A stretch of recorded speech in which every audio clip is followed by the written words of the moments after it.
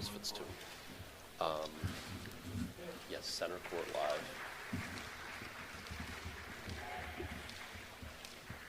Welcome into the Arlen Specter U.S. Squash Center here in the city of brotherly love, Philadelphia, Pennsylvania, the home of the College Squash Association Team National Championships. It's semifinals day here at Specter, and we are moments away from our men's semis kicking off on courts 6, 7, and Glass West today. It's the number 2 University of Pennsylvania Quakers taking on the number 3 Harvard Crimson. Meanwhile, on courts 14, 15, and Glass East, it will be the undefeated number 1 Trinity Bantams looking to keep their perfect season intact against their Connecticut rivals, the number 5 Yale Bulldogs. Hey there, everyone. Jackson Bragman here. Joe Robinson alongside for college squash's biggest weekend. What's the word, Joe? How are you?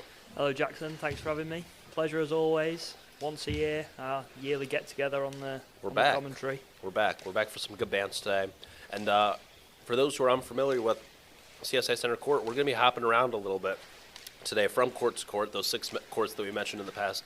Maybe we'll touch a little bit on some of the consolation brackets going on. Tufts taking on Williams today for 11th place in the country, and then we have the 5 through 8 bracket going on as well. And then I think 9 and 10, I think that would be Cornell versus Dartmouth playing for ninth place, and then the teams seeded 5th through 8th. That's UVA versus Princeton today, and Drexel versus Columbia. So maybe we'll take a peek at some of those matches, but primarily we'll be on the men's semifinals.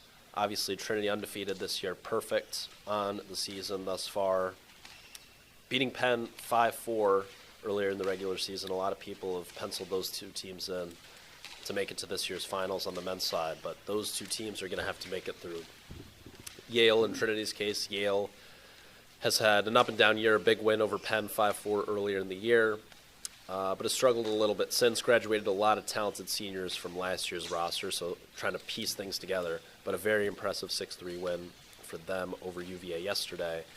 And then Penn, who takes on a very formidable opponent in Harvard, a team that they just beat 5-4 in the finals of the Ivy League Championships, a very tight 5-4 a few short weeks ago, and here they are in a rematch playing for not the second time this year, but the 3rd time. Penn has actually taken on Harvard twice already, and both those matchups coming within the last 4 or 5 weeks. So a lot of Penn versus Harvard between February and March here, and they'll do battle one more time here in 2026.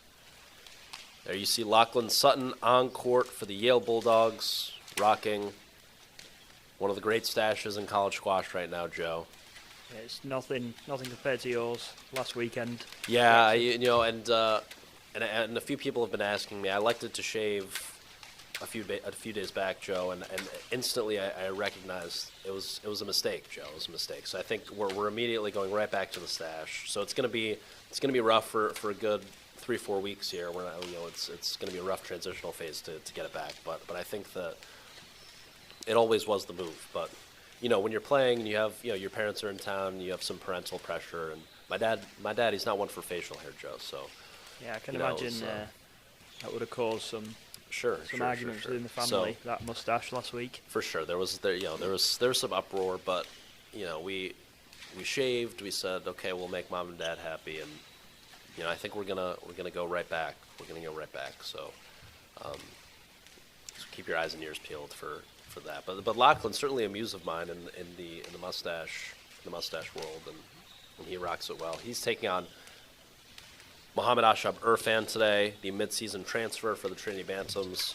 Irfan, just outside the world's top 40 right now, coming off a big win, a big PSA win in Houston a few weeks ago against Ian Yao Ing. He is the real deal, and his addition to the Trinity lineup has completely shifted the power dynamics here in college squash this season. It's allowed Trinity to be far more competitive at the top of their lineup, and also obviously has contributed to their depth, pushing everyone down a spot. He's playing number 2 today behind the senior from Malaysia, Joakim Chua, who will take on Yale's Tad Carney next on the Glass East court here at Specter. This should be a fun match. I think these two have played twice already this year. once in the Trinity-Yale dual match and once at the individuals back in January. Irfan getting the better of both those exchanges. I'm going to put you on the spot. Sure. Before any of the matches start, in the men's draw this morning, who's going to be your winners from the 2 matches that are going on? I would tend to think that Trinity's going to come out on top against Yale here. I think they got through Princeton relatively comfortably yesterday in the quarterfinals. Yale had a really, really tough matchup against UVA yesterday. Laughlin falling in a really tight 3-gamer to Virginia's Juan Jose Torres, and UVA getting a couple other wins throughout the lineup. But every single match was tough, was physical. Rishi Srivastava won a thriller against Krishna Mishra from UVA, but it didn't come without a major physical cost. Rohan Gandhi taking down JP2 in 5 games. Very impressed by Gandhi. I think he has a good chance, especially playing on the glass court today, to take down Benny Takas of Trinity. But I don't know if I see a way for Yale to get to 5. Yeah, I think it'll be tight. Obviously, Yale have already upset the seeds, beating UVA yesterday, and maybe, like you said, the physical cost of that may hurt them a little bit this morning, with Trinity having a slightly easier way through against Princeton. Yeah, Joan, you have to remember that you never know. The top 4 seeds get buys on Thursday. Exactly, yeah. So Yale had to take on Williams on Thursday ahead of their Friday matchup against Princeton. Now, Williams didn't pose too much of a threat to Yale, but still coming out, having to go through the warm-up and the mental, pushing through the mental side of making sure that you're ready to go and ready to play on Thursday. And playing against legit players, it's that definitely takes a toll as well. So now this being their 3rd match in 3 days, as opposed to Trinity's 2nd match in 2 days, they'll be relatively well rested comparatively. So, given the talent, the depth on this Trinity roster, I think it would be tough to see them falling here. And then Penn Harvard, it's going to be really tight. Obviously, it's just 5-4 a couple weeks ago. I'm going to go for a repeat of that. I think we're going to see another 5-4 win in favor of the Quakers. That's my upset today. Harvard, wow. I think, are going to take down Penn. I watched a lot of the Harvard-Columbia match yesterday and was very impressed by, is it Dennis at 1 for Harvard? Yes. Although he's obviously going to have a tough challenge with Omar Hafez. Yeah, and he beat Omar, actually, a couple weeks ago. I think he's gonna pull through that, and then they've got a lot of talented players all the way down the roster. And we saw yesterday with Penn against Drexel that Penn are a little bit vulnerable sometimes. A lot of the Drexel kids took a lot of their players to 5. There was a lot of physical battles in there. Absolutely. Varun going to 5, Marwan going to 5. Varun saving a couple of match balls, rather. Yeah. Luhan really pushed Rustin as well. Be an interesting one.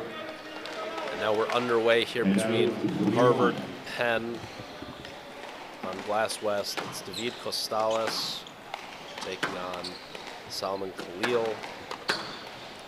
Khalil, the junior from Egypt, taking on the senior from Ecuador. Costales' final season of college squash. He played 1 for the majority of his sophomore and junior years this year.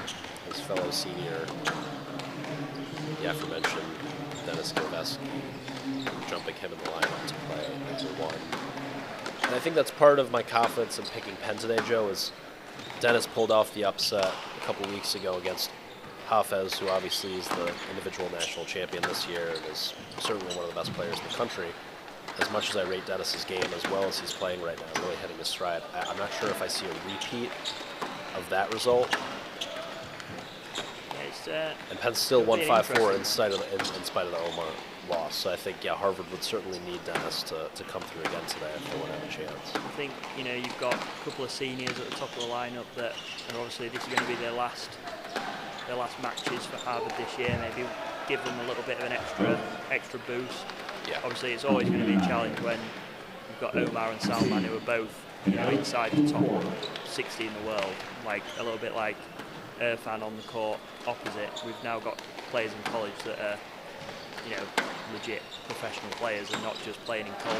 That's right. Salman's going to play some silver level PSA events, which is, a very, very high standard sport. But team environment, different circumstances, you're not just playing for yourself, could bring a little bit of added pressure. Obviously Salman playing below Oman doesn't reflect their PSA rankings, but obviously paying off. Oman was national. Right, that's what you have to champion. remember as well, is that these guys are, Salman playing at the top 60 ranking in the world. His level probably even exceeds that 10 or 20 spots, just given the fact that he's not playing the full PSA calendar, he's not training like a pro full time. When he graduates in a little over a year here, can't wait to see what he does on the Pro Tour. Such a special athlete. I've said a number of times in the past, he reminds me a lot of sort of a mini Mustafa Sal in terms of the build, in terms of the explosiveness and the physicality. Take it on Costales, the South American who is uber fit here.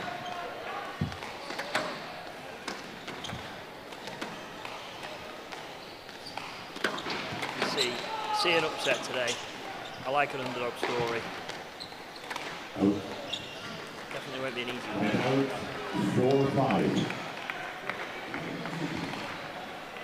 Yeah, regarding predictions, one thing we do know is it's going to be tight. Last year, Penn's so dominant. Undefeated season for the Quakers in 2024-2025.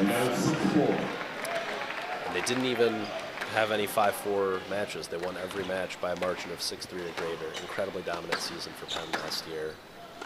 Never really any doubt that they were going to be crowned national champions. This year, the playing field much more even. Very good chance that we see 2 5-4 scores in our men's semifinals today.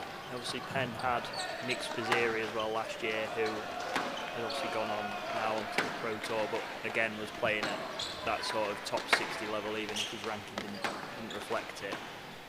So they've lost 1 or 2, I think, that were quite important to them. Nathan Quay as well. So that maybe gives other teams like Harvard a little bit more of a chance. Yep. Because Nathan was incredibly strong, and obviously so was Nick. So. Yeah, pretty ridiculous for Nathan to have been playing 5 for Penn last year. And he's already up to like 120 in the world already. But Costales, good start. Proving me right so far on the prediction front. Yeah, relatively quick rallies as well. You'd think that if Costales would have built a lead here in the first game, that it would have come through much longer rallies, but there's Salman finding some of his range, finding some of his width here. Big rally coming up here, 5-7.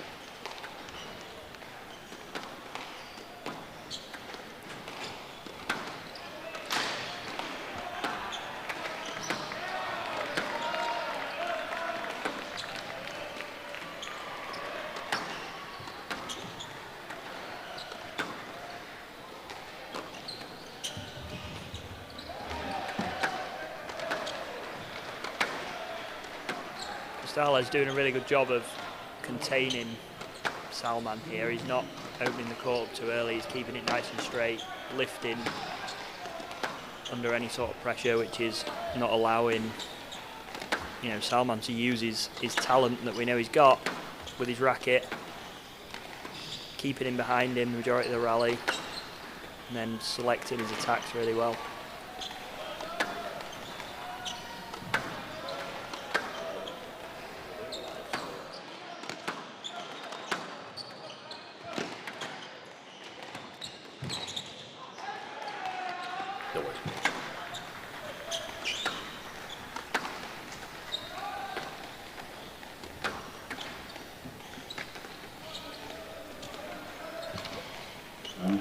Just clipping the top of the tin, slightly longer rally there. First time we've seen, a rally maybe over a minute long. Already forcing Salman to clean his goggles.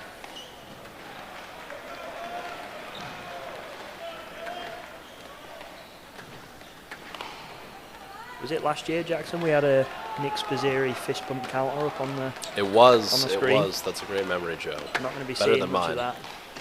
No, he was. I think he reached 12 in one game. He had a couple double fist pumps, which we think is the unofficial record.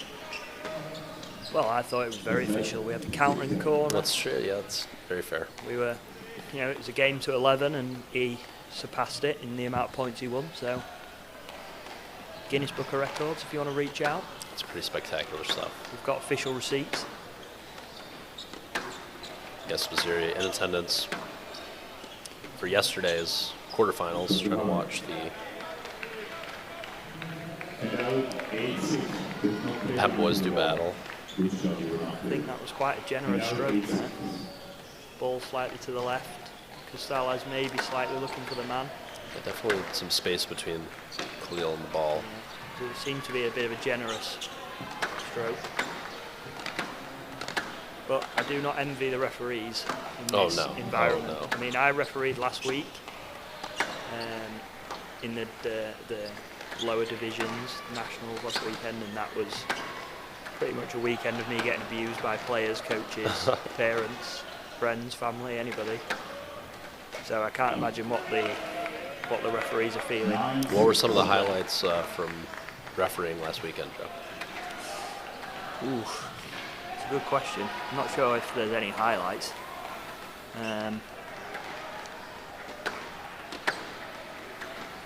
Mainly some people that are maybe stood up there trying to referee for me. It's always a highlight. Telling them that if they would like to referee, they can go and talk to Harry. And he will happily pay you to do it. Medal 7-9.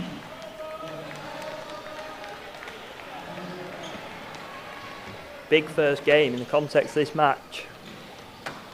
Costales with a 2-point lead towards the back end. Again, not opening the court up too soon, not giving Salman any angles to work off. Seems to be working pretty well.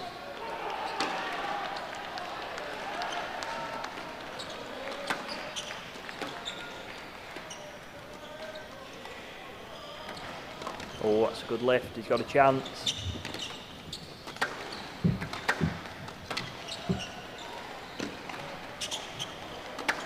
Really good work again. Got Salman under pressure.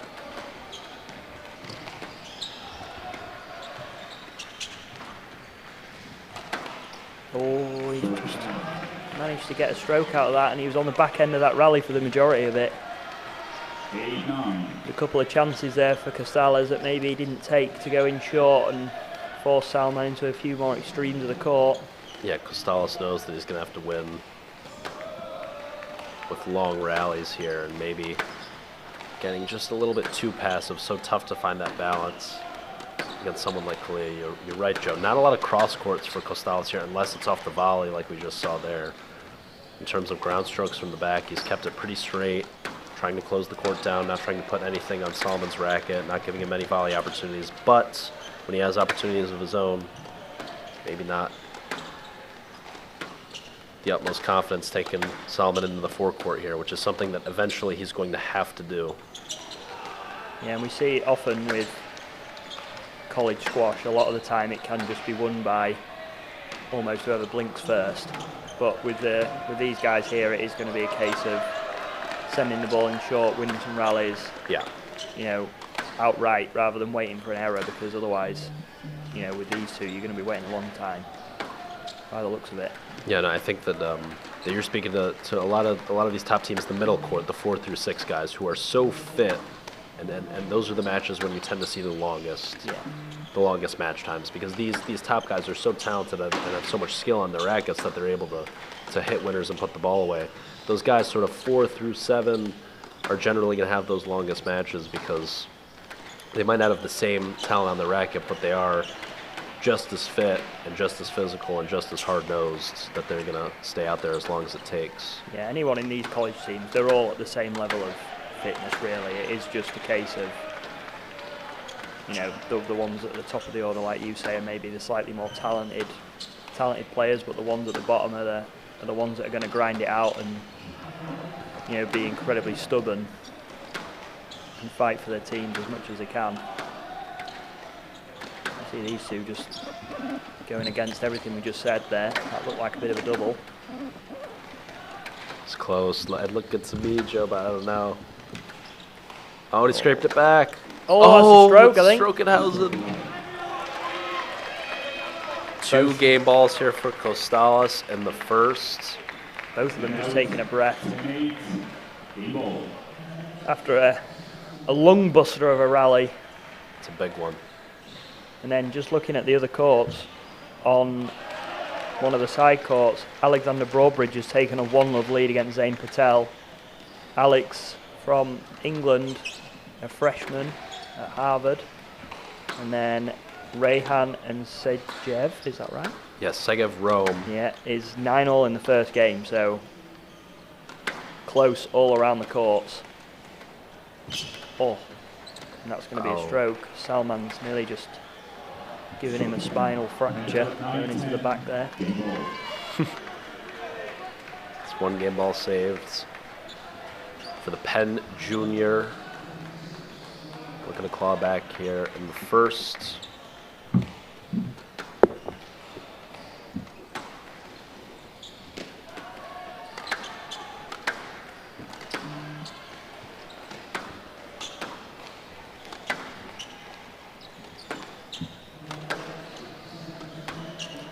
Big first game. Costales can take it. It's going to make Salman a little bit edgy.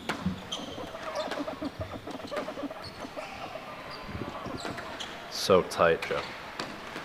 Yeah, again, Costales not getting too excited. Closing Really the great court down. squash here from David Costales, who has a chance now.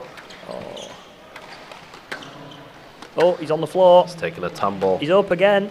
That's pretty impressive. That would have been me done for 2 rallies.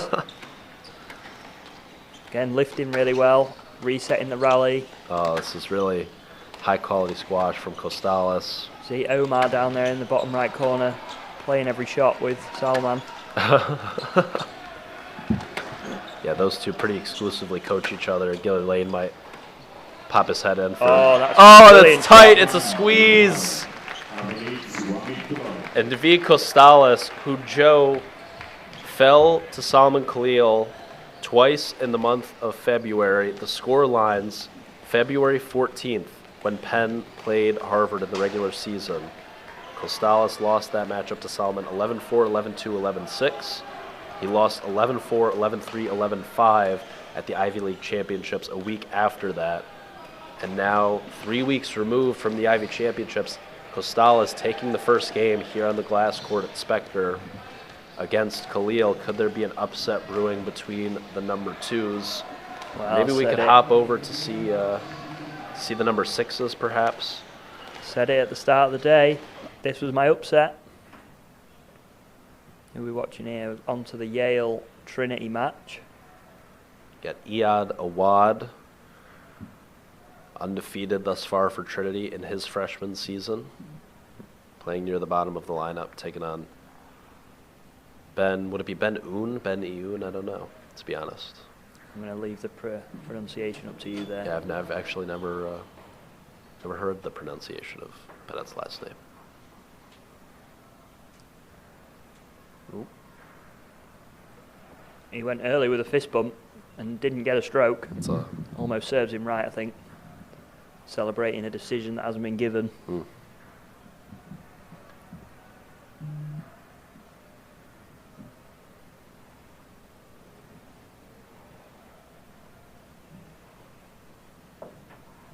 Maybe if our tech man Tucker allows it, we could go and have a look at court 6. No court 6. Not allowed to look at Alex Broadbridge play Zain Patel. That's unfortunately just had my head shaken out there. That is not available.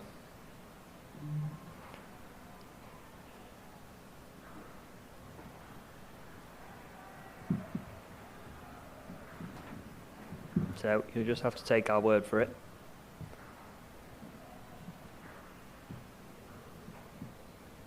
But Zain is making a little bit of a comeback.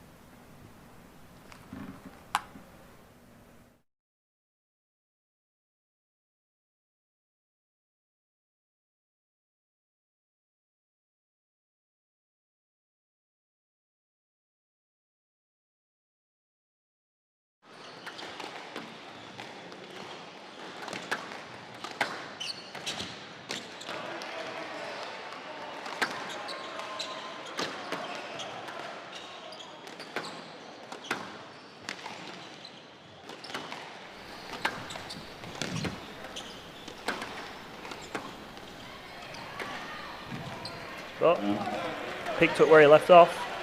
Costales making things very difficult. Yeah, Joe, this would really be a shocker because Costales has really had this incredible career for Harvard, had a great high school career playing here stateside at Kent, played number 1 the past couple years at Harvard, and this year seems to almost have taken a mini step back from where he was in his junior year. Costales unquestionably being one of the 5 or 6 best players in the country last year. This year, sort of unclear heading into this weekend, at least, if he's able to knock off Khalil. It seems like he will be. But heading into this weekend, almost unclear if he was even going to be a first-team All-American this year. And really proving to be playing at some high-level squash here. And also had a 5-game war yesterday against Shiryabawa of Colombia that he narrowly won. So off a fatiguing matchup at the same time yesterday, coming out strong. We'll see maybe if this ends up going to 5, if on the back end of this match that fatigue starts to show. I think, although he may have had a bit of a drop-off from last season, just the fact that this is going to be his last Nationals, potentially his last, main draw match anyway for Harvard, it gives him a little bit of an extra boost. Obviously his team are all there behind the court cheering him on. Plus the fact he's not beaten Salman yet. That's true. Are all factors that, are only going to motivate him more, I would imagine. Absolutely. And, Salman may be a little bit complacent coming into this. Obviously the majority of the time he plays, he's the favourite and normally, follows up on that. As we see a big roar. That's the first big Salman roar of the day, which is always a bit of a jump scare if you're sitting in the front row watching one of his matches. Probably the lowest pitched roar in all of college squash. Thunderous, I would say, is a good adjective to describe. He's obviously learned that from Spiz last year.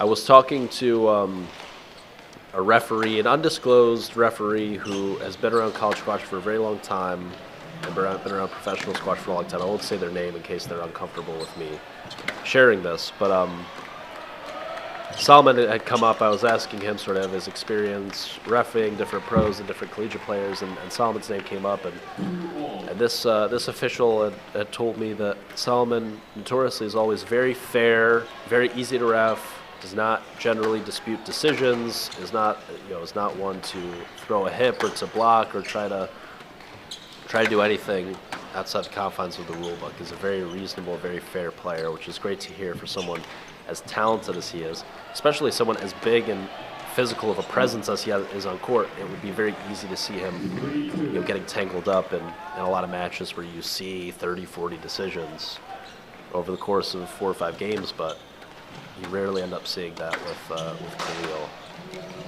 And just looking over at the scores, again on court 6, Broadbridge got another game ball in game 2. Zain Patel just pulling one back. I'm having a little look at the screen. Looks like Zain, as we were just mentioning there, threw a hip out, and we can have a little look. We have got court 6, just with no scoreboard. We will keep you updated on the score. Lovely hold from Zain, big roar. Taking it to 10-all.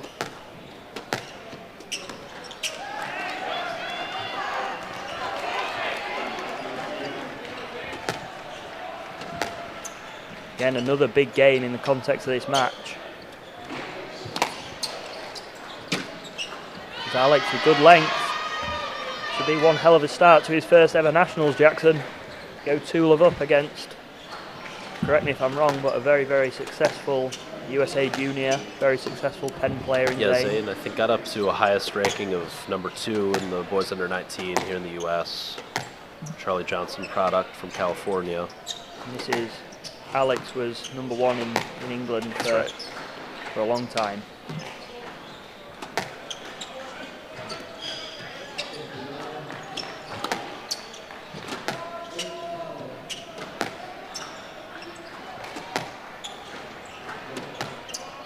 $11-all now in this second. Oh, he's got it. He's got the cross-court width to give him another game ball. Zain's already saved 2. Can he save a third?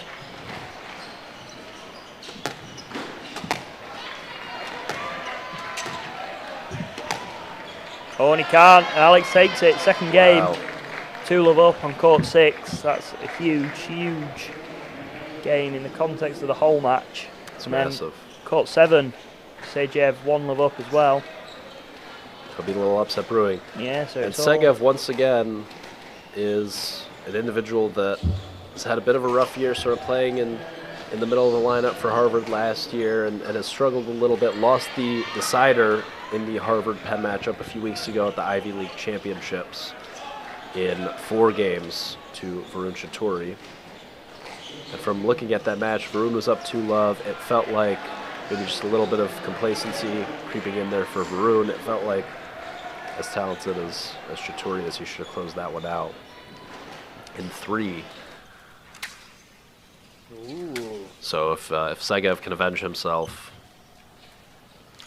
And now we're looking there's at another Irfan. potential upset over here. Ashab Sutton. Irfan potentially about to drop a game to Lachlan Sutton of Yale at the number 2 spot. 3 game balls there for Lockie. First saved. Always so impressed with Irfan Joe. His body control, his anticipation, how quick he is moving on and off the ball, how quickly he can get back to the tee. Never seems to really be out of position. Ooh, And there's got the it. error. Oh, that's the And a biggest big roar roar of the for day. Lachlan. He's fired up. That is the biggest roar of the day. And Irfan, you know, to take a game off him is, for me, incredibly impressive. I mean, he went to 5 with Gawad in Pakistan. Yeah, what's over in 5 with that Gawad? He beat, PSA you know, event. he beat Yao in 5 in Houston, who is just outside the top 10 right now, but has been there. Yeah, so for anybody to be taking a game off him, Yeah, and is incredibly I impressive. believe Lachlan actually did take a game off him when Yale played Trinity a few weeks back. I think Irfan won that one in 4, so there is a precedent for this. I don't know if you noticed this, Joe, but one of my Denison teammates watching the stream along at home during the lineups there for Yale versus Trinity observed Lachlan sort of banging his fist against his glute, try to get himself going after a tough 2 days of matches here at the Nationals. So maybe the body not 100%, trying to really get himself amped up here, but he's finding a understandable. way. you know, college squash does bring a very different atmosphere to the whole occasion. Obviously, you know, you're not just playing for yourself. So even if you lose, you can still win. Even if you win, you can still lose. So there is a lot more, definitely a lot more pressure to perform for teammates, coaches, Absolutely. not just yourself. Obviously, you know, it's always nice to win, but when you're playing on the PSA event, at least you know that, you know, you're only letting yourself down, if you like, not the other 8 players on your team. Yeah. So maybe that's, you know, a factor in Lachlan being able to take a game here. Maybe Costales being able to take a game, just a little bit more fired up, a little bit more riding on it, a bit more on the line. Playing for something a little bigger than yourself. Exactly. And that's another great shot to bring him within 1 of this second game. Not making it easy by any means for Salman.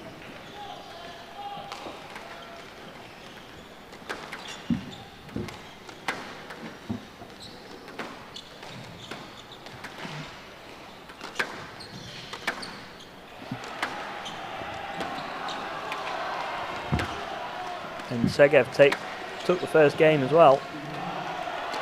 Yeah, by the looks of it right now, Joe, this is almost turning into a must-win here for Penn between Khalil and Costales. Given You know, that Broadbridge is now up 2-love here in the 3rd after being up 2-love in games, obviously. Oh, look at this camera angle over on Trinity Yale court. Very fancy for all you viewers at home.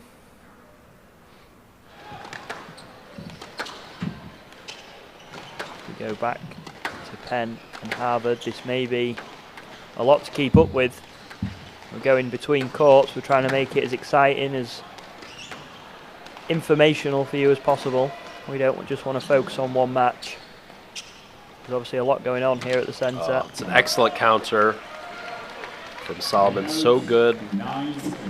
with that explosive first step and just decelerating into the front court. Feathery touch on the counter. Adding a little cushion here in the end game, 9-7. Maybe that first game has, woken Salman up a little bit, giving him something to think about and fired him up. He's come out strong in this second. Oh, he's gone for it. Slot one. Yeah, and he's got him. Oh, wow.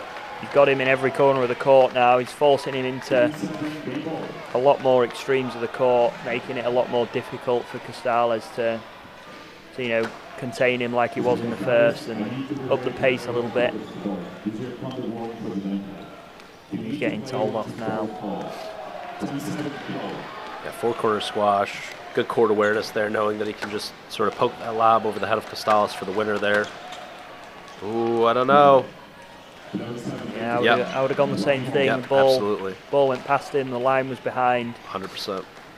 Went to try and cut across Salman there. So a huge second game for Khalil here, who knots things up against Costales at 1-all. Maybe we can take a look at Broadbridge versus Patel, who are knotted up at 3-all in this all-important third game between the number 6s.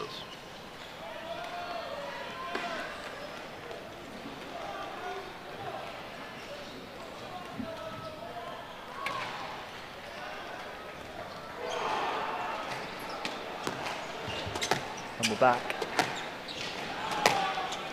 Again, we've not quite got a scoreboard up there yet, so we will keep you updated on what's going on. It is currently 4-3 to Broadbridge in this third game, making life very difficult for Zain Patel, who did come through a 5-game battle yesterday against Drexel. Very, very close. 5 games with Charlie Taylor on this very court, I believe, as well. So he's no stranger to battles on here. He was actually 2-love up yesterday, and just about managed to scrape through in 5 in the end. Now he's going to be hoping to be on the other end of that, coming back from 2-love down. So you know Zain a little bit better than me. Do you think he's got it in him? Another 5 games? No, I think he does. I think we've seen some gutsy performances from him over the course of the season. I still remember him playing Broadbridge's Harvard teammate Maddox Moxham, Alex's fellow freshman. Maddox playing one spot above Broadbridge. Those two played in the Senior U.S. National Championships last summer, and Zain winning a very gutsy, very physical matchup in, I want to say, 4 games between those two. So we've seen him sort of dog out tough results when he's not necessarily playing his best.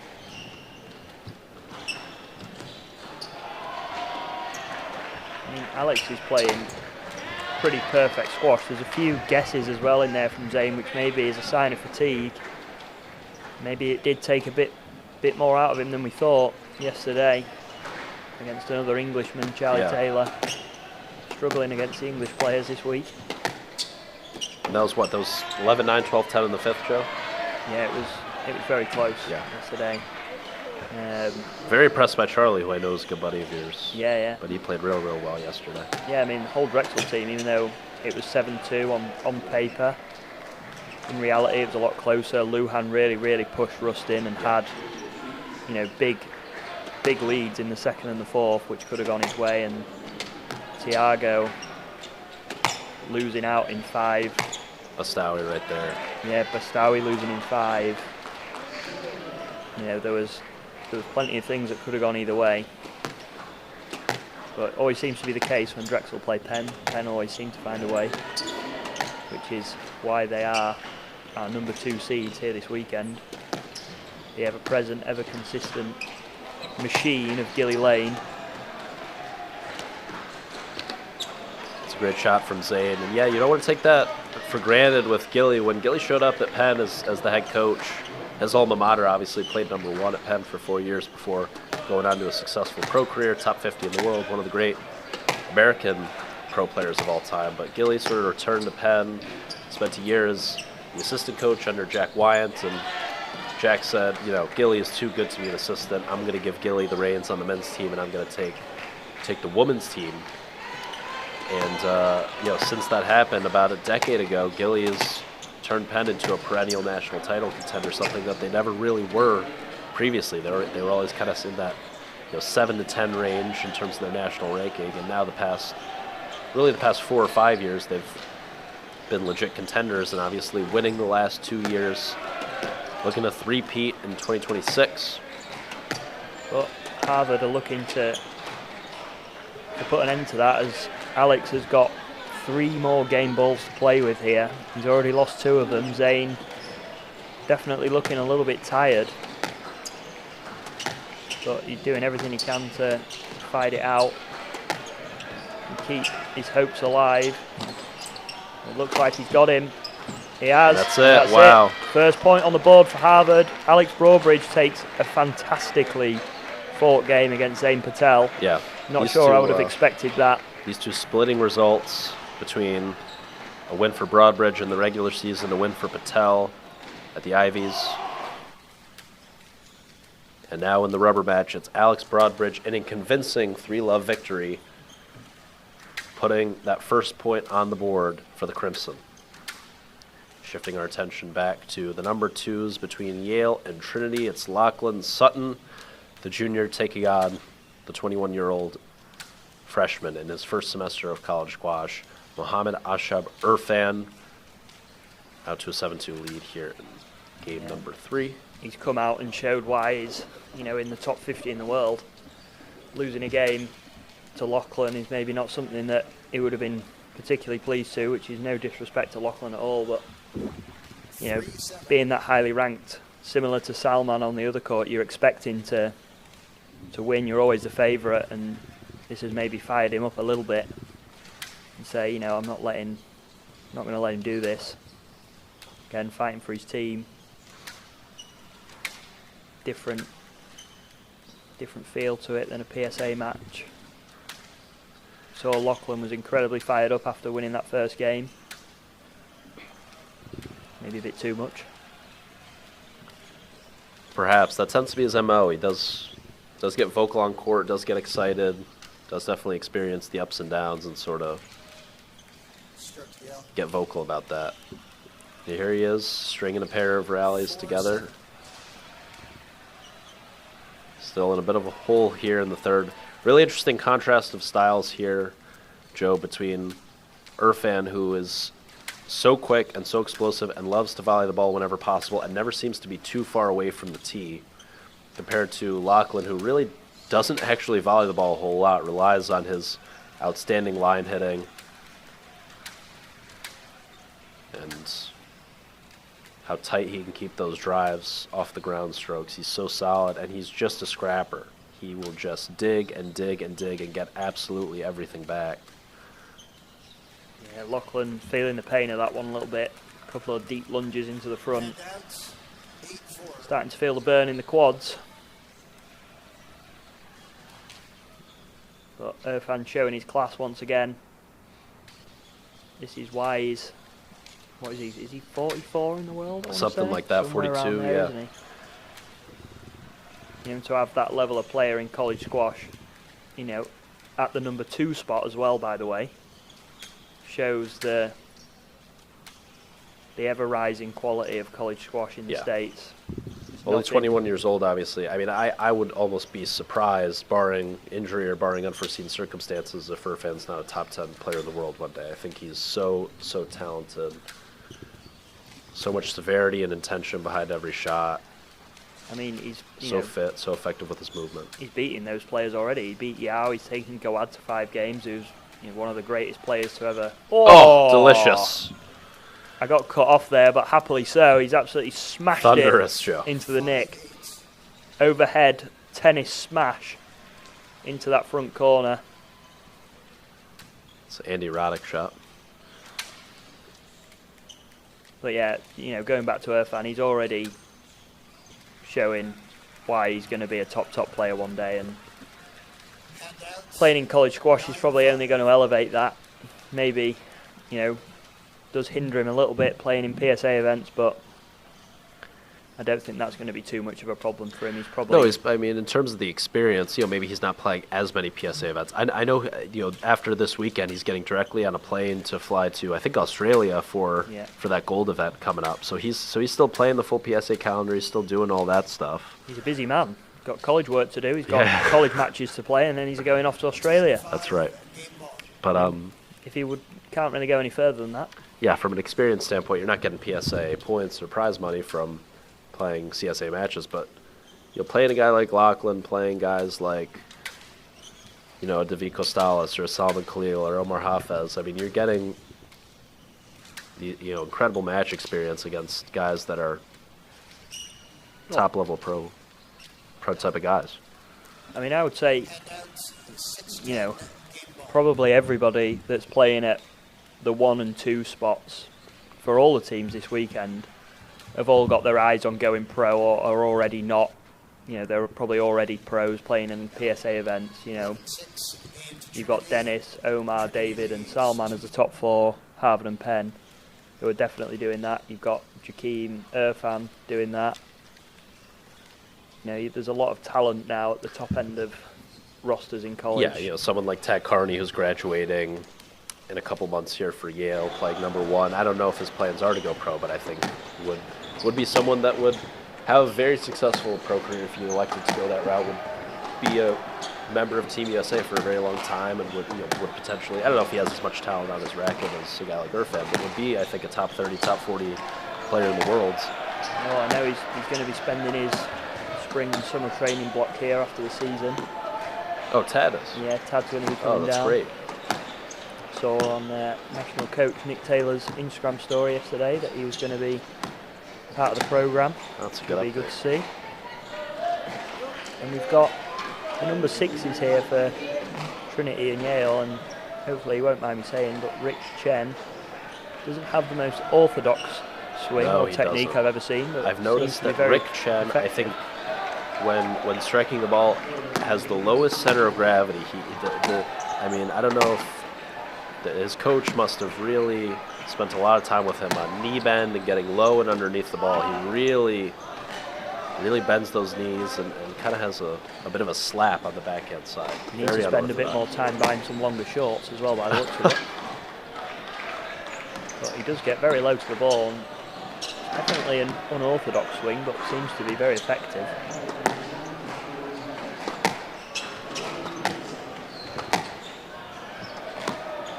So do you know, is that the plan for Tad? Is he thinking of going the pro route? I'm not sure what his overall plan is. I just know that he's going to be here in the summer and spring doing a little bit of training. Obviously here at the centre we've got a lot of top pros, obviously all the college players, Penn and Drexel are around, and a lot of the top juniors are in the area, so it's definitely a good place for people to be training.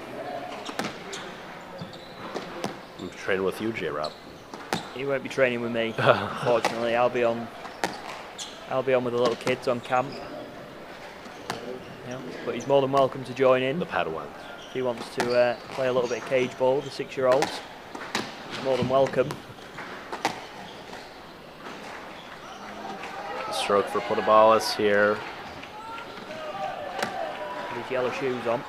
Another freshman from, I want to say Argentina, if I'm not mistaken. Let's have a look. Very, very successful junior career for Potabalis.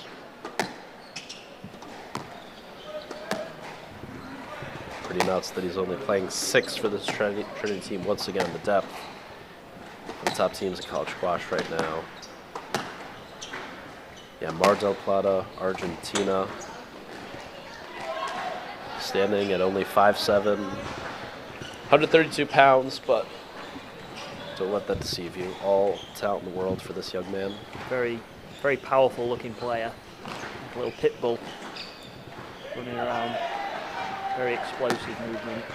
The slight contrasting styles. Rick a little bit taller, a little bit slimmer, bigger wingspan.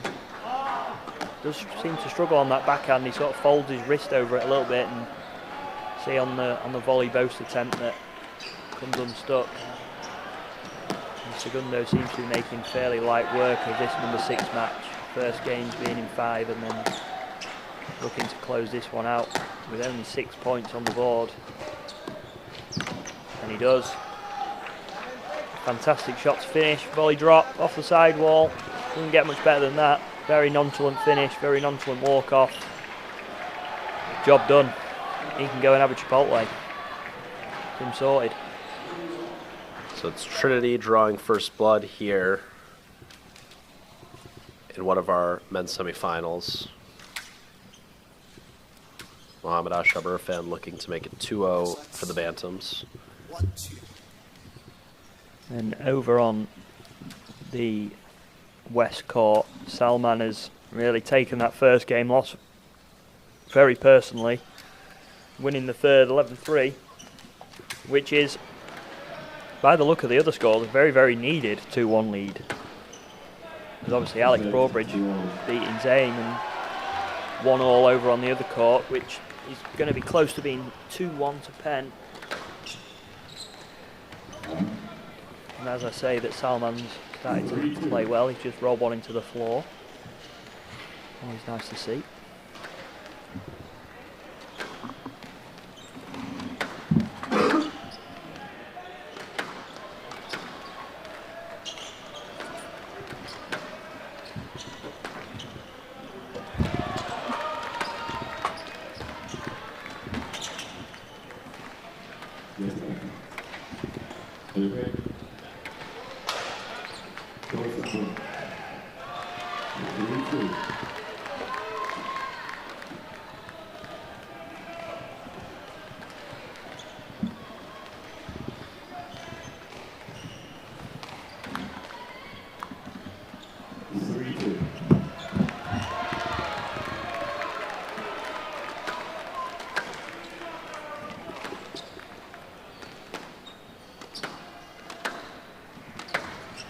Just watching Jackson trying to figure out how to charge his laptop. Very entertaining. It's a struggle there. He's forgotten what plug sockets are. It was like a Three Stooges sort of skit there. Thought it was going into one outlet. Tucker's helped me out. Going behind my back, literally, into the outlet on the other side of me. Costales looking for a final fight here in the fourth game.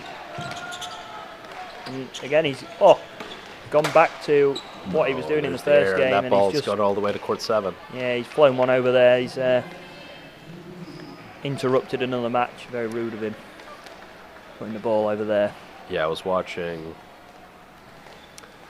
Costales versus Bawa of Colombia yesterday, and a similar situation happened where there was a tin that sort of flew away into the rafters, and they were on court for a good 10-15 seconds waiting for the ball to come back, and I sort of saw the ball fly way over to no man's lands off one of the traditional courts.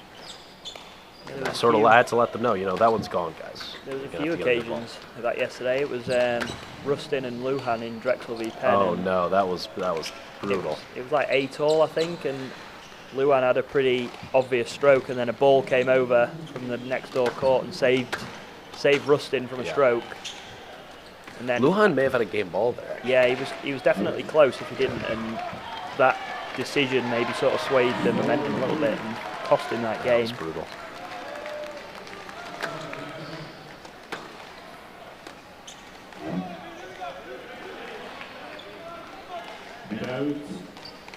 A bit of a gingerly movement there for Costales, who's got 4-all here in the fourth. See MC Will Carlin walking around the right side of your screen. He's already ready for tonight's induction dinner in his full suit. Quite sure what he's doing, but Salman just adding a little bit more pressure each rally now and forcing Costales into a few errors, making life difficult for the Harvard number 2. A couple of sloppy errors there is giving him 2-point lead.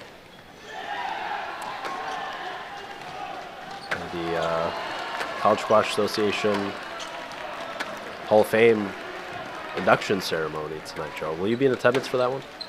I will not be in attendance. I was invited, but unfortunately I won't be able to make it. Are you going? I think I will be, barring unforeseen circumstances. Do you have what's going on this Saturday night show? What are you up to in favor of the induction ceremony? It's a big night for college squash. Yeah. It is a big night, yeah. Part of the reason is the dress code. I do not own a jacket, tie, shirt, or trousers. You don't own a jacket or wait? Is this a jacket and tie affair? Yeah. Oh my goodness. Very smart attire. Don't have any of that. So, although it is a free dinner, which I will never turn down, it wouldn't be really, because I'd have to buy all the gear to have it. Very true. Oh, that's a lovely shot. It's so good. That overhead backhand sort of fan shot. Just open the strings, cut through the ball, leaving it very short, rolling out the nick. Beautiful shot to give him a 3-point lead. Looking to close out what has been not an easy match for Salman. Looking to keep his unbeaten record this season against Costales intact.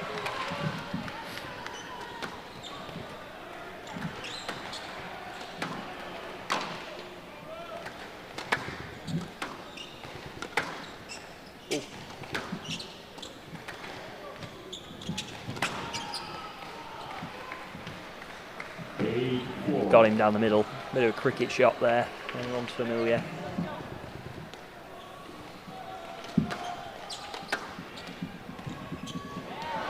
And we've got to see, Jackson, one final push from Costales in what could be his last ever main draw, main match for college, for Harvard. There's no 3-4 playoff actually, so. Oh, this could be his last match. This could be it if Harvard falls here. This could be it for the senior. And he's going to give it everything he's got to get back within touching distance at least of Salman and make it hard for him and potentially take it to a fifth. Sticking to the game plan, closing down the court, nothing cross when it doesn't need to be. Unless it's from the front of the court or on the volley, he's sending the ball straight deep. Yeah, and Salman has just sort of stepped the pace up a little bit, started volleying a little bit more. Costales sort of pinned behind the Egyptian now. Oh, that's a tight squeeze. His backhand drop, the one thing that's been on all day for Costales is that backhand drop has been absolutely glued to the side wall.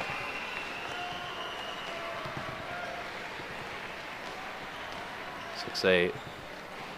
My Denison teammates and I often talk about 6'8" as the biggest point in squash show. Do you agree?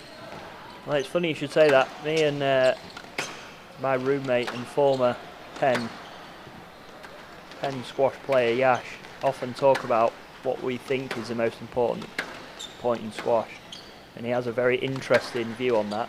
What does he think? He thinks that 6'3" is the most important point, just because it's the most common, which I'm not sure I agree with him.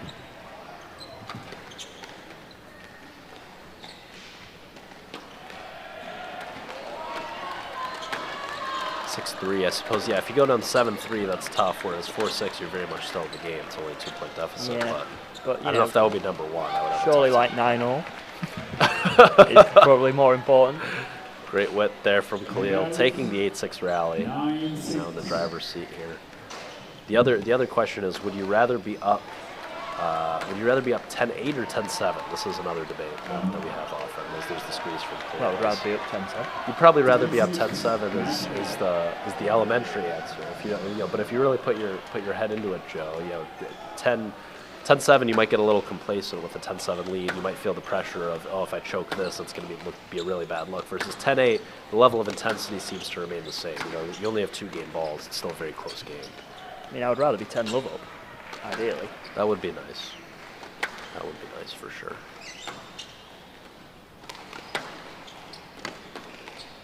There's 4 match balls for Khalil to put Penn's first point of the afternoon on the board. Perhaps the final college squash rally of David Costales, an incredible career. Several All-American nods for the man from Ecuador, who saves 1 of 4 match balls.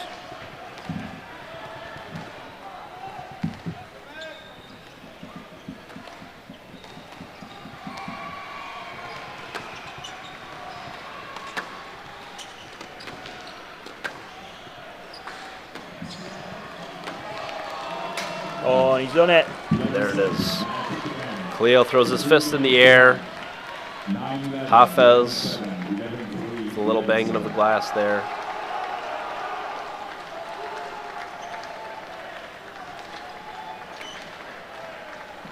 Now Costales will look to his Harvard teammates to keep his college squash career alive.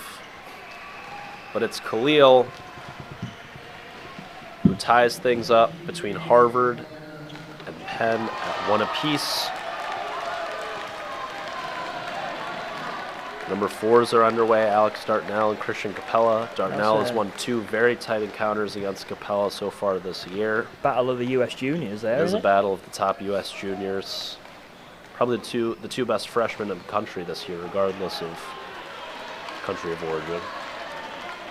Rehan Luthra, maybe we can go to, what would that be? Court 7. Court 7 is a couple points away from closing out his matchup against Segev Rome.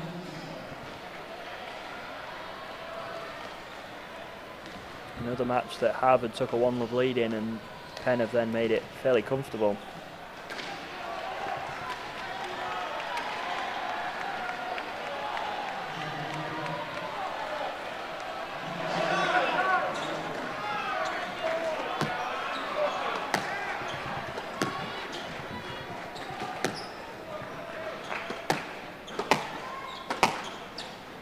Rehan done well here, because yesterday, he played in a dead rubber match, best of 3. Maybe hard for him to mentally get up to the match as he closes it out.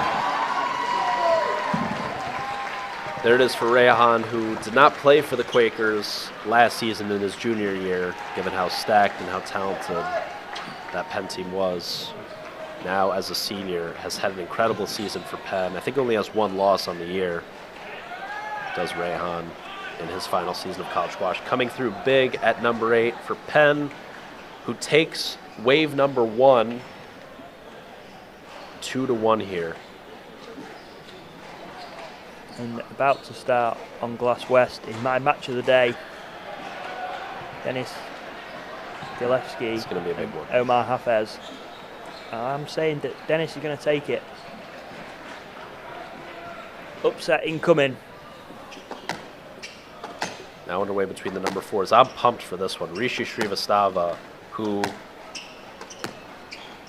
for his first year and a half of college squash was undefeated, had a couple losses earlier this semester, but Rishi still only 2 losses in his college squash career for the Yale Bulldogs as a sophomore, now taking on the formidable Lowa Cern of Malaysia, another sophomore.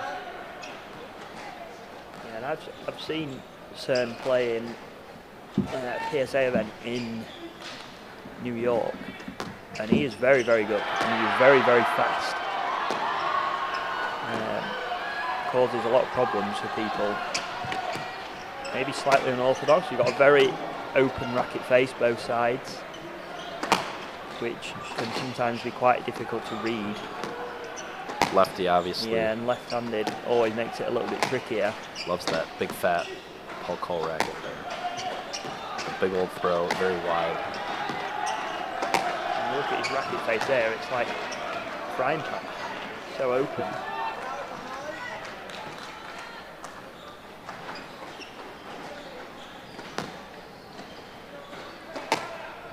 Rishi, a former #1 player in the United States in the boys under 19 division.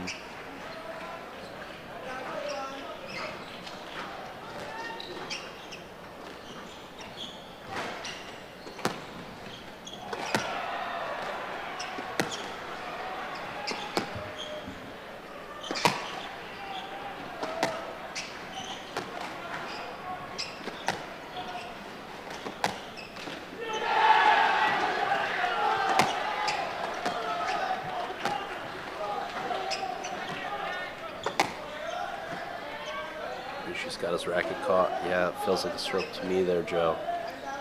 I would agree. Here. Even, early stages, sometimes referees don't like to give too many harsh decisions. Well, that one for me was definitely a stroke. Anyway, Tucker, we can cut over to, I'm not sure if it's court 15 or 15, the one next to this one. We have a 5th gamer on our hands between Iadawad and Ben Ewan. Don't think anyone would have thought that the Yale number 8 would have had much of a shot in that one against the undefeated Awad. But here we are, 7-4. Awad leading here in the 5th. And this could give Yale a bit of a sniff of an upset. Yeah. Not going to be easy by any means, This will but be massive for Yale's cause. you know, if Rishi can pull through that at number 4 as well, obviously that's only just started, but definitely puts him in with a shout. Yeah, this would be, I don't want to say must win, but it would be hugely pivotal. I think Rishi would have a chance for sure. You look at the number 1s, Tag Carney would definitely have a chance to beat Joe King Chua. I think that's going to be really, really tight. So 5-7 now. I actually think that's now 8-5. So again, no scoreboard on this one, unfortunately. Oh, Oon is up 8-5, excuse me. Yeah.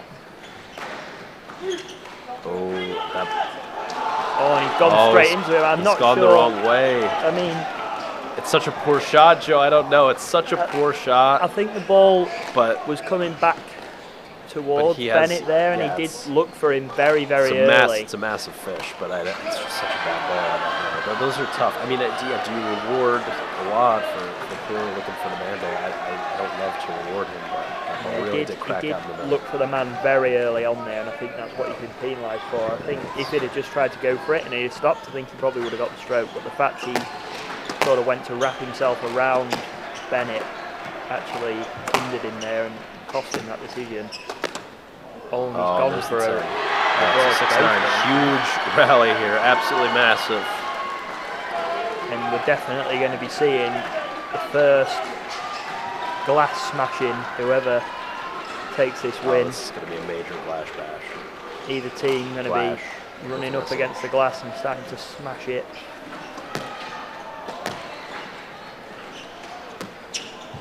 Oh, he's going for a cross drop He's from the back opened of the the court court. up very early there. At this stage in the match, I'd be ripping my hair out if I was Paul Asiante down there. It's a good ball. It's a good ball. He went into the man again. And this gives him 4 match ball to put Yale on the board and give them a hope and a chance of a potential upset against the number 1 seeds. Oh, and there it is. There we go. There's the glass bashing. Pretty tame, actually. So Yale gets one back.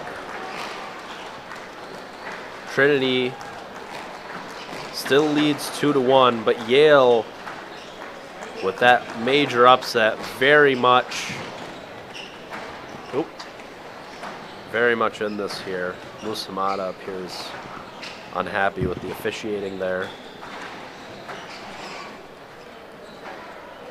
So we're back now to the number 4s, making this matchup all the more critical. Dartnell with game ball over on court 6 as well against Christian Capella.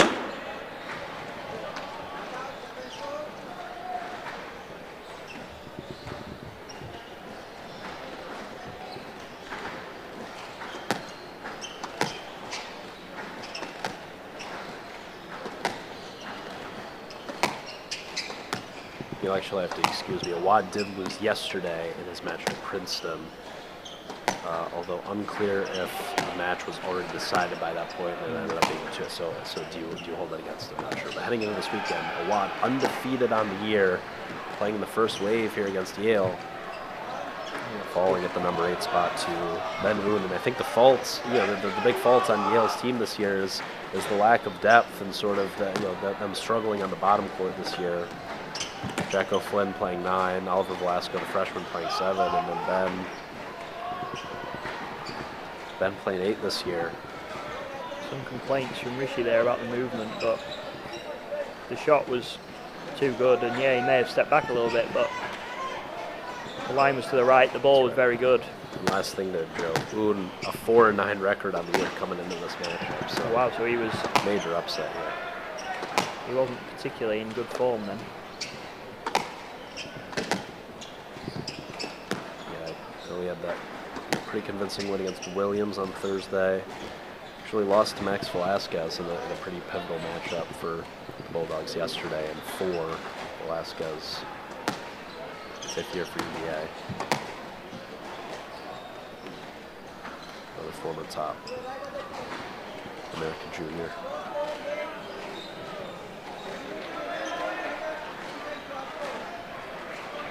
A lot of decisions in the early part of this first game. Campbell Grayson just looking up at the ref there. That's for me last weekend when you know you maybe got a decision wrong, when you start to see the heads popping up at the bottom. Nothing more needs to be said. Yeah, like little moles coming up from the bottom.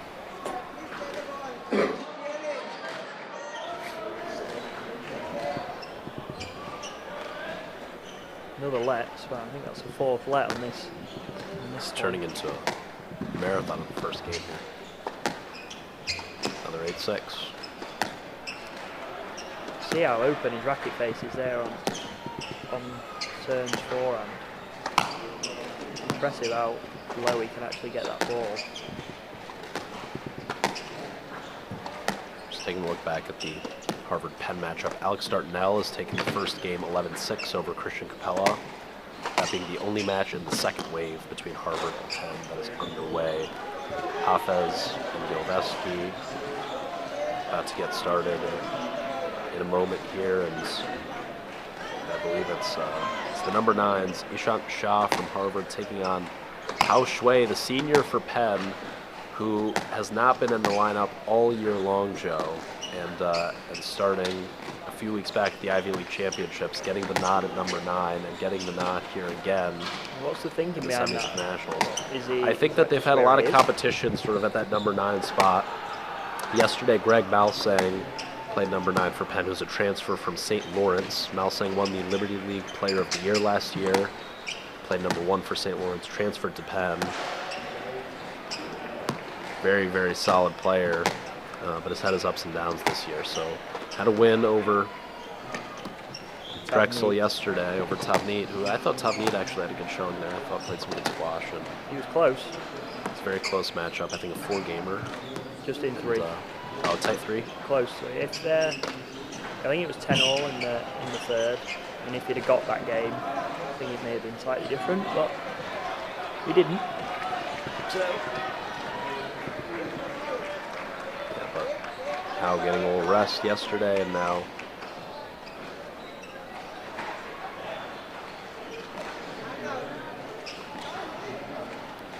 Campbell Grayson, Campbell Grayson getting maybe a little bit too involved for my liking there. Obviously former CSA player, very successful one from New Zealand. Yeah, former world number 24. I think Assistant for Yale now. you've got to let the refs do the job whether you agree or not, and you know, as a former player he should know that. Now 8-all between Sava and Cern.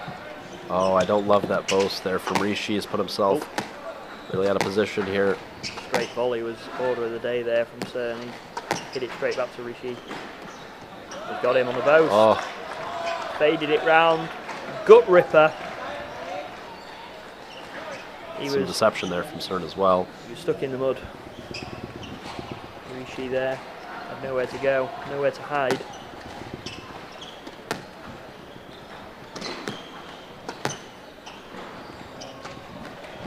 Number 1's getting started. Chua versus Carney on Glass Maybe East. See this game out and have a little look on either of the glasses.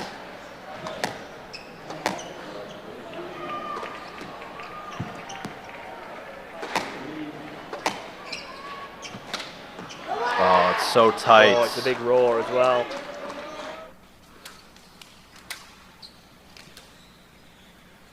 Trinity fired up here.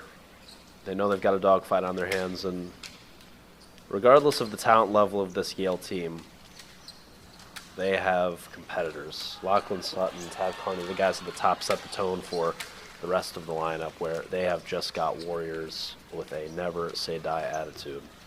And this Yale team is not as good as the one that made it to the national finals last year, but they could find themselves right back competing for the national title on Sunday again this year. I think Jakeem is one of my favourite players to watch in college. Oh, so smooth. Goodness. Everything he does Cheeky is smile there with the 3-wall boast. he's very silky, and he's just a very happy guy. Yeah, he seems to be the recipient of the Skillman Award last night, which is awarded to the top men's senior and college squash, exhibiting great on-court play and sportsmanship. And Carney, one of the finalists for that award, as well as Omar Hafez, rounding out the 3 finalists. But it was JoJo who won it. I think any 3 of those would have been very worthy recipients. Really stacked senior class this year.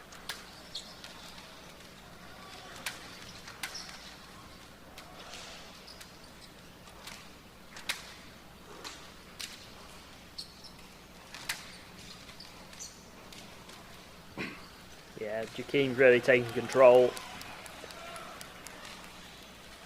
Very, very good rally. Had Tad all over the place there.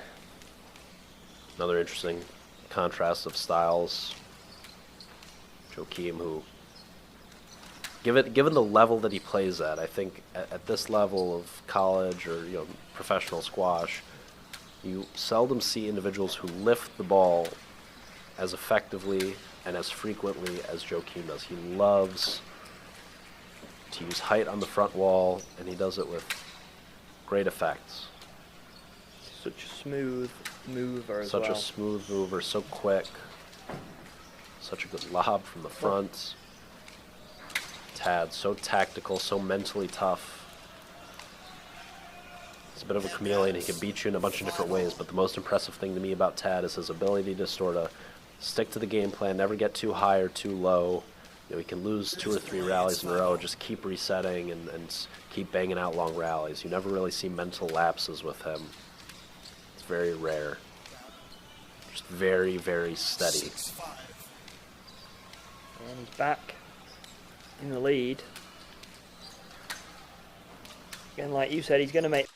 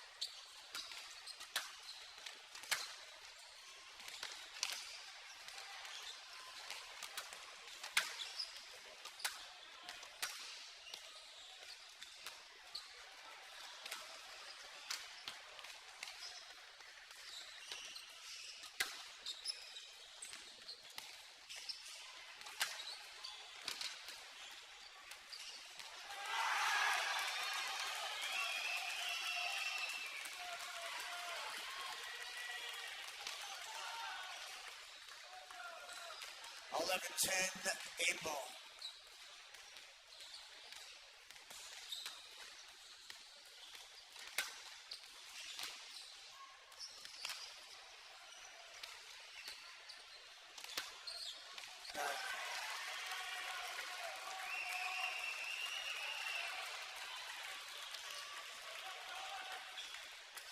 Handouts, 12 all.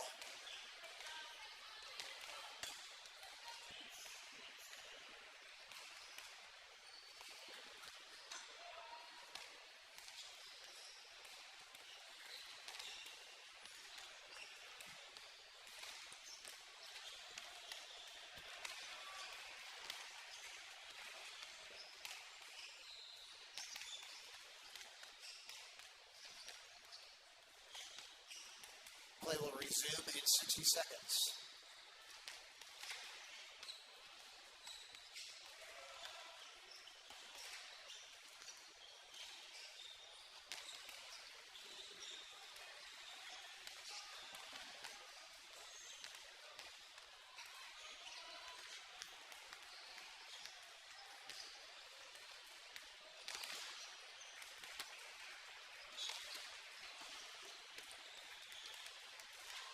Play will resume in 30 seconds.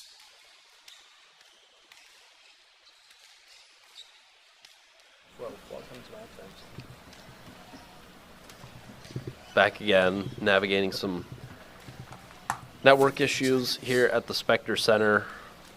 It's Chua taking game number 1 off Carney. It took him 4 or 5 game balls there to get the job done in this first game. Carney pulling out some outrageous winners to stay alive, game ball down. Yeah. Really, really high quality squash between these two in game number 1, Joe. Hard to take your eyes off it. And over on the other glass court, unfortunately, my prediction of Dennis taking a win over Omar doesn't seem to be going too well. But you never know. There's still time. Yeah, Saw Omar, Dennis play yesterday. He was very solid. Obviously, Omar a slightly different opponent. Yeah, Dennis taking on Yusuf Sheikh of Colombia yesterday in 3 games. Yusuf, I would have, that match to me was a toss-up. I would have picked Yusuf in that one, how great Sheikh has been all year. Sheikh playing 2 for Colombia in his freshman year. This year as a sophomore playing 1 and being fairly dominant at 1. Certainly one of the most improved players in the country this year was Yusuf, and Dennis making short work of him in what ended up being a big result for Harvard in their 6-3 win over Columbia. And Dennis really hitting his stride recently. Beat Omar in 3 in the finals of the Ivy League championships, as we mentioned. Omar, though, I had a feeling would sort of be out for vengeance. Looked so sharp in his match against Nico Serta from Drexel yesterday. I mean, it was so dominant. Nico really couldn't do much with the onslaught of attack that Omar threw at him. I mean, the majority of the time when Penn play, the number 1 and 2 is, unfortunately, no disrespect to any of the other teams, but is almost a bit of a write-off. Yeah. You're almost starting 2 love down, which is a credit to the depth and the quality that Penn have got. But it is always a difficult task playing against such high quality. So maybe the only ones now that can rival them is Trinity in terms of their depth and quality that high up in the order. Yeah. Obviously Harvard do seem to be pretty strong lower down. Yeah, that midsection, that middle court of the 3 freshmen, Capella, Broadbridge, and Maddox. Maddox Boxon playing 4 through 6. That's a very strong middle court. Yeah, Capella, even though he's 2-1 down, he's making a bit of a comeback. And they do really need those, 3, 4, 5, and 6. Obviously, Alex already played to give him a hope and a chance. Like we said, the number 1s and 2s is always going to be a tough ask for anybody. But if that midsection can pull through, we've got a match on our hands.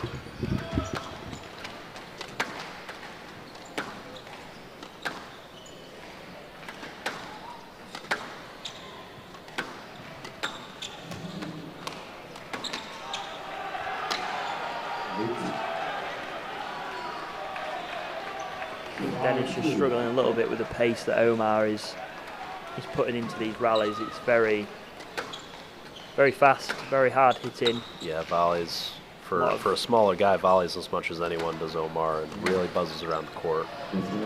A lot of hold as well in almost every shot he plays. When he's got even just a little bit of time on the ball, there's a delay at the top of the swing, and he's pausing, making his opponent stop on the tee, and then even if it's just a straight drive or a cross court, it's going to eat into the legs of your opponent.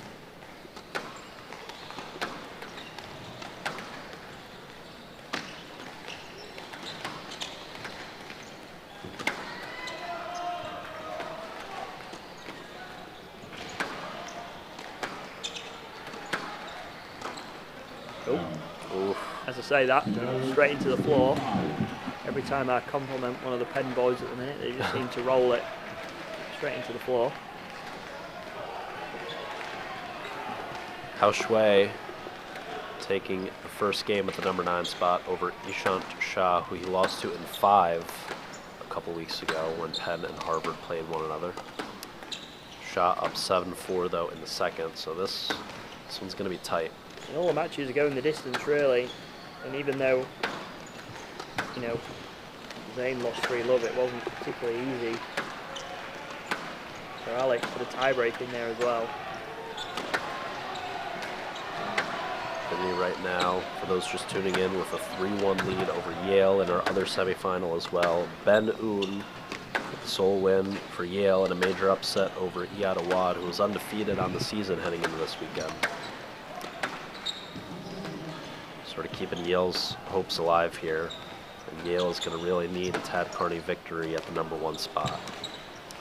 Currently trailing 1-love against Joachim Chua after a 16-14 first game. Irfan Cern Portobales victorious for the Bantam. Cern, a bagel over Srivastava in the third. Really? It was only 35 minutes for that one, which I thought would certainly creep over the hour mark. I thought those two were going to be very evenly matched, but Cern taking care of business today.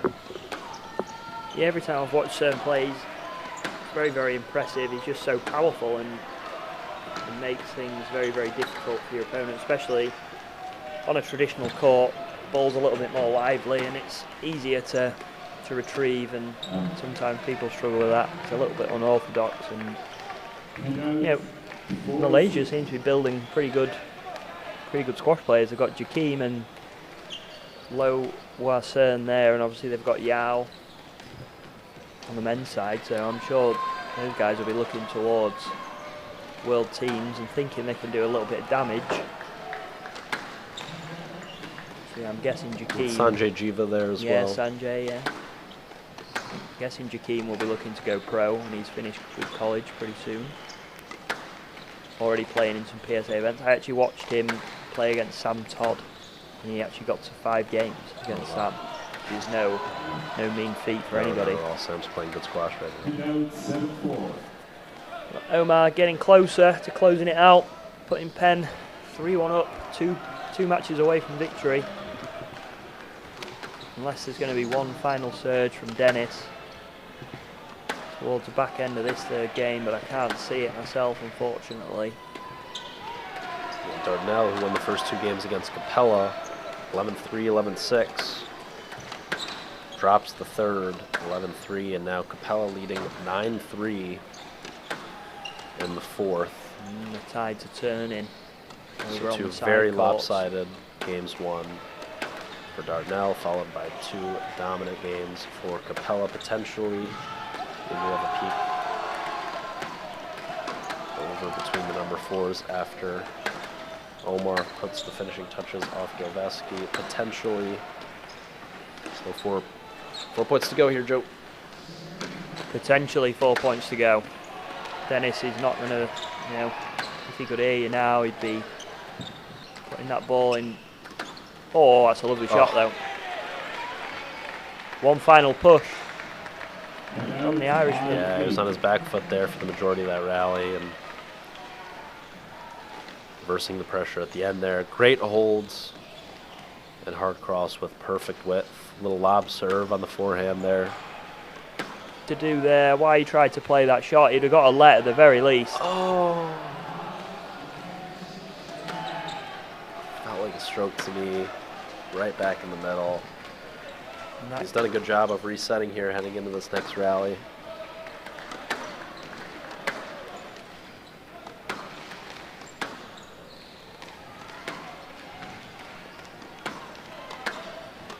He's got to have short-term memory here, does the Irishman.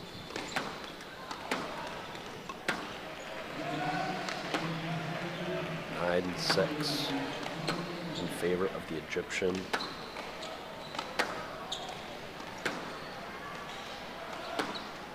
And if Harvard's able to come through here, this could be the final. This is the final match in the career of one of these individuals. 2 seniors battling it out here. Just sailing just out. Squeezed out. Vesky 9-6 down, calling it on himself. Kudos to him. And the scoreboard is back. At the 4 right match time. balls for Hafez to potentially put the finishing touches on an incredible career for Harvard's Dennis Galveski, a first-team All-American last year. He surely will receive the same honors in 2026. He will not go away quietly into the night. That's just so fast. From Oh, Omar. that's such a great rally from the Irishman again, saving 1 of 4 match balls. Yeah, he's doing everything he can to stay on court as long as possible.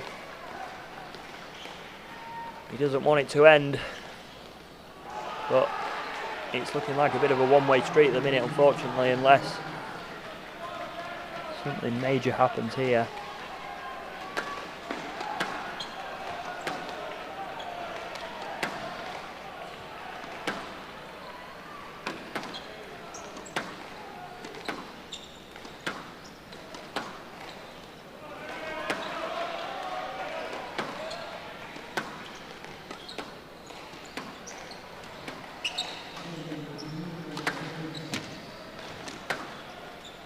Benny's doing well to stay in this, mentally a difficult challenge.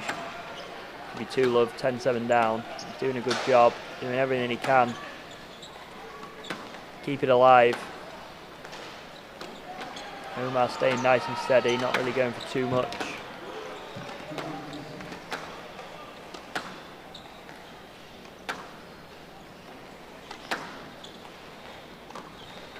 Chance.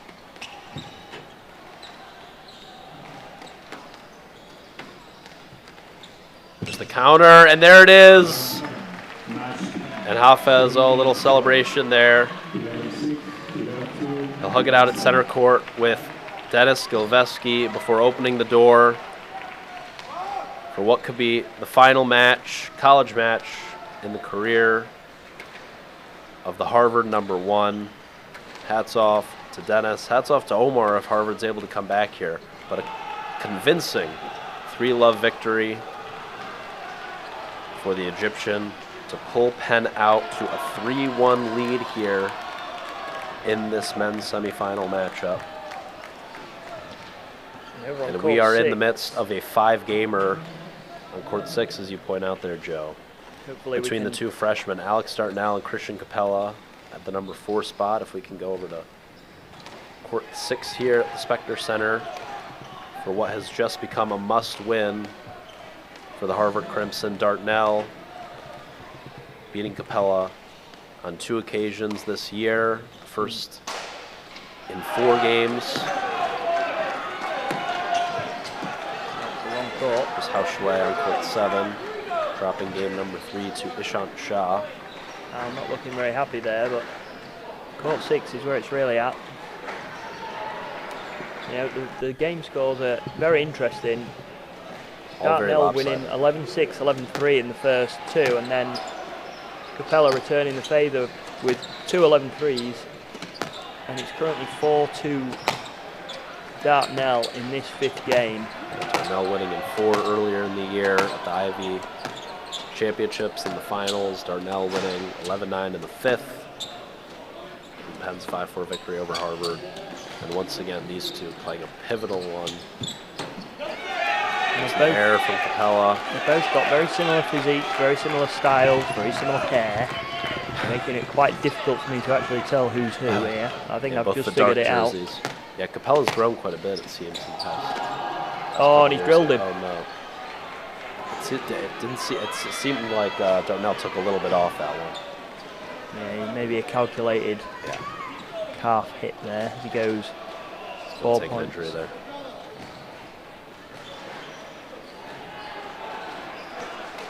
Maybe a slight tactical injury break here, and obviously no coaches are allowed to talk to the players in these 3 minutes, but it might just give him an opportunity to reset for 2 minutes or so. And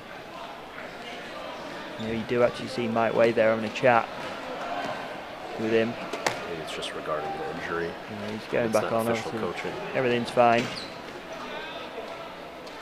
Maybe just a bit of a mental reset, sort of curb the momentum a little bit, and so he's ready to go again for one final push in this 5th game. We just saw Hafez coming off court after his victory, immediately heading over to do a little coaching here. Captain of this team, such a tremendous leader.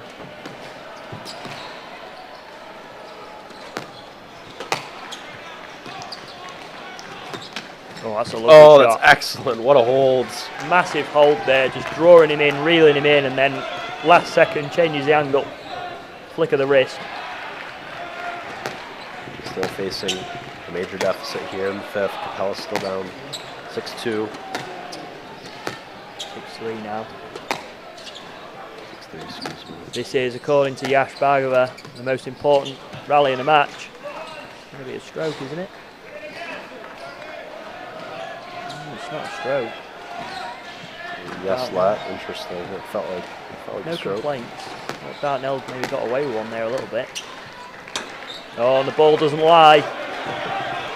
Top of the tin, 4-6. straight after.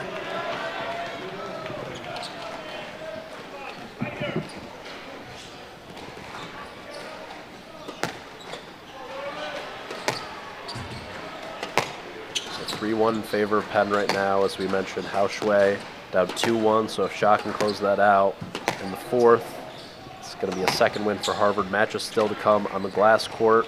Marwan Tamer against Omar Azam, as we have a mega rally on our hands between Dartnell and Capella, and that ball cracked out way into the middle. The let given, it felt like a stroke. Not sure what Capella's line to the ball is there. There was some space between the body and the ball, but I was just taking a quick water break there, but I was watching on, and let ball is incredibly generous. I don't know whether they've given a let because they weren't sure on the pickup in the front right, but if that's purely based off the interference there, that is a rogue decision. We gotta throw our headphones on here. Yeah, I'm listening in.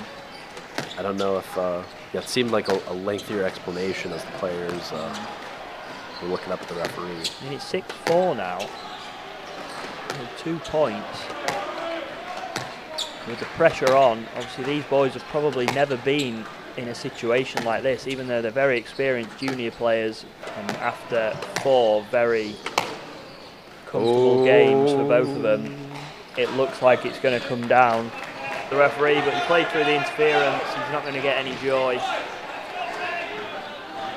The refs don't have any microphone, so it's very difficult to hear.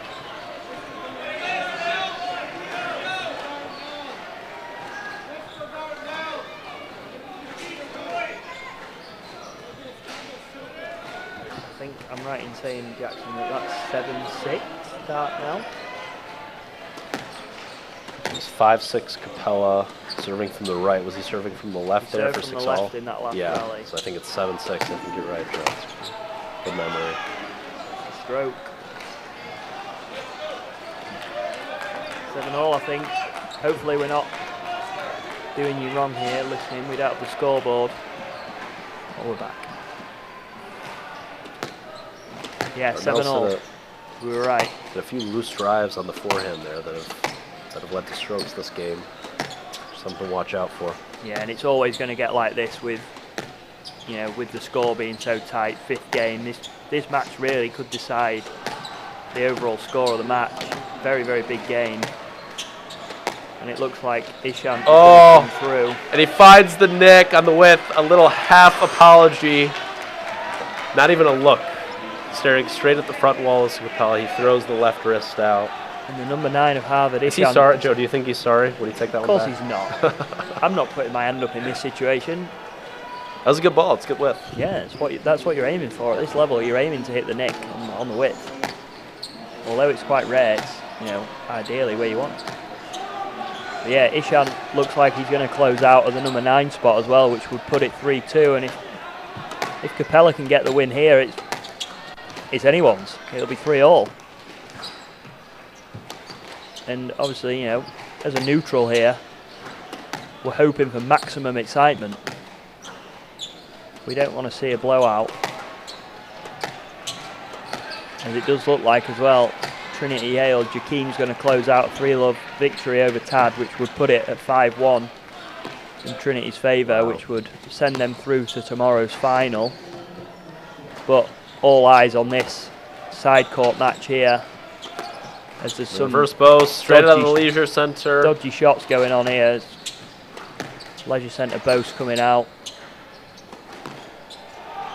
Bit of traffic around the middle, which is to be expected at this stage of the match. Oh, ball! That's a lovely shot. There's Dartnell. Capella complaining about the movement. 8-all, 5th game. What more could you want?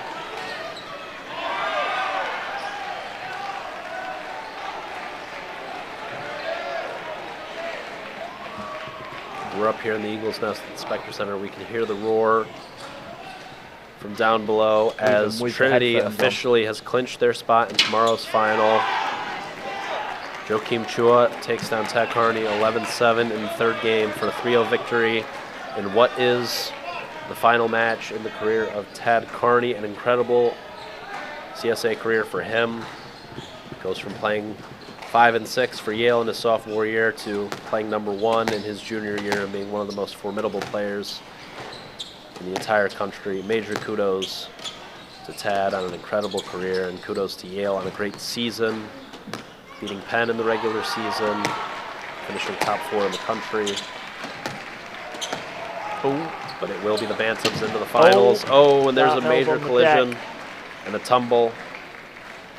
It's getting a bit scrappy now. We don't need to see this. Keep it clean, boys. Towel being thrown on. That is not a sign of surrender. That is just to mop the floor. They gotta find, maybe get a crimson colored towel there instead of the white. It's very deceiving. Capella actually wiping up Dartnell's sweat there. I think, depending on the decision, we're back to 9-all. Meanwhile, between the number 9s, Ishant Shah closing out Hao Shui, 11-6 in the fourth, 46 minutes. That's Harvard's second point of the match. Just a let was given there, so we are 9-8. Marwan Tamer and Omar Azam getting underway. Those two had a war at the Ivy Finals 3 weeks ago. Tamer saving countless match balls to win that one in 5. That match crept over the 100-minute mark. So those two could be in for another battle. 3-2, Penn leads Harvard. A huge, huge fifth game here between the number 4s. Yeah, this could decide it. I think this is going to be the match that's going to decide it. Obviously, 9-8 Capella at the moment.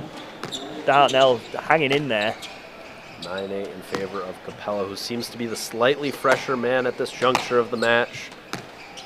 Yeah, But both battling hard. Dartnell played dead rubber yesterday as well, so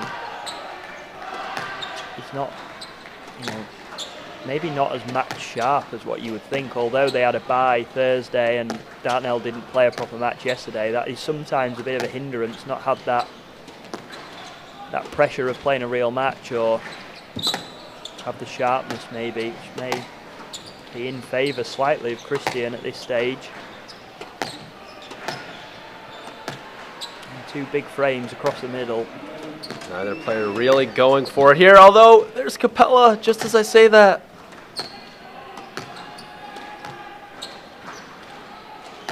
Dartnell just punching it along to the back. Bit of a staring contest. Has Dartnell got a little bit of the wooden arm going on right now. Oh no, that might be a no-let. I think he's given the no-let. And that's a great ball from 2 game Capella. balls.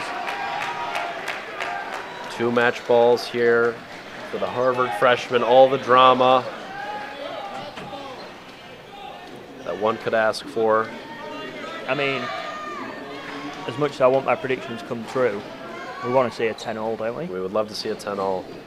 These two, so many battles in juniors. They've played twice this year already. The 2 top freshmen in the country. 10-8 to Capella. Who doesn't want to see 5th game tiebreak? I know I do. Can Dartnell deliver? It's tight, so tight.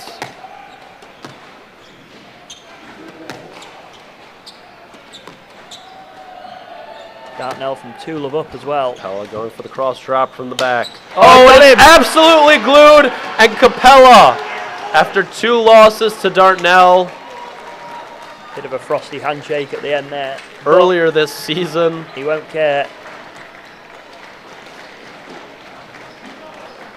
gets his revenge, and Harvard now draws even with Penn at 3-all. Dartnell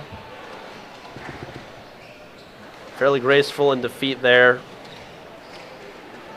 We've got a Consoled match by in his our Penn hands. teammates. We've got a match on our hands, Joe Robinson. Trinity Yale decided already. Trinity's jumped out to a 5-1 lead against Yale, meaning the remaining matches between Yale and Trinity are going to be best 2 out of 3 games. and there's no pressure for the Trinity boys. So the Trinity Bantams are going to be at a huge advantage in tomorrow's final, regardless of who comes out on top between Penn and Harvard. They will be the fresher, more well-rested team. Again, a 9-0 win. Excuse me, not a 9-0 win, a 7-2 win. Oh, is this a Zaifa to end the game with authority over Arav Bagwadi. But Trinity, everything they've got to be the team on the right side of this one. The matches in question, Tamer versus Azam.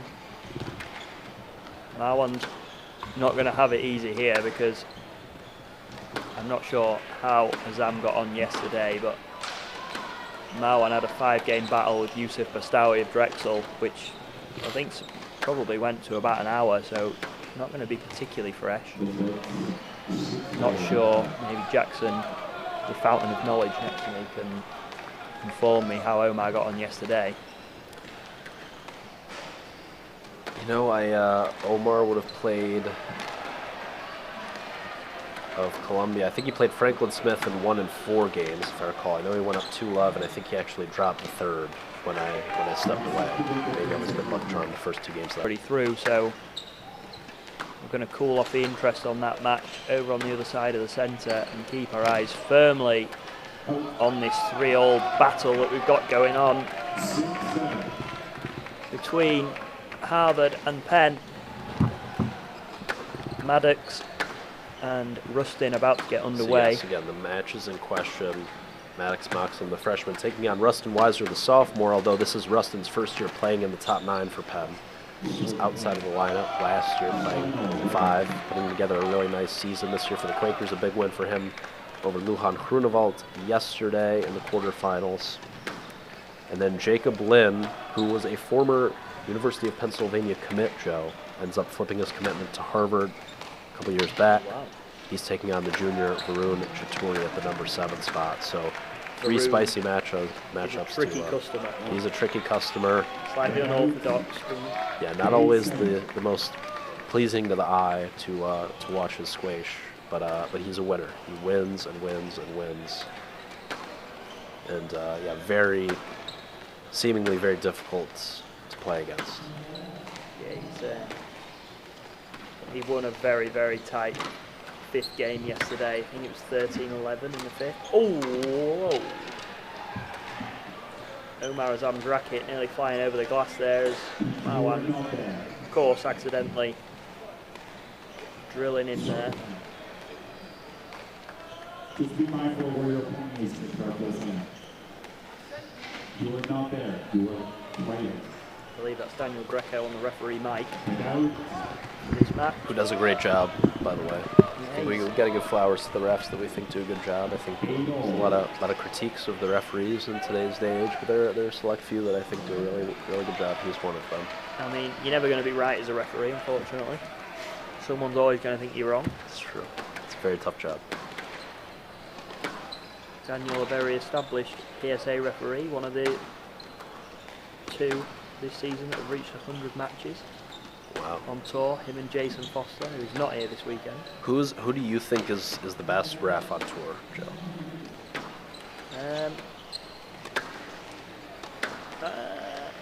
I don't know. I would maybe say I quite like Roman Speck. I agree. He's very harsh, which I quite like. I agree he's very completely. tough. I don't know, I also, I'm not sure having a favourite ref is. Well, not a favorite, but a best. I always am very impressed by Jason Foster. I always think he does a really good job. Yeah, John Mazzarella as well was a legend of the game. Of course. Unfortunately, not reffing anymore.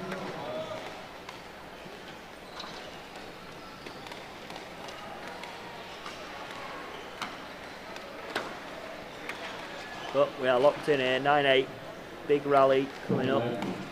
Omar just having to change his racket. So the strings have maybe gone.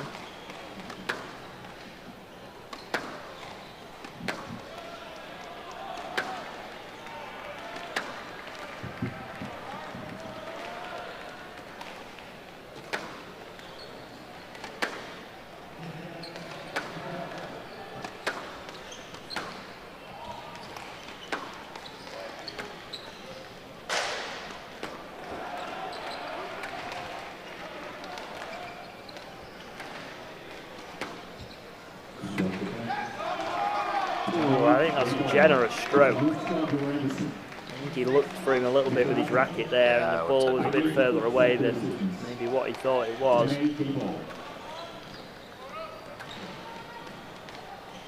Again, Joe, you don't love to reward players who are looking for the interference rather than who are genuinely making a conscious effort to seek the ball, play through, and then the interference. Yeah, that had to be a stroke if we've got to stay consistent here. Yeah, again, to me, that would I would have given the lead on both of those, I think. Can we see a tie-break in this first game, or is Marwan going to close it out? Second time of asking. Loose ball. A lovely shot. Can he follow it up? He's still going. Brilliant width. He's got to take his chance sooner or later.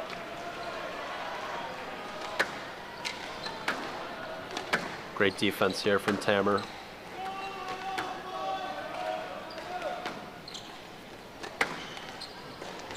Oh, There's the flick. Oh, he's on the receiving end of this rally. Gone for another cross-court flick there. And yeah, it's a just gut buster. One too many for Marwan there, eating into the legs that rally. Maybe feeling the effects of yesterday's battle with Youssef. Who knows? But we've got a tie-break. There it is, 2 game balls saved for Azam. And this match, in general, could not really be any closer. Tight top to bottom, Rustin Weiser, Maddox Moxham just getting underway. Into the weights. Oh, Jacob Led and Vern Chituri also underway. Very early stages of the first games of both those matches. Interesting to see a little bit of Maddox and Rustin. Very similar styles of play, I would say. Going against each other. Maybe see out this first game and go and have a look at boys. Azam a semi-finalist at this year's CSA Individuals as a 13-16 seed, upsetting Tag Carney in the round of 16, which is a huge result for him. Who was that? Azam. Oh. Then being Lo Wasern in the quarters.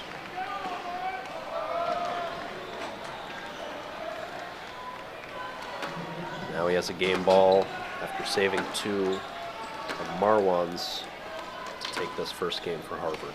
He's done a really good job here, actually, of just steadying the ship a little bit. It's great width, great severity and weight of shots. Could be a let ball.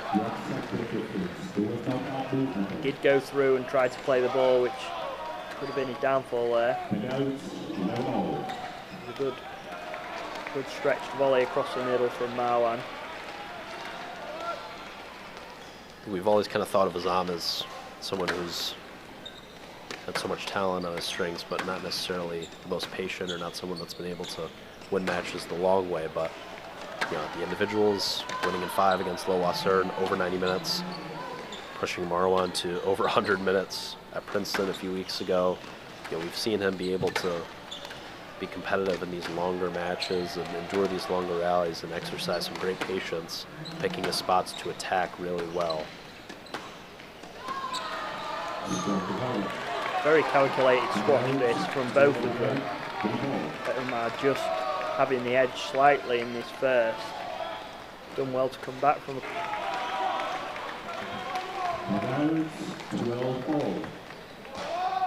Just hanging around, staying alive.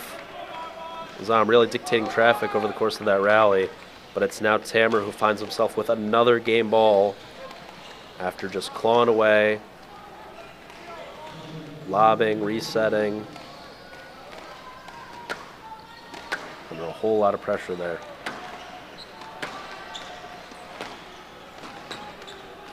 It's tight.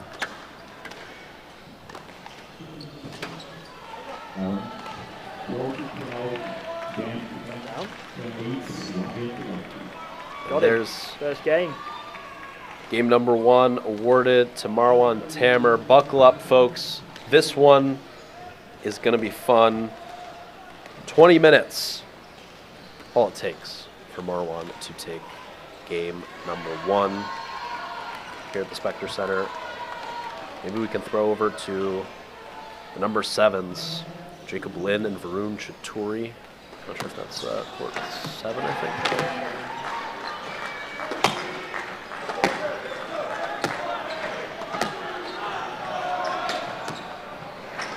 Lynn, very athletic, very flexible, great mover.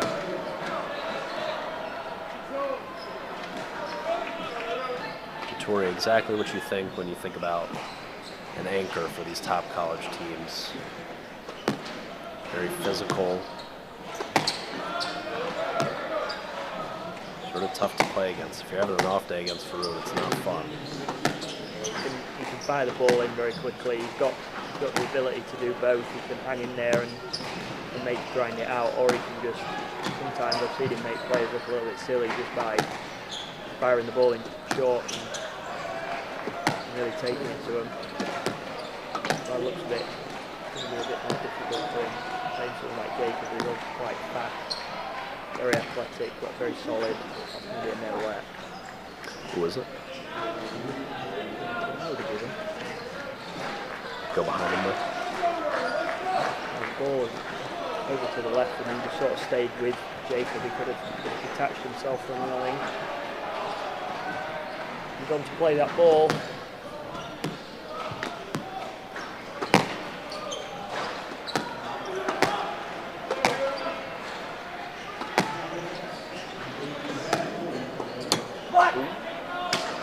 Fist bump from Jacob.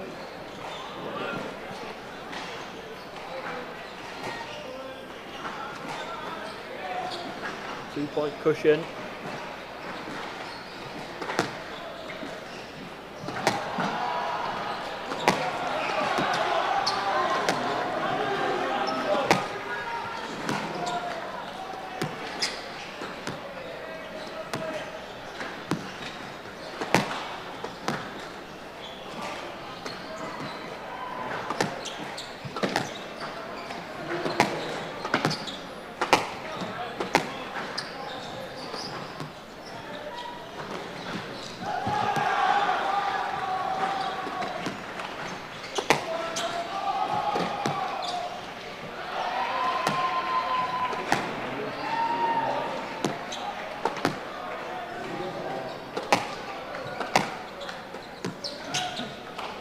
Got his racket caught there.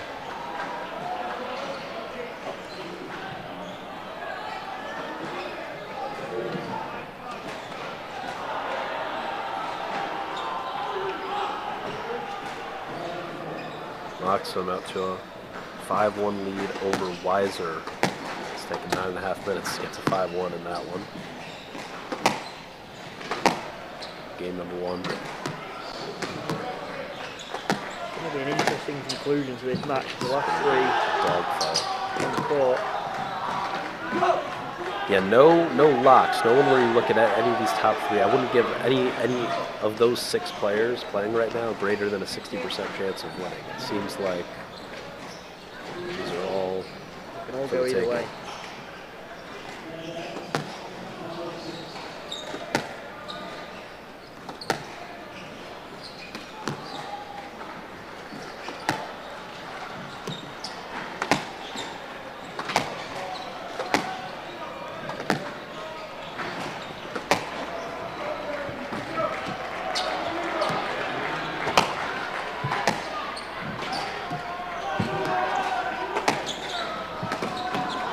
Tight.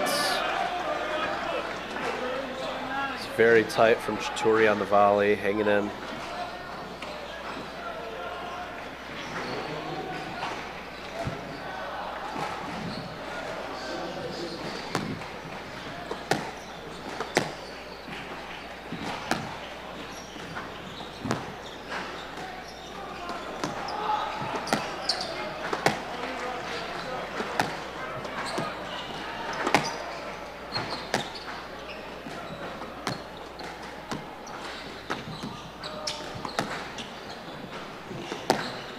Admiring some good squash here.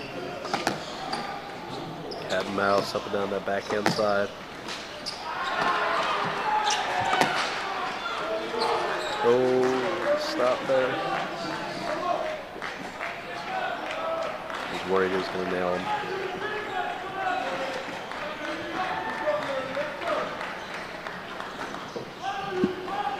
7 all over again.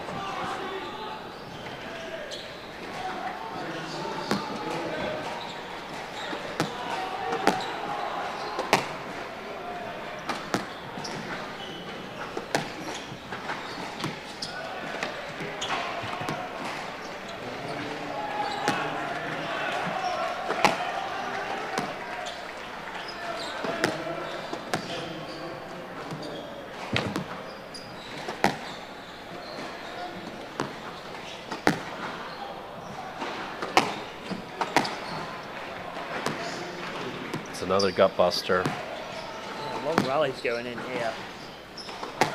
Neither player giving each other an inch.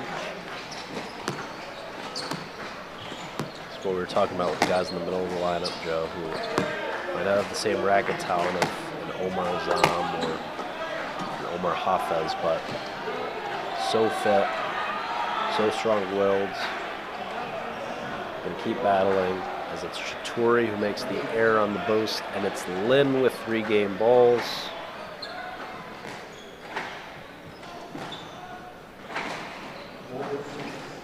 Maddox Moxham leads Rustin Weiser 5-4, 12 minutes in to the opening game, team number 5s. Looking back on the glass court. Oh, there's a tumble for Lin. Can he get there? He will. No left. Straight into the man. I tend to agree with you, Joe. A little bit of fortune there.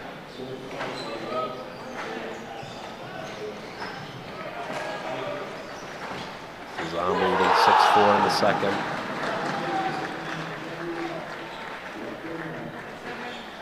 For Marwan, that's 6-5.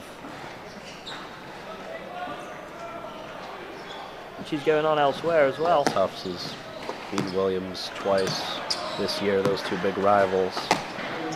Leading for the 3rd time, mounted up at 3-all. Final wave to decide it.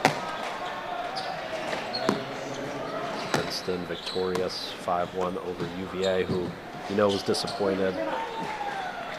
Oh, it's a no let. It's a great counter from Lin. Right decision. The official feels that Chituri's taken the wrong line of the ball, and Jacob Lin. Princeton will meet the winner of Drexel and Columbia. We will play for 5th place tomorrow. Dartmouth up to a 4-2 lead over Cornell in the 9-10 matchup.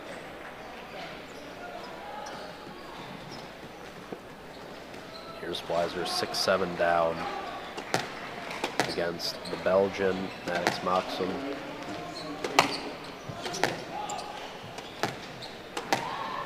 Son of Sean, of course, who runs M Squash out of Connecticut.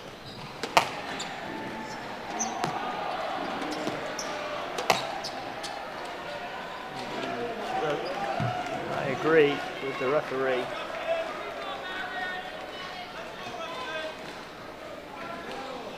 That ball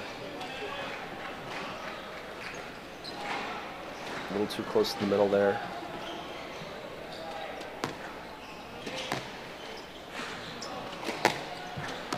Oh, that's a lovely Moxham. shot. Oh, it's excellent. He pounced on that cross court. It wasn't a Punishing particularly goes bad cross. cross court. He just read it early, got across, and got strings above the ball and put it straight into that front corner. It's great Beautiful shot. anticipation.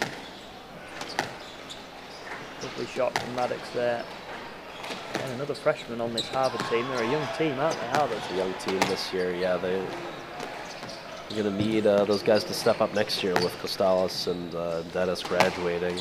Zab will be a senior next year, and those 3 freshmen are going to play pivotal roles for them.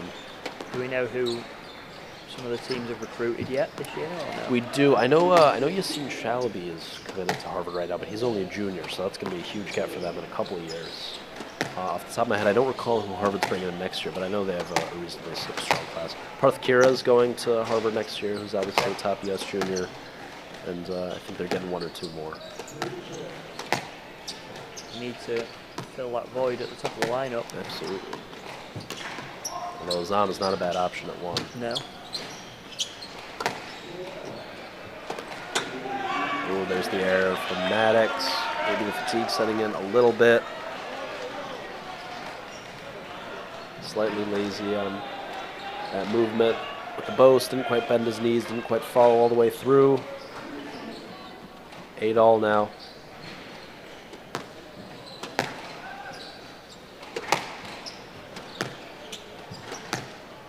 Rustin, who was in his freshman year, sort of 12 or 13 on the UPenn lineup. Not even really sniffing top 9 after winning the U.S. Junior National Championships in his senior year of high school.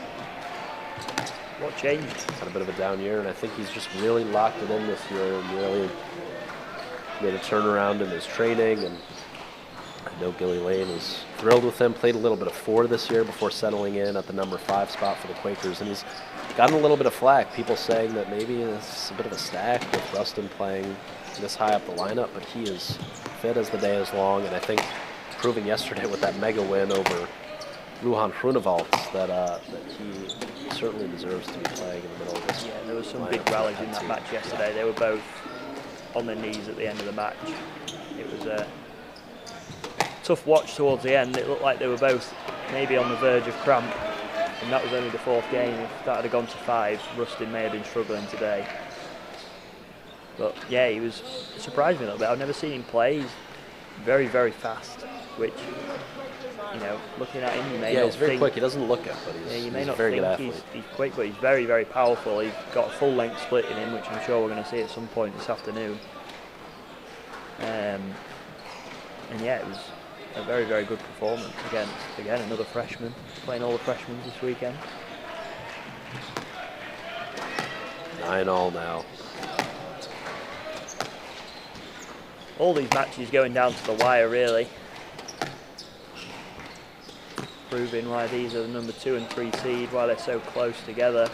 Meanwhile, in the glass court, Omar Azam knotting things up at 1-all between the number 3s. Azam leads 2-0 in the 3rd. Perhaps we'll head over there after the conclusion of this first game between Weiser and Moxham. Individuals who played countless times in the U.S. junior ranks. Oh, I'm glad he's gone and played that there, Joe. I don't know if he would have gotten a call there. It's nice to see that they're going to go through and try and play each ball. Rustin, big reaction there. It's fired up. It's We've fired seen up. that many times before. Yeah, he's got himself a game ball. Yeah, he's trailing 5-1 here in the first. Sure, we'll see an equally big reaction if he takes this first game. Maddox just very solid, but opting not to attack as much as maybe what he was in the opening stages. Obviously, different feel towards the end of the game. You don't want to make an error, especially game ball down. But oh, and he has. Oh! He has made an error. 10 boys outside going mad, both going to collect the towels. Huge first game won for Rustin Weiser. 21 minutes is all it takes. These guys Look at this, look. are getting all the way if they have to. Here we have the double screen. Gandhi and Takas knotted up at 1 apiece. These two teams just playing a best 2 out of 3 here. So for Takas, no pressure, just a tune-up for tomorrow's final.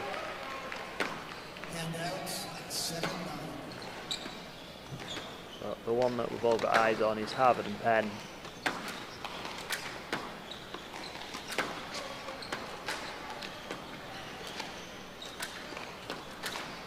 I know that Benedict yesterday had a massive 5-gamer with, I think it was Sosa at Princeton. That's right, 11-9 in the 5th. I watched the end of that one, last few rallies, and that was a little bit of a feisty one. Yeah, it's definitely one that I think Takas survived is probably the right word. It would have been a huge upset for Sosa.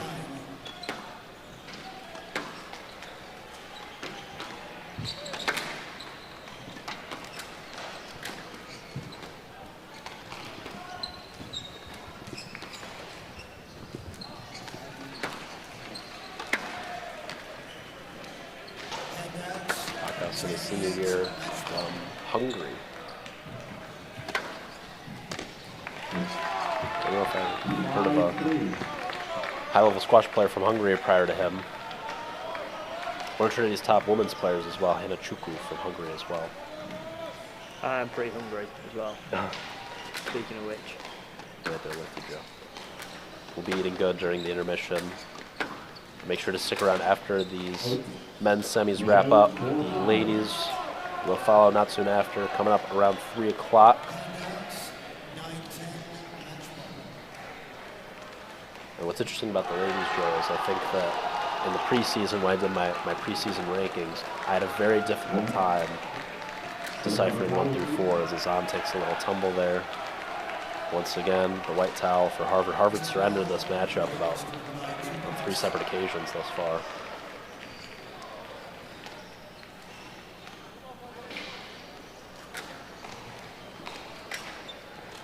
But I had a really tough time distinguishing 1 through 4 what I thought of the ladies between Stanford, Penn, Princeton, Harvard, and all 4 of those teams finding themselves in the semis. Felt like those were the 4 that had sort of separated themselves from the rest of the pack. Trinity, the defending national champions on the women's side. Interesting watch. Again, is Marwan going to get a let there? I don't know. Would love to see that one again.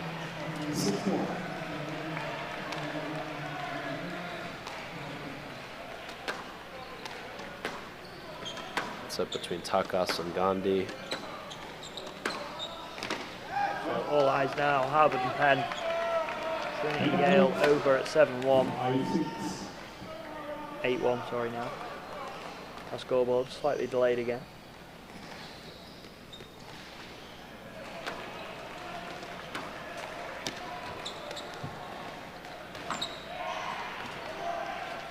But Omar bringing everything he's got to Marwan, including a little nudge.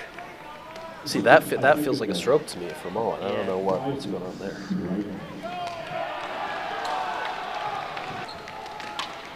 Still awaiting the beginning of the second game between Weiser and Broadbridge. Post into the 10 for Marwan Azam, building a little cushion here in the third. Rustin definitely won't be playing Broadbridge. No, not Broadbridge. That would be Moxham. Pardon me.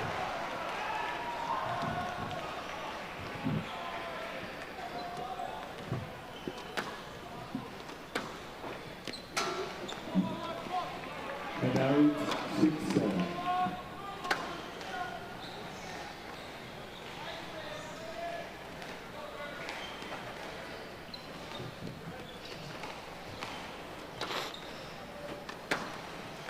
Yeah, nothing separating these two really in this third game, just 1 point.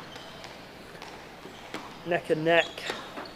That's a lovely shot from Omar, rolling it into the front of the court, nice and tight, giving Marwan no chance of a reply.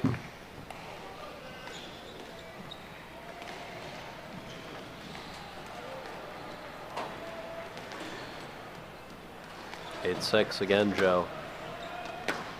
We're going back and forth here, Omar just pulling away slightly.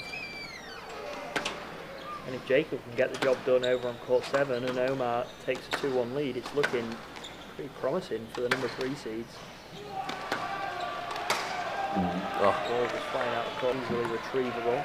Omar seems to be everywhere. And when he's not playing, he does more running, I think. Oh no. It's a terrible throw from the physio. Second time's the charm. 9-6. Physio coming in handy for me last weekend, Joe. I don't know if you saw. I got absolutely walloped in the left forearm / hand.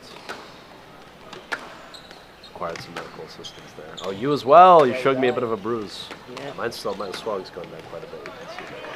And now 7-9. Got chopped in the arm on Wednesday. Yeah, it's not fun. By one of the 6-year-olds or by who chopped your arm? No, we played a league match. I got a bit of a follow through into the arm. It's not fun.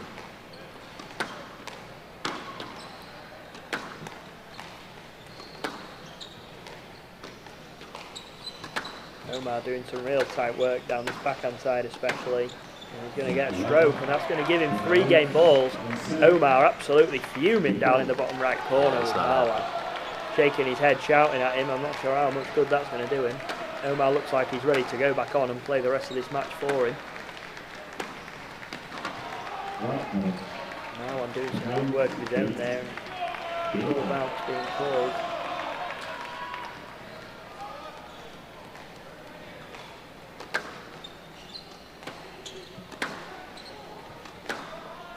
got to stay patient here. Can't force the issue. That ball creeping in. Really good work down this backhand side, not giving him anything. Oh! Rally Oh, he's got his something racket like caught. It's got to be a, yeah, it's just got to be a simple let there. Good let.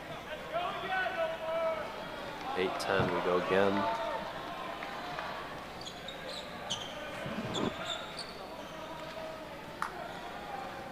Needs his game big time.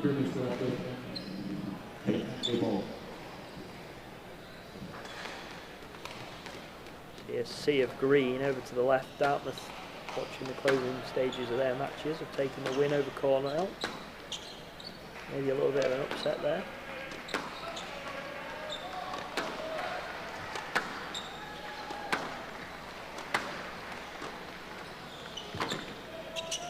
Be a stroke, I think. It's going to be a stroke. But again, though, Joe, he's looked for the man. Yeah, it was a tight ball. He did have his racket quite high and sort of over the shoulder. Well, again, he is all over it. So to me, again, it's a stroke because of how much the ball's set up there. But don't want to dismiss the referee for punishing Tammer for that sort of extended backswing and looking for the man a little bit. And there it is. Great shot. Game 3 goes to Azam. Now remember, 3 weeks ago, these two played a barn burner. It was Azam who went up 2-1, Marwan who clawed back to win in 5. Marwan requesting a new ball after the third game here on the glass court at Spectre. I'm not sure if he's been granted his request there. Yeah, a little controversial there. And Hafez is going to have some choice words for Azam between games here, as maybe we could switch over to court 7 between the number 7s. Jacob Lynn looking to take a 2-love lead over Varun Chatori, who's won so many matches for the Penn Quakers over the last 2.5 years.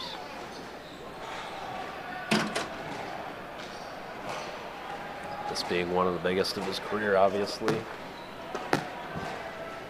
Meanwhile, on court 6, Dustin Weiser leads Maddox Moxham 1-0. But Maddox leading the second game 6-4.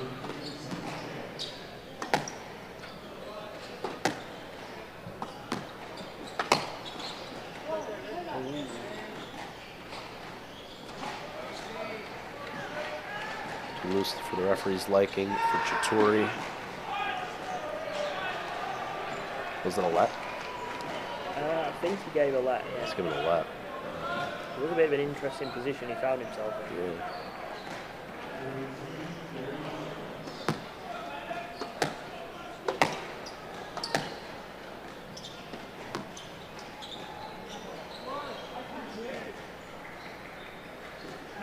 Again, just a let ball. Yeah, let Again, ball. Bit of a strange situation there. The ball Chatori coming over. Chatori on it so early. I don't know if he Yeah, gave Lynn enough time to almost get out of the way there. I think Lynn was clear by the time Chatori would have legitimately been ready to make contact with him.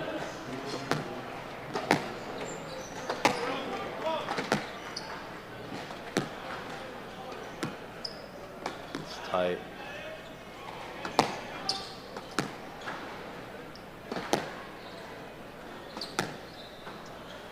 It was Chatori who at 4-all in the Ivy finals got the clincher for the Quakers at the number 8 spot over Segav Rome. Here he is today battling Jacob Lynn at number 7.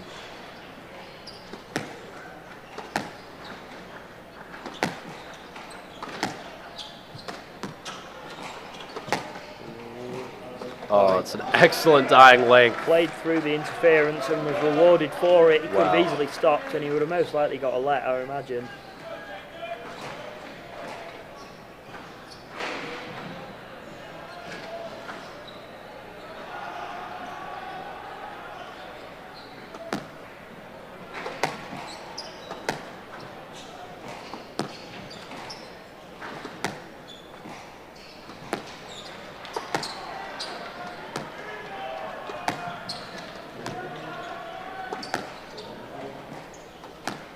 Very solid down this backhand side from both of them. Not wanting to give each other an opportunity to take that ball in short.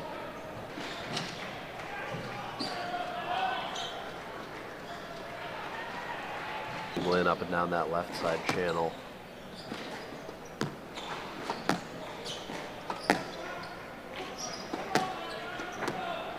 The player wanting to give it. Maroon, I mean, his racket's down by his ankles. The racket prep is suffering a little bit for the American. Both American, I suppose.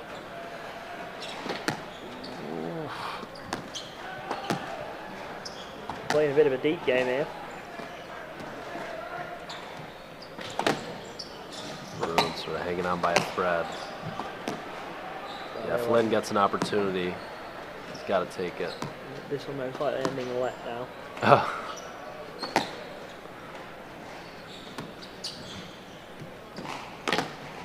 Still going.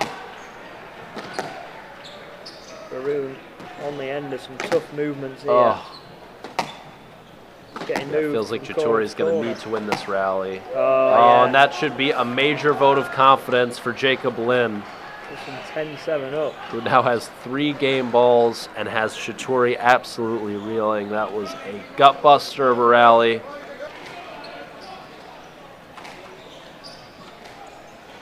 Calmly resets.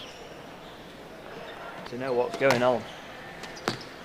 This is a very, very important section of the match, actually the last part, and decide the future of this event. As Maddox gets the width, and we can hear the screams from up here, and they're on the complete opposite sides of the centre. There's no other matches really that are going on. I mean, Drexel, actually there is, I tell a lie.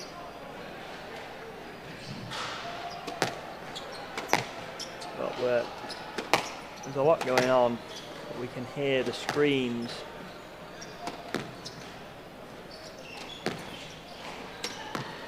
So we'll try and bring you some updates based on the scores regarding how loud some of the screams are from outside the court. It's normally a good way to tell.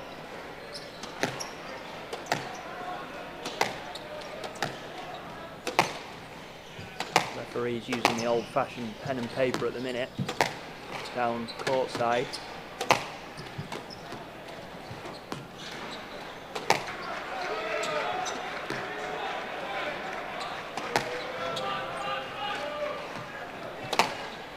Maddox on that ball early, but not taking advantage of the loose ball from both of them now. Maybe a little bit of fatigue setting in.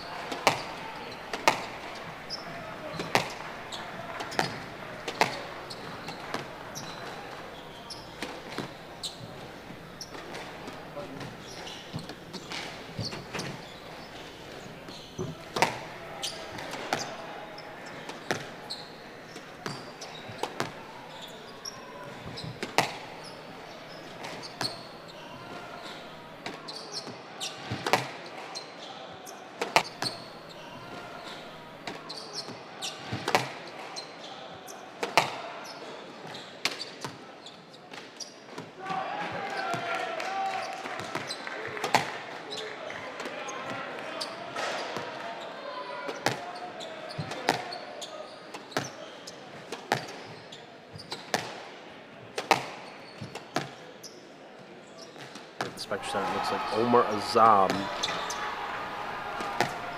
wins a convincing fourth game over Marwan Tamer. So Harvard taking a 4-3 lead. Penn needing these two matches now. Chitori, who trails 2-love. He's not looking good. 2-love. He's not looking good for Penn at the minute. They're down. Is up 5-4 in third. So Chitori is going to need to come back from 2-0 down, and Weiser, who's down 8-4 in the third, tied 1-0 with Moxa.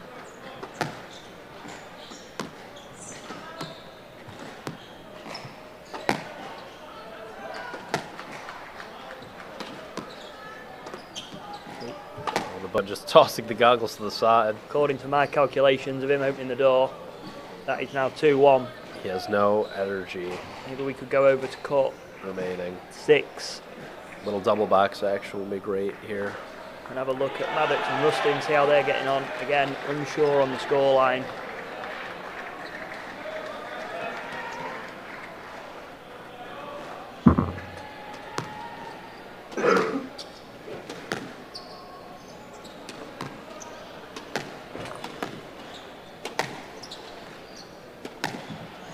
On the scoreboard's back. Okay, here we go. Okay, here we go. Looks like Moxham. This is the fourth game, isn't it? Jeez, guys. He seems to be dropping in and out the scoreboard.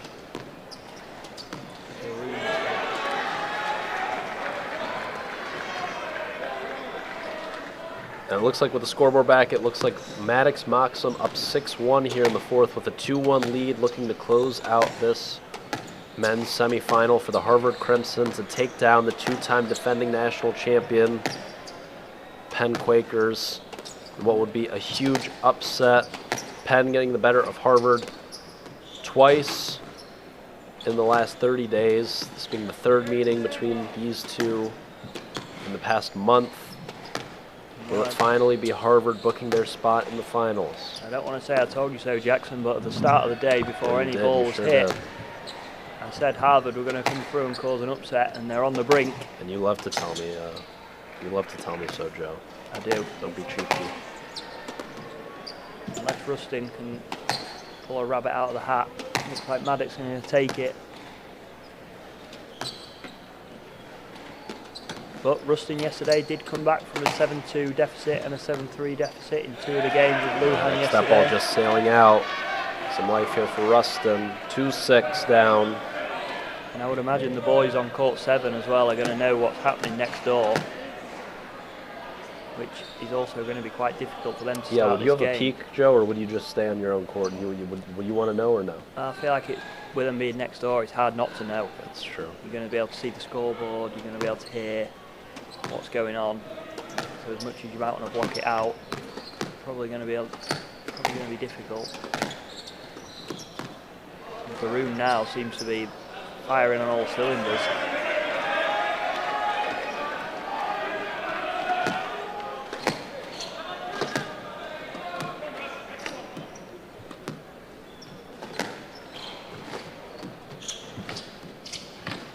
And I know last year when Penn won that match in the final against Yale, that when the matches on the side courts were going on, Nathan just sort of ran off court and went to celebrate with the rest of the team, understandably. I feel like we might be in a similar position here. Jacob might, if Maddox pulls through, just put the ball in the tin and go and celebrate with his teammates. But according to Yash, most important rally in the match, 6-3. See if he's right.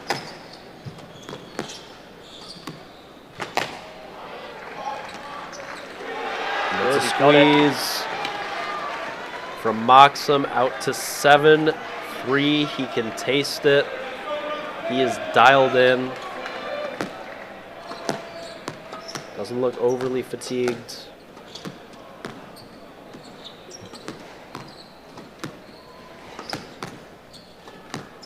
Rustin, as we mentioned, coming off a very physical win yesterday over Drexel's Lujan Hunevalt. Perhaps feeling the effects here today. Still battling hard, still hanging in. Varun out to a 4-love lead, so if Rustin can find a way, Penn will have a chance. She's now a game of beat the clock for Harvard. The you don't want Rustin.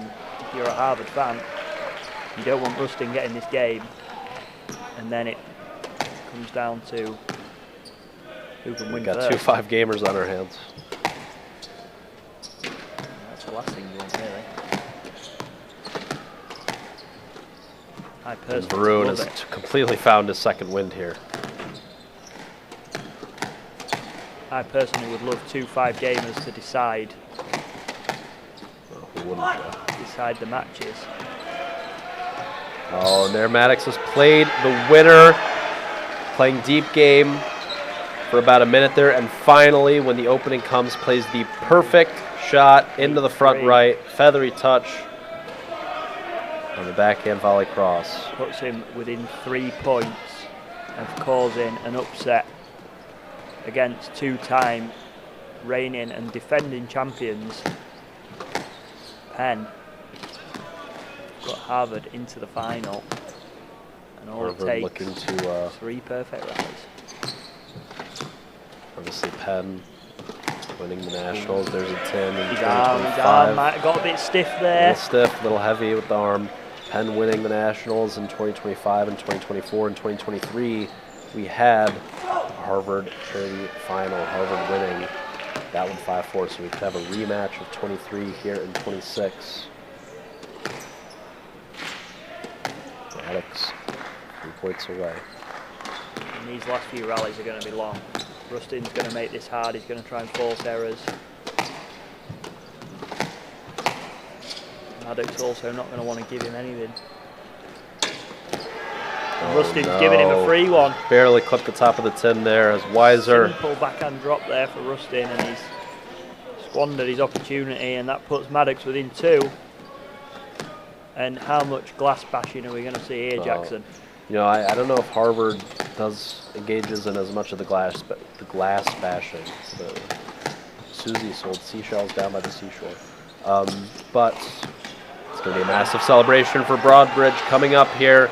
6 match balls Maybe we can for just the focus Belgian. in on court 6 for these last few moments.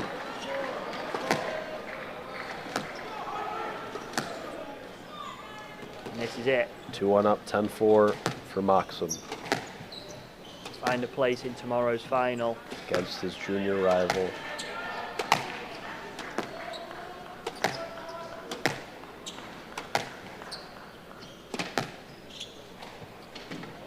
Oh, chance. Another chance.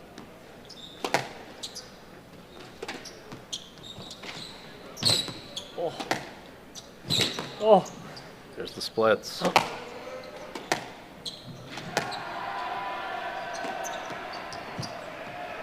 Oh, Rustin now looking tired.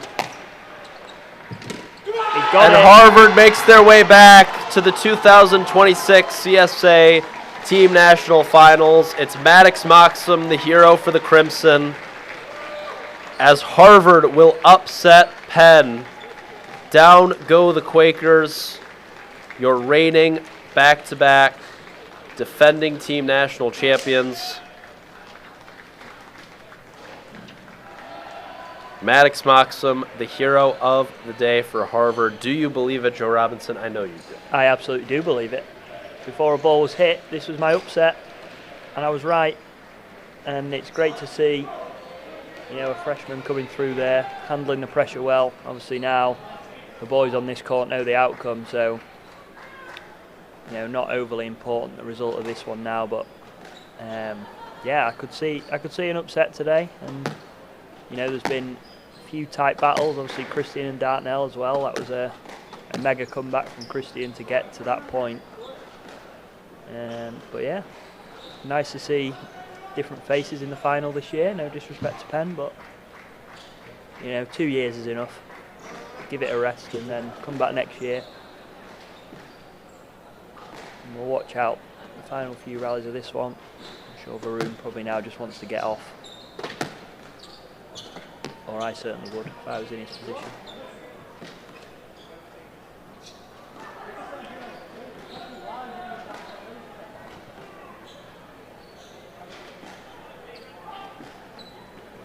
Yeah, that one feels like a stroke again to me. A lot of these balls in the middle Ref in this one seems to not be doling out the strokes here, Joe. Too generous. Strokes all over if I was reffing.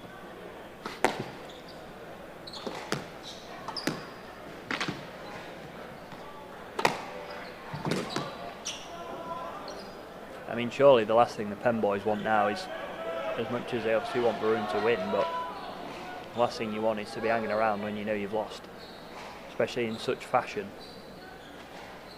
I don't know about you, Jackson. Obviously, you play in the college scene. Yeah, it's tough. I mean, you want to will on your teammate. You'd like to see him come through. I suppose you'd rather lose 5-4 than 6-3, but also to sit through a fifth game would be pretty painful. We're pretty hungry up here in the commentary box. No pressure. No pressure, Jacob.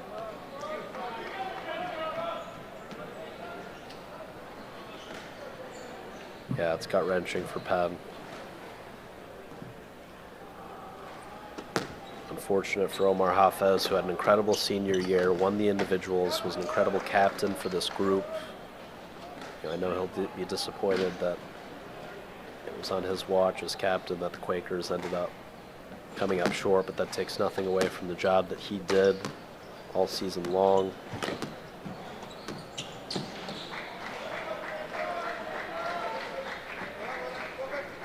Varun still looking like he wants this to go to a fifth game. He wants to torture himself just a little bit more this weekend. 13-11 in the fifth yesterday. Looking for another fifth game. Just to close out his weekend. Jacobs on the spin. That's going to be a stroke.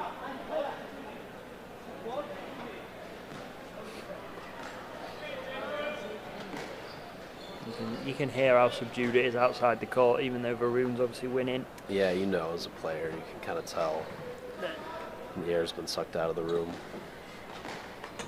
In this case, it's a big room here at the Spectre Center. It's a very big room for no air to be. And then just looking at the other scores while we're looking at this, I'm not sure if Varun actually knows that the match is over, because that was a pretty big reaction. And all the boys don't seem to be engaging. And I think he's now just found out. Drexel taking a 5-2 win over Columbia. A mini upset there as well. Outdoing their seed, 5-2. And then Tufts taking a 6-3 win over Williams again in the consoles. So some nice results. Obviously Dartmouth won earlier on. And then Princeton, I believe, won as well. So for tomorrow's consolation, And are they calling it? Let's see. I think they might be. Yeah. Harbor Would make assistant just sense. went over to shake the hand of Varun, and Jacob Lynn there is shaking the hand of Varun You're going to Chatori. play a fifth game. I mean, surely you play a fifth game. As much as I want my lunch. So in tomorrow's consolation final, first of all, will be Princeton taking on Drexel. That'll be an interesting match. Princeton, the 8 seeds this year, against the 7 seeds Drexel. So they'll both be finishing higher than their seeds That's right. this year, which is impressive for both teams. UVA really falling short of the mark, as well as Columbia. It's disappointing. I think this is a UVA team that we saw big culture shifts with last year, from this time last year, where the ranking won't reflect it. They finished 7th, 8th last year. They'll finish 7th, 8th again this year. But I think the reason that they lose so convincingly today is because of the way things went yesterday. They really thought this was going to be their first national semifinal appearance in program history. So deflated to have lost to Yale, and I don't blame them for not coming out and really battling today after yesterday and that being their goal. It's a really good UVA team that's uber talented, and this year seemed to put the work in and seemed to have the commitment. Watching that Yale match yesterday, someone like Krishna Mishra, who came back from injury, battling with Rishi Srivastava. I thought Rishi would sort of wipe him in 3 games, and Krishna made it a very, very interesting, very tight 4-gamer. And up and down the lineup, everyone from that UVA top 9 just battled their hearts out, and Yale was the better team on that day, but taking nothing away from the season that UVA's had. Not top 4, but still a valiant effort from them. Program that I've been critical of in the past, but they definitely earned my respect this year.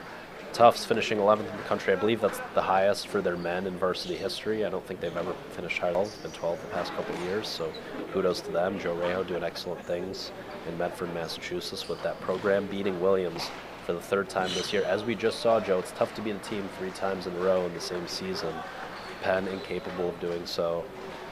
But Tufts getting the job done in that one, and then obviously Trinity in convincing fashion, taking down Yale, and the Harvard Crimson, the number 3 seed, taking down the number 2 Penn Quakers by a score of 5 matches to 3.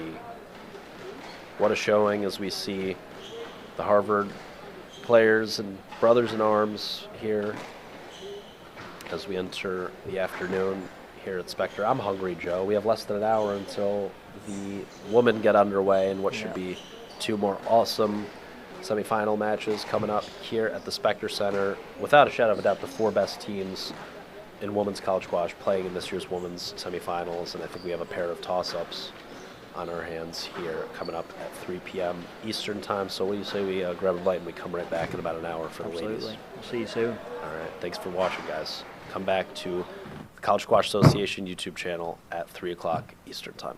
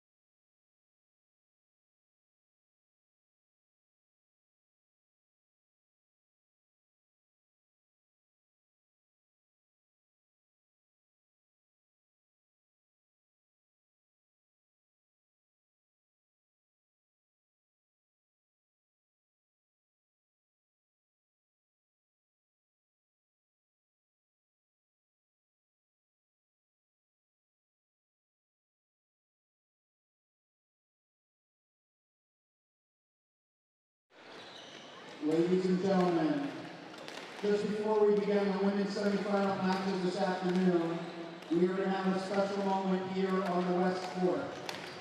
Later tonight, the College Squash Association will honor 3 members of our community at a Hall of Fame dinner. It is fitting that we recognize these legends of college squash just before today's semifinal matches. In a moment, playing on all the screens in the venue will be a short video about tonight's honorees, and after that, they'll join us here on court for brief recognition and photos. If you're nearby and you can hear my voice come around to the West Court and wherever you are as I introduce them, I hope that you will make some noise. We know that you have other things to do, but we're going to still recognize our players right now. But first, could you please turn your attention to the monitors around the arena?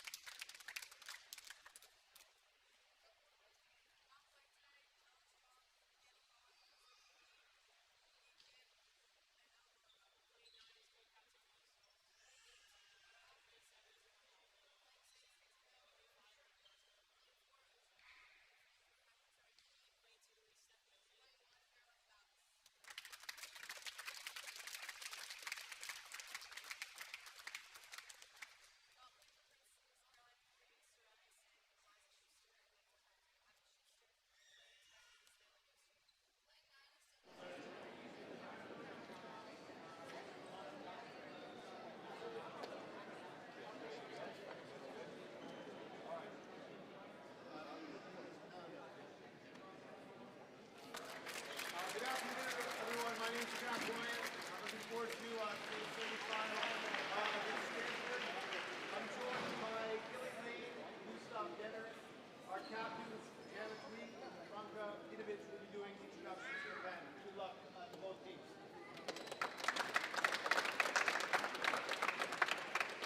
Hello, my name is Mark Talbot, Stanford women's coach, Nick Talbot, associate head coach. I'd just like to welcome all the players and congratulate them for being at this point in the season. It means a lot to these students. And if we could just take a moment, just if the seniors could just step out for a moment, we all give them a hand.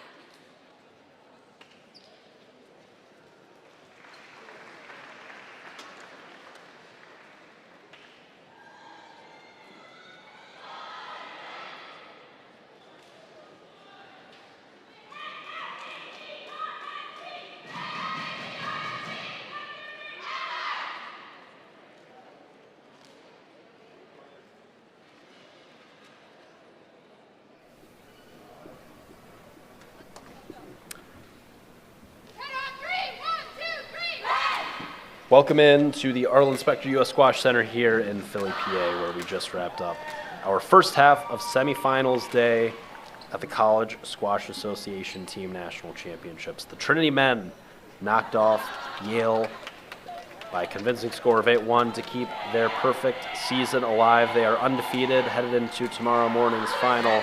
They will face the Harvard Crimson, who took down the University of Pennsylvania Quakers by a score of 5-3. In a bit of an upset this morning, Penn 2-0 against Harvard over the course of the 2025-2026 CSA season, beating them in the regular season, beating them in the Ivy League championship finals. Falling today were the Quakers to the Crimson, who are back to the CSA finals for the first time since 2023 when they beat the aforementioned Trinity Bantams. So we'll see if Harvard can replicate that result and end Trinity's perfect season tomorrow morning. But for now, all eyes on the ladies as we turn our attention to the women, our semifinalists this afternoon. On the ladies' side, the number 1 Princeton Tigers, who in a few moments are set to do battle here with the number 4 Harvard Crimson, and the number 2 Penn Quakers will take on the number 3 Stanford Cardinal. My name is Jackson Bragman. Joe Robinson alongside for our women's semifinals here at the Specter Center. Joe, what a morning, and we're only halfway there. We've got the ladies coming up right now. Yeah, good afternoon. We're back as of this morning. You know, correct prediction on Harvard's upset. Yes. But yes, it was. I'm not seeing any upsets today in the women's side. I'm going to go for a Princeton and a Penn win. I do think the Princeton and Harvard match is probably going to be closer of the two. I don't know if you agree, Jackson. I think Stanford may struggle a little bit, even though their seeding suggests they're a little bit closer. I would tend to agree. I mentioned during the morning that I did my preseason rankings on the Squash University podcast back in October, now streaming wherever you get your podcast. A little shameless plug, myself and Francis Gilpin, Bartlett, Gilly Lane. But I did the preseason rankings. I knew that the defending national champs, the Trinity Bantams, were going to struggle a bit on the women's side given how much talent they lost from last year. They lost 1, 2, 4, 8, and 9 from last season, more than half their starting lineup, graduating 3 of their top 4 players. So I knew it was going to be tough for them to find themselves back in the top 4 in 2026. So I really felt like it was Princeton, Penn, Harvard, and Stanford, and I had a tough time sort of distinguishing who I thought was going to be where, but ultimately knowing that those were the 4 best teams, and those are the 4 best teams that we have before us getting ready to kick off the semifinals here this afternoon, and I can't wait. The one team of those 4 that I think maybe has fallen off a little bit is Stanford, who is seeded number 3. Got to give Stanford their flowers, Joe, because back in November, they actually beat Princeton, handing Princeton their only loss of the season thus far. Princeton's been perfect since then. So Stanford maybe has the best win in all of college squash this year. However, since then, it's been a little bit tough. Ria Navani has been in and out of the lineup due to injury. She is giving it a go here for the Cardinal this afternoon. But the fact that she's playing number 2 as opposed to her usual position atop the lineup suggests that she may not be 100% taking on a formidable opponent here from Croatia, Franka Vidovic, who you see on the right side of your screen right now. So I would say Stanford maybe is the team that's fallen off of that top 4, and it seems to be a big 3. So for Penn to be the 2 seed and to get Stanford in the semis, I think they've got to be happy with their draw here, as opposed to Harvard coming in as the number 4 seed, but absolutely has the talent on their roster to win this whole thing come tomorrow afternoon. I would tend to agree, though. I'm going to take Princeton here. I think it's going to be really tight, and I'm also going to take the Quakers in what I think is going to be a fairly close matchup. I think that we're looking at 5-4s and 6-3s today. I mean, looking at the in our 2 lineup women's semis. of all the teams, but for me especially the Harvard lineup, even though they're ranked the 4 seed, they've got some outstanding talent. They've obviously got Caroline Fouts, Lucy Stefanoni, and Saran Nagim, who are all paving the way on the world tour. I think the highest rank being Saran. So it was a little bit surprising this morning to see that she was at the number 3, but obviously Lucy and Caroline have earned their way up that roster. And then when you look over to the Penn lineup as well, you've obviously got Malak and Franca, and then Malak Tahar as well, who are all, again making their way on the PSA tour. Obviously Malak Kafagi within the world top 20 now. So again, a lot of high quality players that are taking part. It'd be interesting to see how Penn get on. Every time I see their results, I always feel like the top end struggle more than the bottom end, which with their talent sometimes surprises me, but it'd be interesting to see how all of them get on. Yeah, it's a deep Penn team this year. Penn going to be at least as strong next year, bringing in a pretty strong freshman class, not losing too much in the form of seniors graduating. If you look at their lineup right now, I believe the only senior in the top 9 is Jana Dweek, holding down the number 9 spot for Penn. So it's going to be a very, very strong Penn team next year as well, but they would love to take this thing here in 2026. Princeton also, I think, going to be pretty strong looking ahead to next year as well. Looking at their lineup, Charlotte Bell is a senior who's playing number 4 for the Tigers. She'll be graduating. And I don't know if those bottom 3 girls, 7 through 9, I don't know which of those young ladies are seniors, but I know that at least 5 of the top 6 are coming back for the Tigers. So obviously Ria Navani stepping on court. Ria in her freshman year last season making it to the finals of the CSA individuals. Had an awesome freshman season for the Cardinal, and as we mentioned, a little injury riddled this year, but a top U.S. junior a little over a year ago. Now a top collegiate player for one of the top teams in the nation. This year being the first time that Stanford has ever come into the CSA Nationals as a top 3 seed, Joe. So already a historic season for that program. They would like to make it to their first ever national championship finals tomorrow morning, that's for sure. As we're underway between Princeton and Harvard, Alex Jaffe, the uber talented freshman,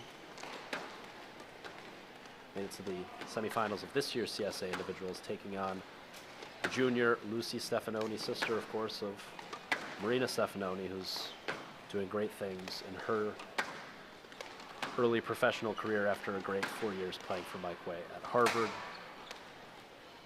I think this will be a really interesting one between the number twos on the left side of your screen. I would say in styles between these two. Lucy maybe likes to inject a little bit more pace onto the ball and be a little bit more physically imposing, and Alex a little bit calmer, a little bit slower, likes to lift the ball and really place it.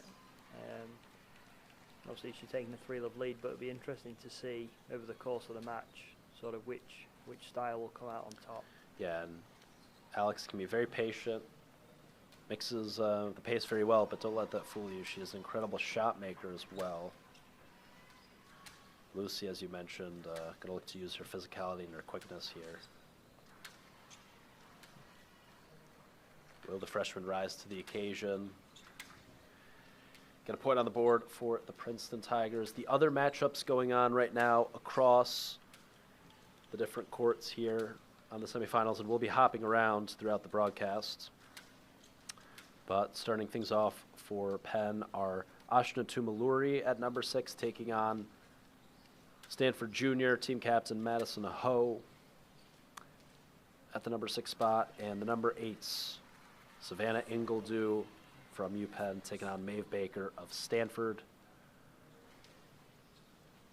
So we've got the 2s, the 6s, and the 8s starting things off for Stanford and Penn. For Princeton, you see here Jaffe and Stefanoni. Jaffe off to a hot start before Lucy getting on the board there. We have the freshman Caroline Nielsen taking on fellow freshman Dixon Hill at the number 6 spot. Dixon Hill, if I'm not mistaken, undefeated on the season thus far for Harvard, playing predominantly 7 up to 6 for this weekend. And Hermione Chow taking on Serena Poppett of Princeton at the number 8 spot.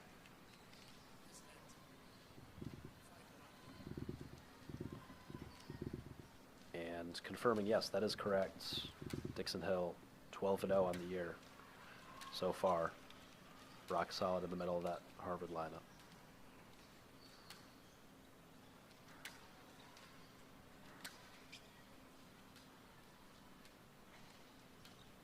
So there's a few consolation matches as well going on, which I'm sure you can check out. UVA, Cornell, Tufts, Amherst, Yale, Trinity, and then Drexel and Dartmouth all playing out in the consolation draws as well. But we are going to be focusing on both these main draw semi-finals between the top 4 in the country. Yeah, every court has its own individual stream if you're looking for any individual match. You can find that on the CSA YouTube channel, but why would you want to stray away from Joe and I and our lovely voices here on CSA Center Court? So it's great wit from Jaffe. We'll see Alex's twin sister, fellow freshman Sam Jaffe, take the court a little bit later, playing number 5 for the Tigers. Have you ever seen the Jaffes apart? I don't think I've ever seen one without the other. That's a good question. It's a conspiracy. They've had their battles over the years. They played in the U.S. Junior Nationals around this time last year, last March. They played in the U.S. Senior Nationals last summer. Had plenty of battles in the JCTs and big events. They're never apart. And they're always side by side. Teammates, I bet they're roommates. I bet everything. I doubt they're roommates. No, I would be surprised. Maybe. I feel like twins usually like to mix it up. We saw Alex Darnell for Penn a little bit earlier. His twin brother Philip is on the team. I know that they're not coming together. And together we're Sam and Alex towards the tail end of the summer joining Gillian on the Squash University podcast. So you guys can go check that out from back in August. Great chat with Sam and Alex, who are... Oh, I don't know.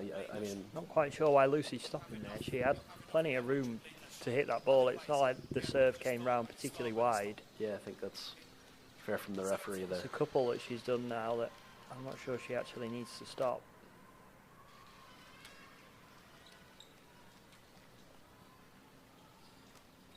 Again, Leo on the refereeing job for this match this afternoon.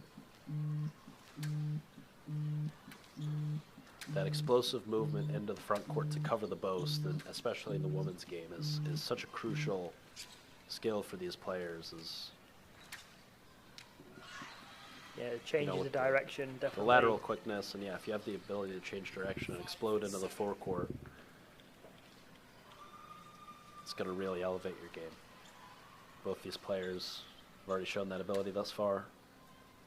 Big part of the reason they're playing near the top of their team's respective lineups. That is Gorilla Glue to the sidewall from Jaffe, who's out to an 8-5 lead now in the first.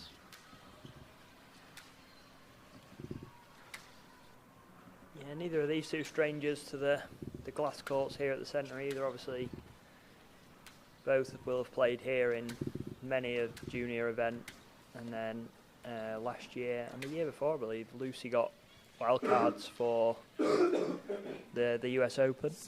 So she is no stranger to this court. She actually played Tina Gillis on this court in 2024. So she's got experience playing top players on this very glass court. She won't be fazed by the occasion.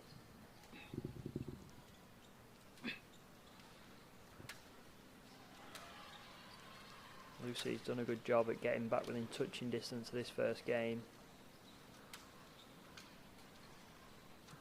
Jaffe's really gluing the ball to the sidewall on these drives. Very, very sharp line hitting from the freshman, out to a 9-6 lead here in the first.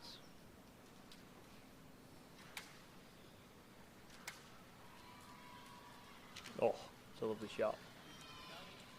Fading it into the sidewall just as Alex goes and meets it. It's glued up to the sidewall and she's got no chance getting that one back. Running it in low and tight. Lovely shot. Really looking forward to the top court matchups in this one, Joe. I think the top three for these two teams, both very, very strong. Obviously, Caroline Fouts and Zaina Zain have already met a couple of times this year. They played in the individual national finals. Zaina getting the better of Caroline in that exchange, and then a couple weeks later, Caroline beating Zaina in the Princeton-Harvard regular season matchup. Yeah, Zaina is a fantastic squash player. She's lovely to watch. Very smooth. Reminds me a little bit of Jakeem on the men's side. Very smooth mover. Yeah. Very classical technique. I like that. Oh, wow. Not sure if she's meant to do that. I think she has. I think she maybe went for it. It was maybe a bit of a lower margin than what she needed to do, but it worked out. I'll give her the benefit of the doubt.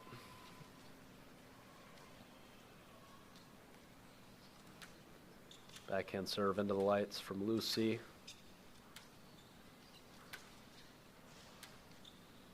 The number 3 surrounding game. We know how good she is. Taking on Emma Trauber. That'll be a fun one as well. Lucy goes the long way. That's so well done from Jaffe. Such a well-constructed rally. She finds herself up 1 game to love here in this women's semifinal, as perhaps we can hop over to the other glass court. And Tucker's read my mind there. It's a kill from Ria. Oh no, it's Franca's, again, no, it's good.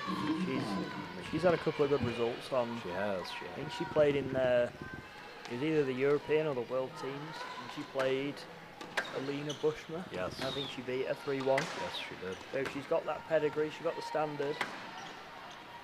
Taking on Ria, who, like we said, has been slightly injured this season, but again has got top 100 pedigree, so it's not going to be particularly comfortable for her if she is to come through this one.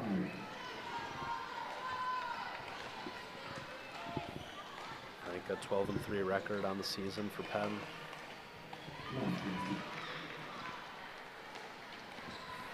Who are the 3? 3 are Lucy Stefanoni, back a couple weeks ago in the Ivy League semifinals. Lucy Stefanoni again in the regular season between Penn and Harvard, and Alex Jaffe in the regular season. Bit of a chop in that one. Jaffe beating Franca 3-4-8. 2 losses to Lucy, quite close. Either 1 way, and 4, she's 1 going to and be, 5. if Penn come through this, she's going to be facing one of the 2 she's lost to. That's right. Very interesting. Very true. 5-all. Some very solid wins, though, for Franca over the course of the year. Lena Tamam from UVA in pretty convincing fashion. Hannah Chukwu from Trinity.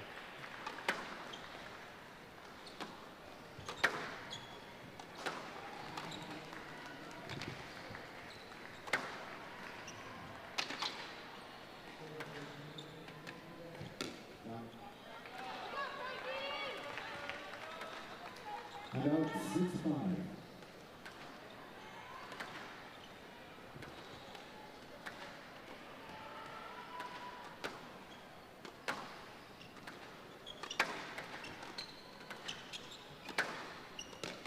Franca, a very powerful figure, quite tall.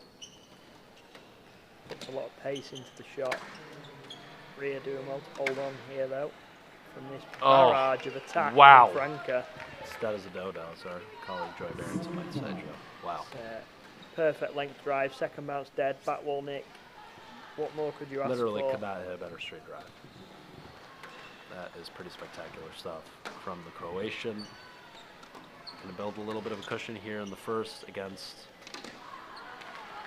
Ria Navani. It's a great use of height. Excellent lob from Franca. Going to take advantage of the newly returning Ria Navani. Franca not sure. Looked like a double to me. It was close. There's a nice floated cross-court drop into the nick by Rhea, forcing Franca all the way up into the court. But still with a 2-point cushion in this first game.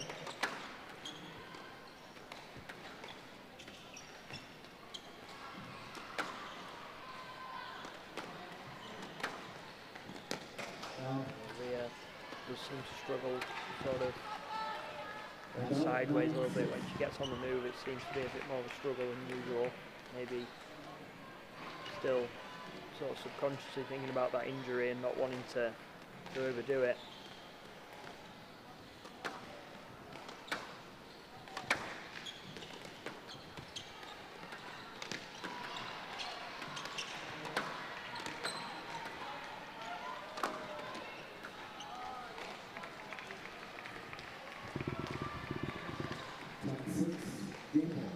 There's that boast that we talked about working to great effects.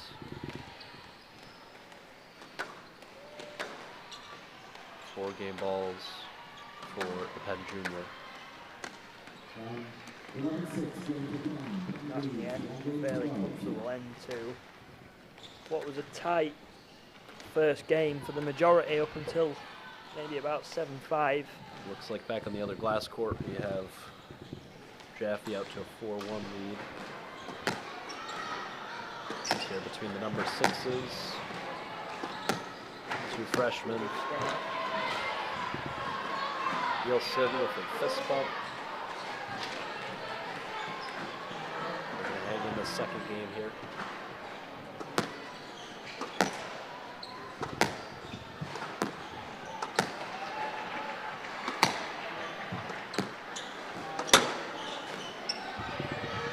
Dixon, a very physical player. So just sort of come through the junior scene. Known for hard hitting, fast pace, relentless movement. Obviously seems to have been working the season without any losses.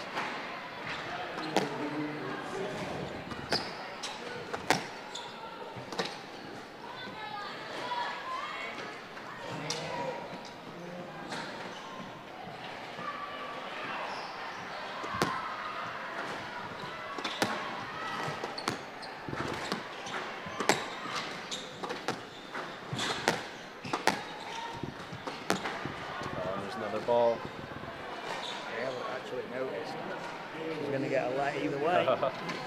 Got away with one there.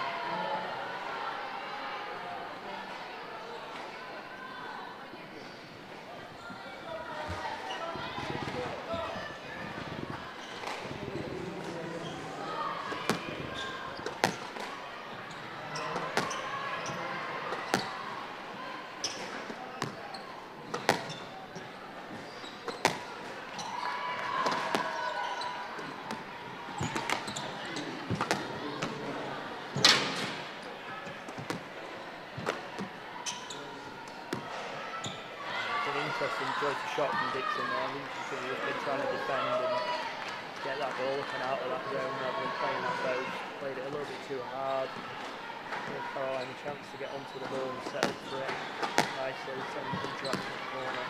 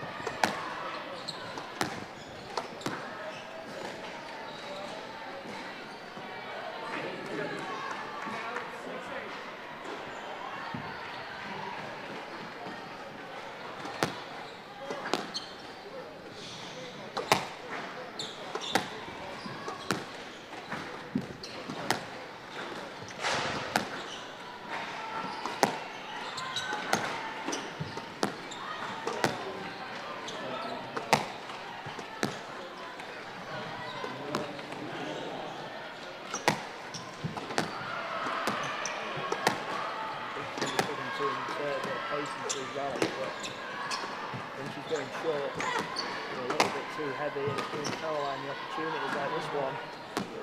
Oh, she's not taking that very well. Poor shot. Dixon's got away with one there. She's on the receiving end of that rally for the majority of it.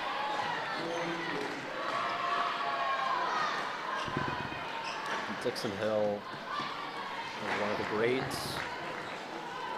reaction faces to a decision that she's not fond of that we've ever seen in college.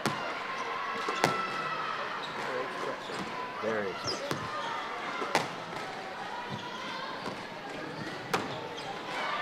Two chances that Caroline's missed.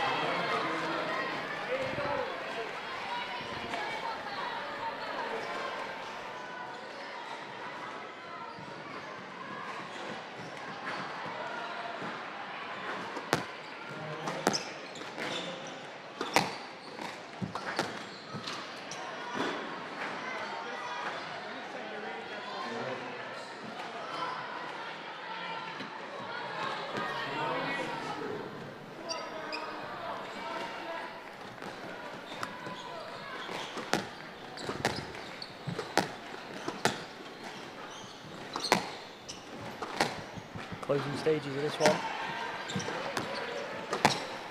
See Dixon with just a 1 point lead.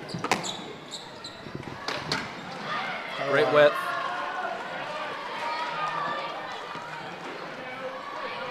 Caroline fighting back to square it up. She did have a couple of chances in this second game, but she did squander them a little bit. But Meanwhile, between the number 8s, Sarita Poppet up 2-0 against Hermione Chow, winning the opening 2 games, 11-9, 11-8. So Poppet 1 game away from willing Harvard to a 1-0 lead. and Alex Jaffe as well, number 2. She's 2 love up, so that's looking like it's going to go all square. Put it at 1-1.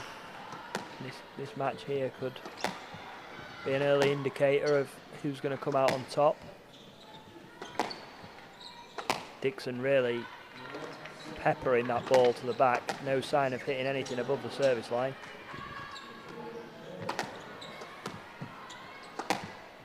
Just relentless pace. It's like watching Goa, Jackson. Oh, and that's she's got straight her. out of the leisure center. She's got her on the reverse post. Which elicits That was- quite the reaction from the Harvard faithful there. I mean, that was one of the only shots that went above the service Oh line, and it my was goodness. a reverse boast at one of the game, which is quite a surprise. As we go to the other match on the glass court, Rhea taking a 2-point lead over Franco. She just bumps into her a little bit there. A little bit of an elbow in the back.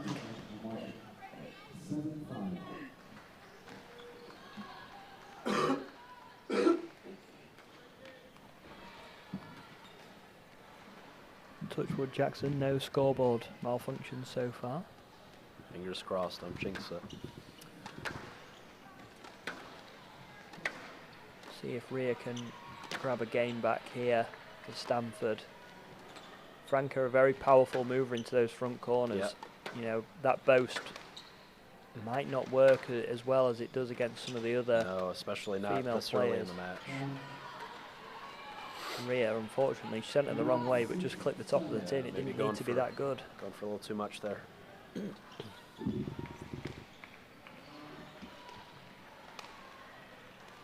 Yeah, Franco, terrific athlete. And Penn actually looking in reasonable shape here. If you look at the lineup and you look at this first wave, it actually seems to favor Stanford a little bit. If you look at key spots where you think Stanford would have a chance of winning, I think Madison Ho, who is up 2-love right now against Ashna Tumaluri, where you look at Madison playing 6, probably maybe a spot or two lower than you'd think she would be playing based on her level.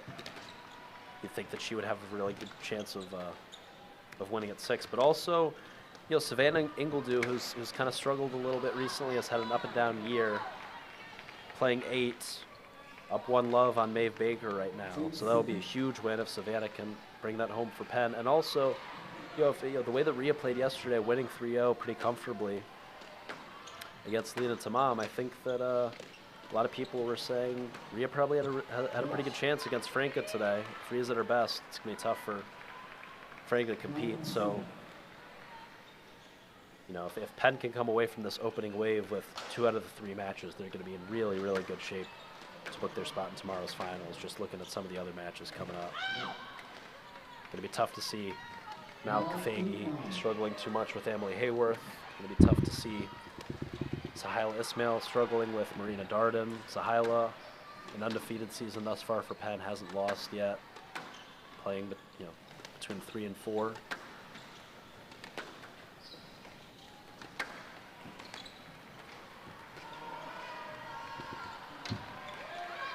It's great height Great once lift. again. Rhea just seems to be struggling to put sort of any work into Franca, really, in terms of, you know, longer rallies and getting her to move into a little bit more extreme areas. Franca Yeah. just seems to be coming out on top in that regard. Seems like Rhea's been doing a lot of looking at Franca's back. Franca's really done a great job of pinning her in the back corners. She's had a couple lobs for outright winners as well.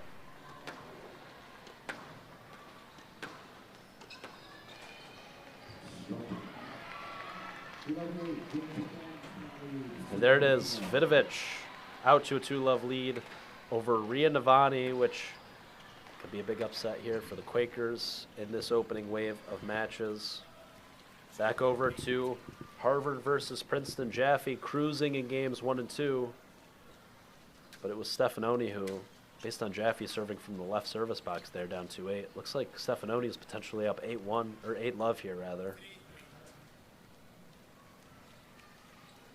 Lucy's mounting a bit of a comeback in this third game.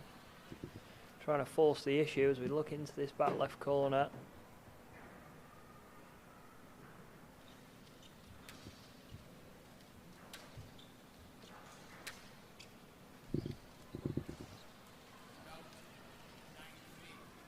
Looking like this one's going to be going to a 4 fairly soon.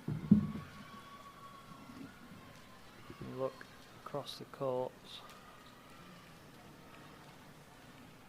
It's looking like it's going to be pretty close between these two, as predicted.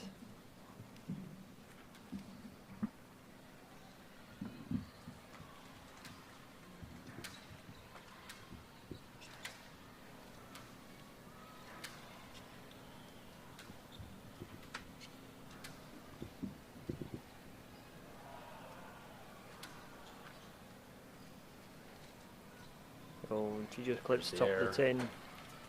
Gives Lucy 6 game balls. No, don't think she's going to be messing it up from here, and we look like we're going into a fourth.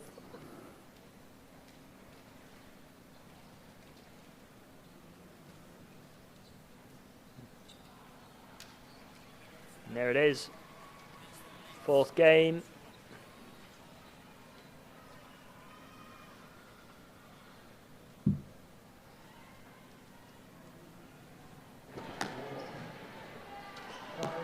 Number 8, Savannah Ingledew of South Africa taking on the American Ruth Baker. Ingledew with that unconventional backhand, as you can see there. I'm glad you said it and not me. Definitely a different way of hitting the ball on that backhand side. Something that I know she's tried to address. Obviously, I was in Philly for a good chunk of this past summer, Joe. And saw Savannah working very hard on that backhand. Trying to fire herself up here, and I'm sure she'll continue to into this offseason. Yeah, it's definitely an area of a game that she does need to improve on. Obviously, Sure. she's One thing I very will very say is, athletic. very athletic, and spending some time on court with her as well. Excellent weight of shot for Savannah on both sides. With the backhand included in that, just has a really good feel for the game. Very tactically sharp player.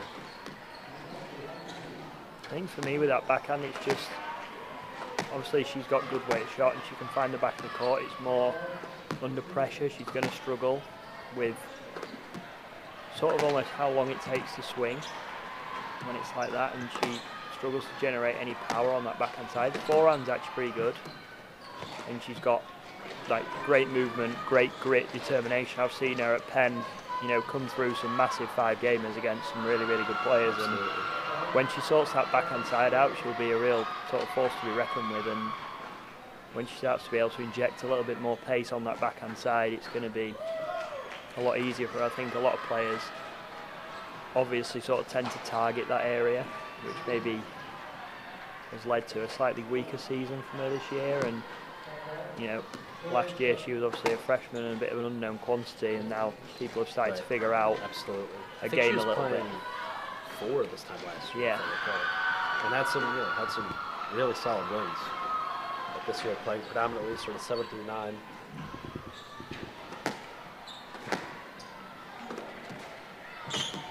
And like that, she's Yeah, it's very incredibly powerful movement. fast. Sort of sliding like Carlos Alcaraz on clay there. That's really nice. She's fired up as well. There's no doubt that she's got a lot of determination to go with it all. 9-8, this is a big one. Been a couple of these so far that have all have gone Penn's way. These sort of close-ended games have all gone the way of Penn.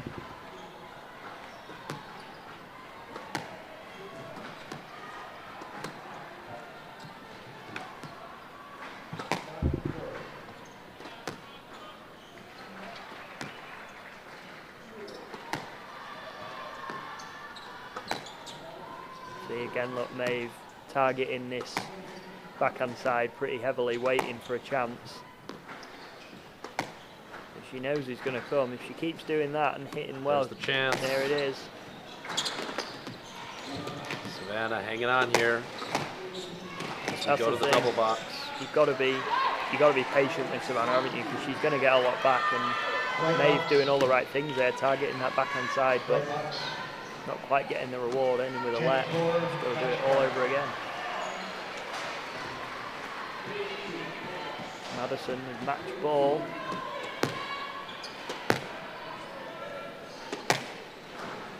Ashna Tumaluri, Charlie Johnson product from California in her sophomore year. Some unfortunate injuries for Ashna. In and out of the lineup.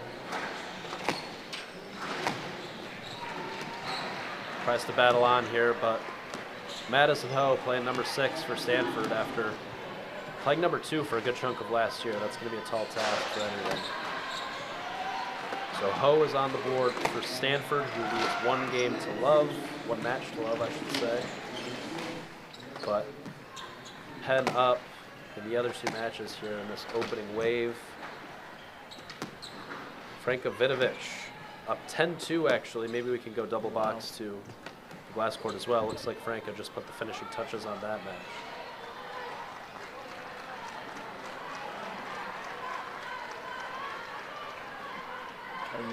And she actually just closed it out 11-2. Maybe a little bit of lack of match practice for Rhea. Yeah, just not quite sharp enough.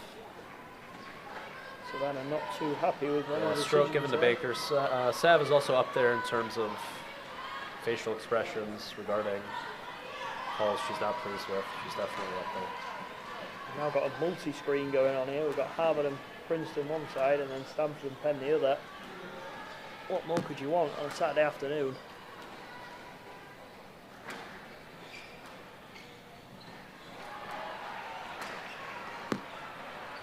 Alex again asserted her authority on the match back in the fourth game. Now here's a game ball for Ingledew. In the second, massive, massive rally coming up on the right side of our screens.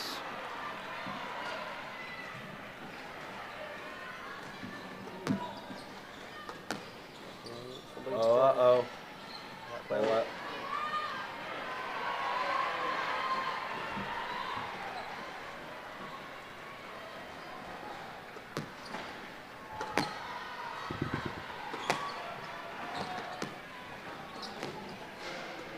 Oh, and she put it There's in the middle of error.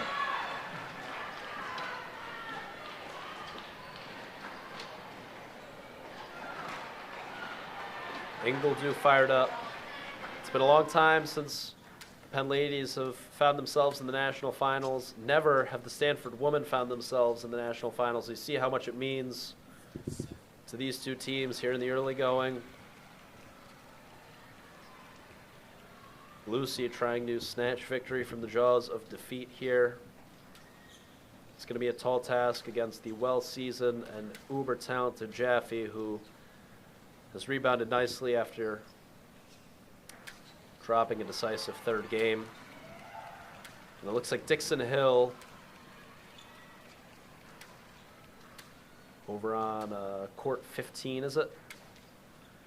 In the battle of the number sixes. Has closed out Caroline Yeltsin. There you see Yeltsin on the left side of your screen. Hill winning in 32 minutes. 11-4, 11-9, 11-7. Hermione Chow winning the third game against Sarita Poppet. 11-8. Poppet still leads 2-1. She trails 2-3 in the fourth.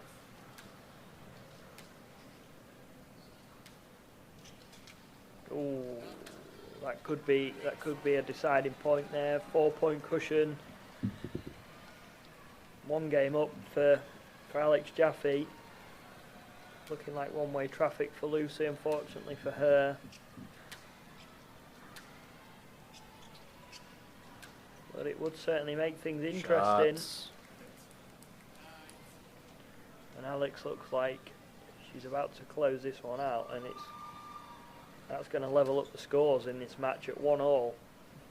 We thought this one might be the tightest one of the day.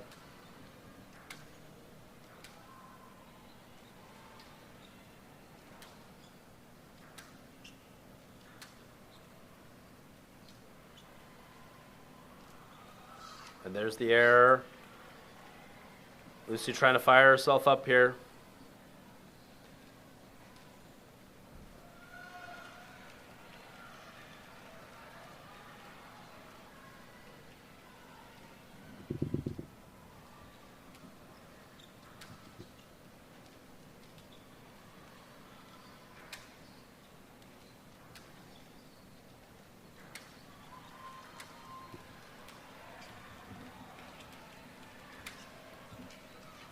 Good shot from Lucy. She's coming back. She's getting closer and closer. And Alex is going to start to get a little bit edgy.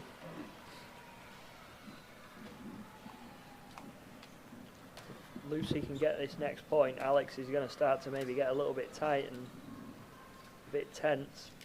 It's a long way to go for Lucy. She's got it.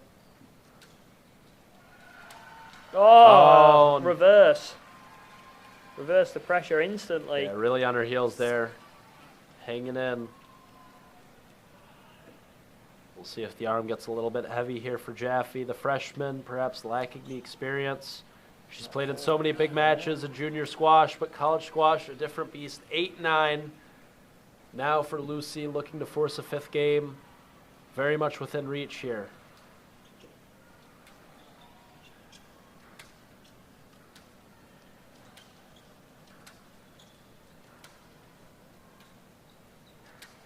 It's been a brilliant fight back from Lucy. 9-4 down, and she might Oh, well get herself to 9-all here.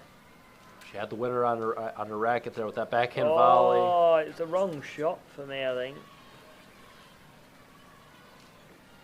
Not Should've sure what she waited. was questioning, if it was a pickup or a tin. I think there was a pickup that she was. She just slightly- overhit that backhand volley cross a little bit and then makes the air on the back end of the rally. She had a couple opportunities there, did Lucy. Now 2 match balls for the freshman.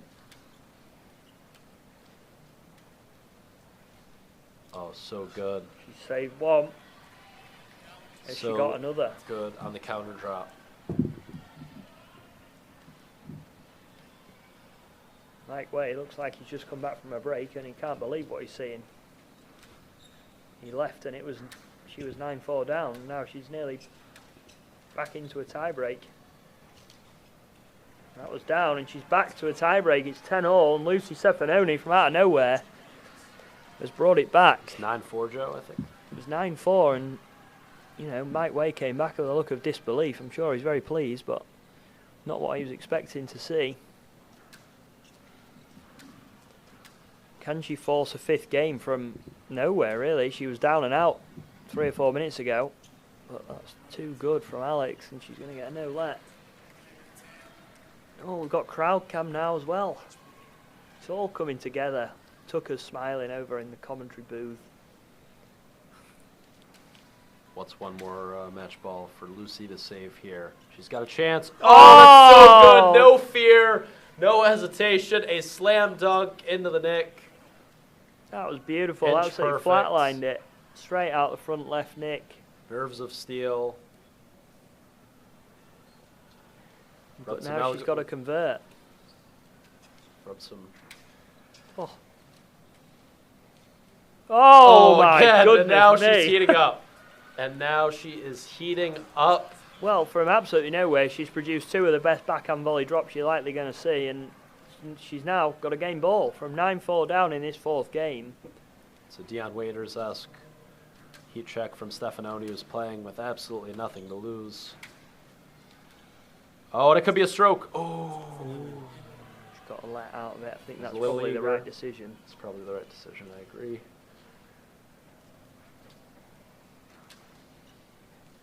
We've got a 5th game on court 14 as well.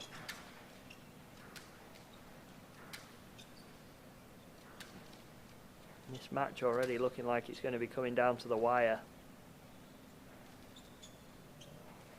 It's going to be a Stroke stroke. to Jaffe, who stays alive here in game number 3. 12-all, the drama, Joe, the drama. Well, I mean, I think I want to see a 5th game now. Can she find another backhand volley winner from somewhere? Oh, it stays in.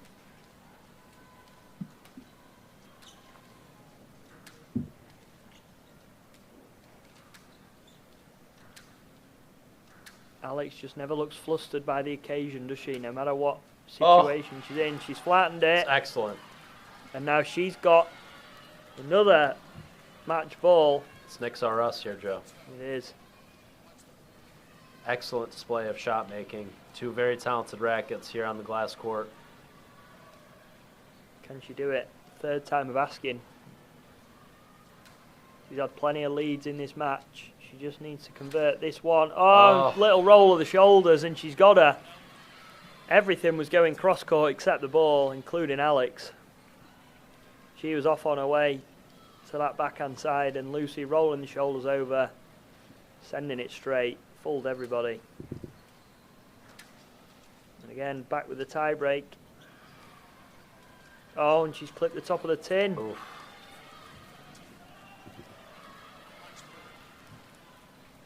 Fourth game ball for Jaffe.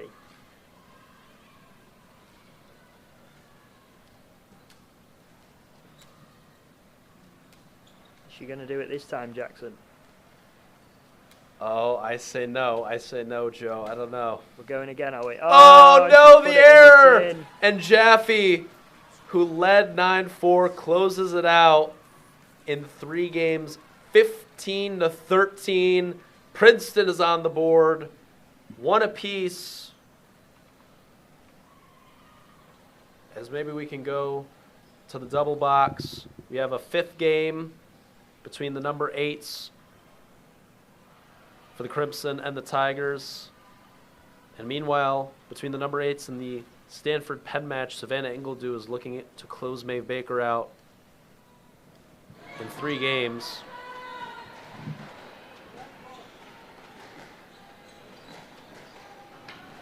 Both our semifinals knotted up at 1 match apiece. And the number 8 seeing if they can help their team to a 2-1 lead in the overall duel match in this opening wave of action here.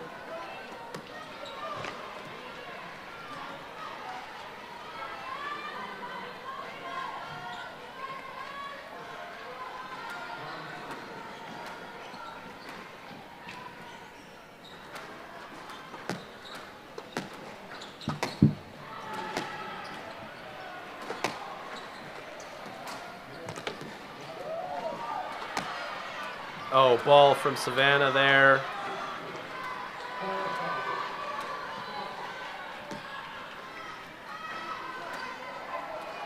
Yeah, I think Savannah here is just going to be able to hang tough for long enough.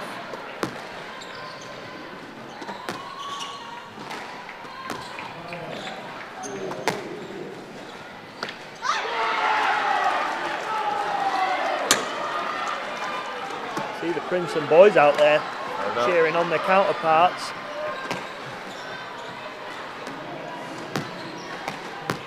Chow trailing 2-3 here in the 5th to pop it, make it 3-all. This is another big game. They're all big games, but this match especially, you know, it takes it 2-1 either way in the early stages. On the right side of the screen, we saw Maeve Baker get a little bit frustrated at how long it took Ingledew to serve that last rally. Now rushing to the service box, looking to get the serve off as early as she possibly can. She's looking to keep the tempo going.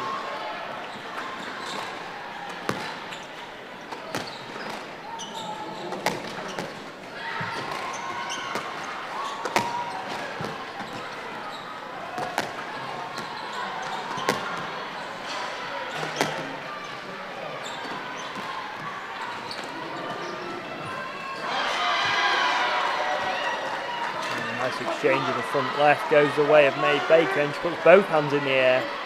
She's wanting to get on with this quickly. She's maybe got a sense of momentum here, and Savannah struggling to keep her out.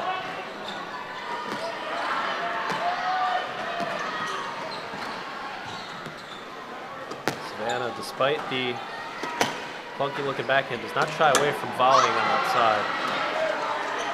Also relatively effectively. Baker jogging around the court to pick up the ball as soon as possible.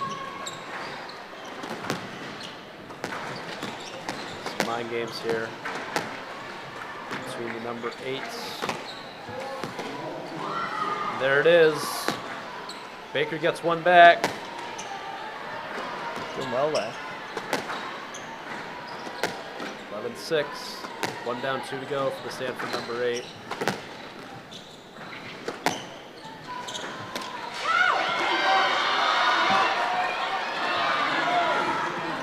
There's Poppet drawing even to 5-all in the 5th. 2-all, 5-all, nothing separating these two, Joe. It's very close. This is going to be a big oh, it's a beautiful drop shot from Hermione, and that does actually take it to 6-all. We're a bit delayed on the old scoreboards, as per usual. But that is going to take it to 6-all. Very, very important few rallies here. I don't like it's out to me.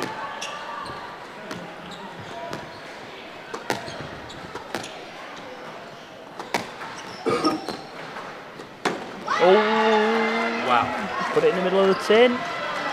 7-6 now. Up for Hermione It of is Princeton. loud. It is loud. It is Joe. loud. We've got audio screaming in our ear. You can hear how much it means to these two teams.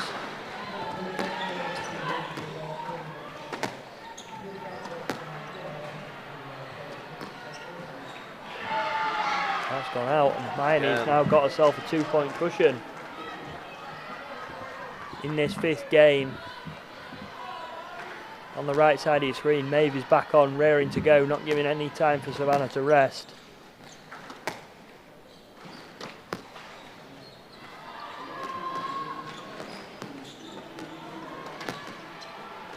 Oh, and she's plucked it out the sky. Rita there's made that look like a very easy shot, but in reality it is not.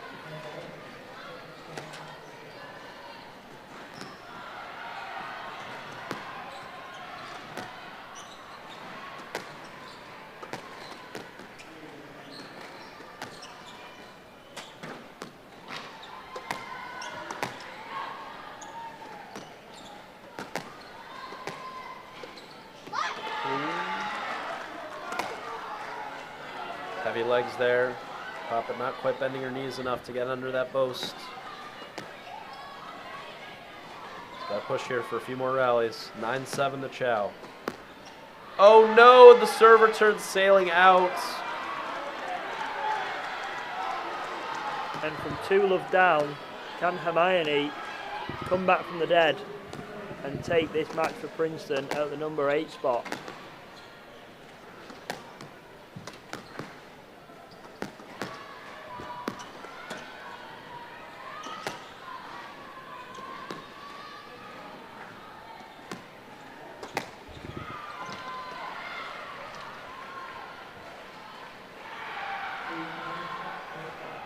Bit of a coming together. I'm guessing they're going to play a let there.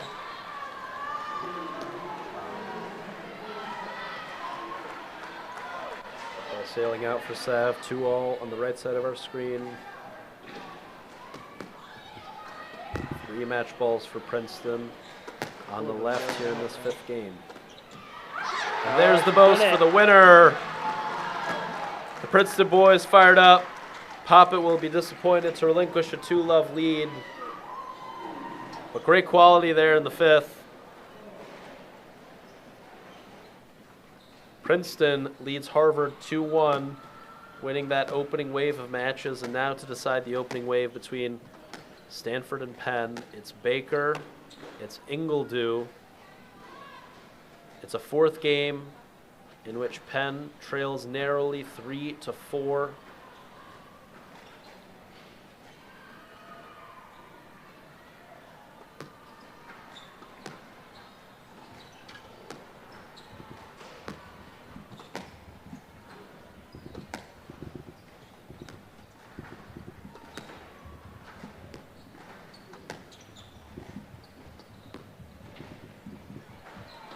Another one on that backhand side that's gone out. It's 3 now in this game.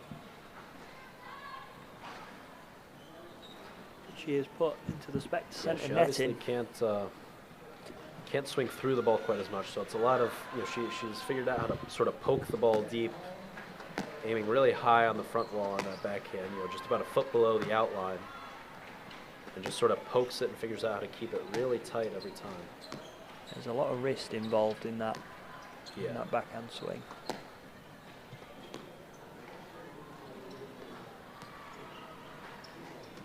A lot of wrist, a lot of forearm, not as much elbows we're accustomed to seeing.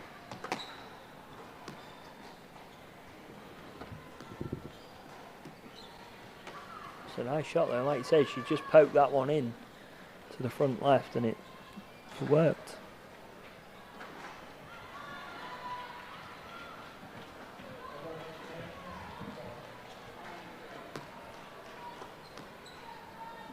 Malak Kafagi on the glass court west has got a 1-love lead over Emily Howarth, 11-9. Into the 2nd game, 3-love. And Zaina Zayn, Caroline Phelps are underway as well. Maybe we can take a look at both glass courts. on the little double screen. See how that's shaping up. We'll leave this side court action for now.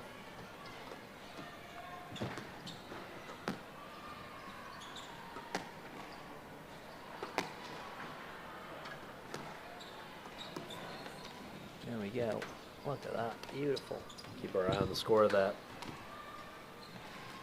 Ingledew-Baker matchup, but in the meantime, we have Kafagi taking game number 1 over Emily Hayworth, 11-9 and cruising in the second. Zaina Zayn and Caroline Fouts in a bit of a rubber match here underway.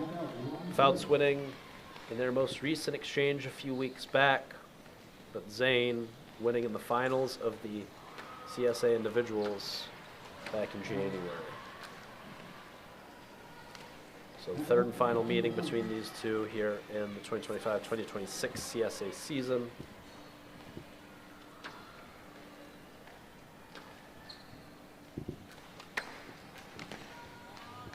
Meanwhile, between the number 4 is Sahila Ismail, looking to keep her undefeated season alive for Penn, taking game number 1 against Mariana Darden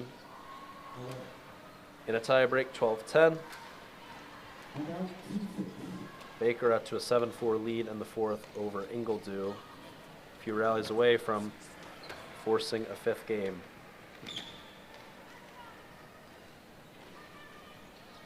See, Malak shouldn't have too many problems with Amelie. Not to say that she's not a tough opponent, but I think she might just have a little bit too much, but you never know. College squash is a different beast. Malak has definitely struggled this season, Jackson, correct me if I'm wrong, but seems to have had a few results that have surprised me both. On a few occasions, yeah, given the success that she's had on the Pro Tour. Yeah. But it does show you how much talent there is in college squash. Absolutely, yeah. You know, people like Zaina and Caroline on any given day could definitely challenge Kafagi. Kafagi losing in the CSA individuals in, I think it was the round of 16 to Yale's Hengwai Wong, number 1 for the Bulldogs, which was a mega upset. And, you know, I think Malik wins that match 9 times out of 10, but it shows you on any given day there is the talent up and down college squash.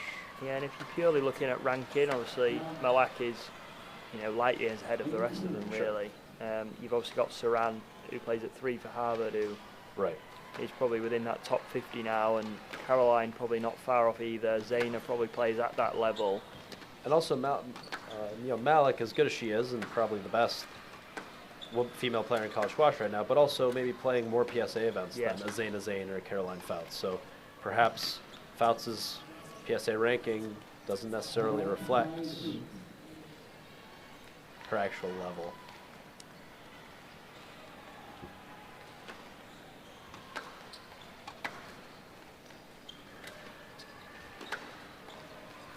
In this Harvard-Princeton matchup, Ocean Ma and Charlotte Bell underway. Ma taking the first game 11-7. Trails in the second 5-6.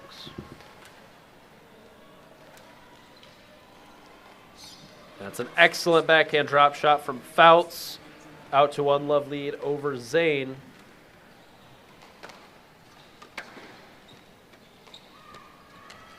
Oh, and Kafagi clipping the top of the tin. Hayworth is right there.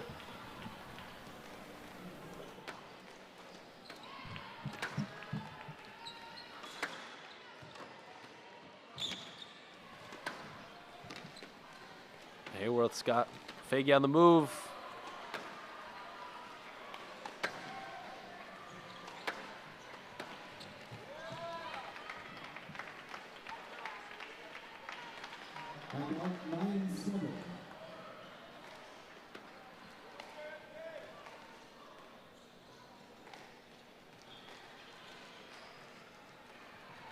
Yeah, Hayworth able to put Kafagi under a healthy amount of pressure here. Up and down season for her, filling in for Rhea at the number 1 spot, playing during the middle of the lineup last year.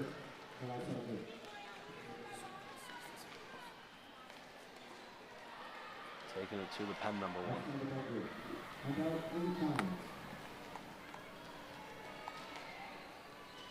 The other thing as well about obviously Malak's world ranking is people are going to want to challenge her, and they're probably going to be playing the best squash against her. as Emily seems to be doing here. She's pushing her right to the wire. Puts one in the tin. It's 9-all. We could be looking at a 1-all situation here, Jackson.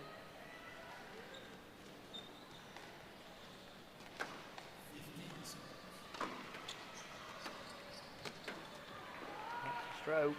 Oh my goodness, Joe. Well, this would be an upset. I love an underdog story, as you know. Well, if Hayworth's able to win this match, that'll be the upset of the season without a shadow of a doubt, men's or women's.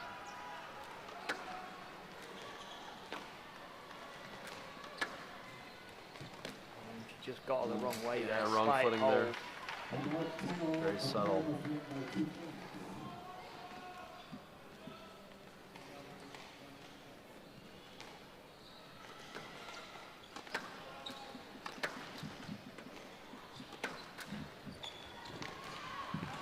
Maybe just some big time experience coming through here.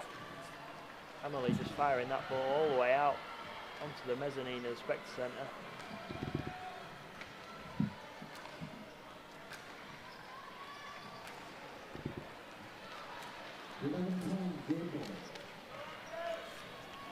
Stroke there. Side. Zaina back with a vengeance here in the second, really on her toes, really buzzing here. I think, yeah, Kafagi has got that game rather luckily, I must say. She got awarded the there stroke towards there. the end. Right call, but on the receiving end of some good fortune with that loose drive from Hayworth. And by a hair, Faggy pulls ahead. 2 games to love on glass west over to glass east. There's Zane out to 5-love here in the second.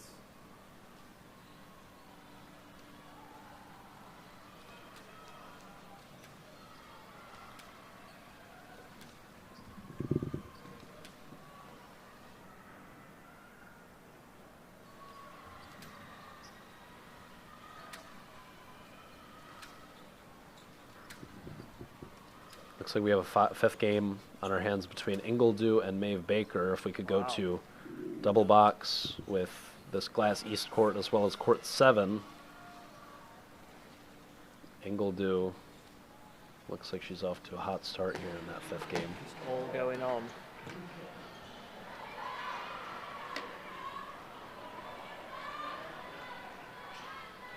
Baker on the board here in the 5th. This would take it to 2-1 either way.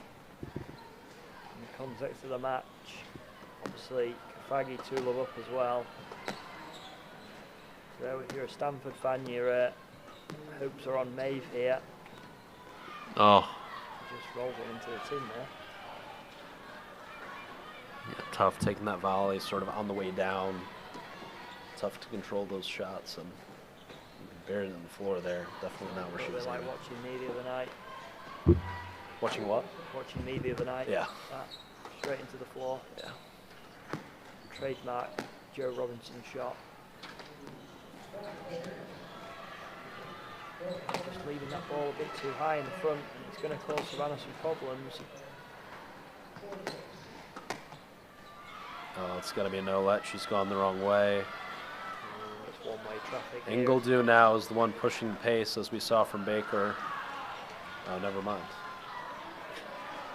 She wants to carry on, but you know, Savannah's got the momentum here. If I were her, I'd be trying to slow her down a little bit. She got somewhere to be, do we think?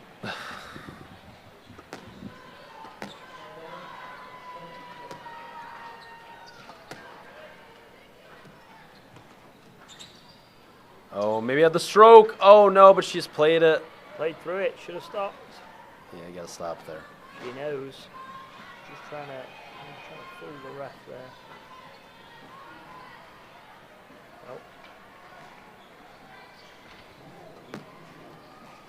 Going to be kicking herself for that one, but she's got to regroup. Nice Gonna be 7-2 lead here. Last chance for Maeve, I think, to get herself back in this match. Oh, it's so good on the forehand side from Ingledew. Wait, what? Oh, no, let go. I think she may have been No, penalised. that was a really good ball. I think she might have been Maybe. penalised for the movement a little bit Maybe. there out into the shot. Coming out of the shot back into the tee, I think maybe penalised for that because the shot was definitely good enough to win the rally.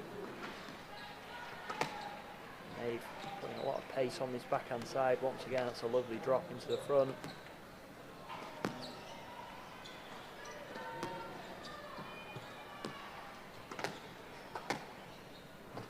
And same pattern from Savannah across that middle of the court on the forehand volley. She's absolutely loving that area of the court. And that's nicely worked. It's a great, beautifully constructed rally.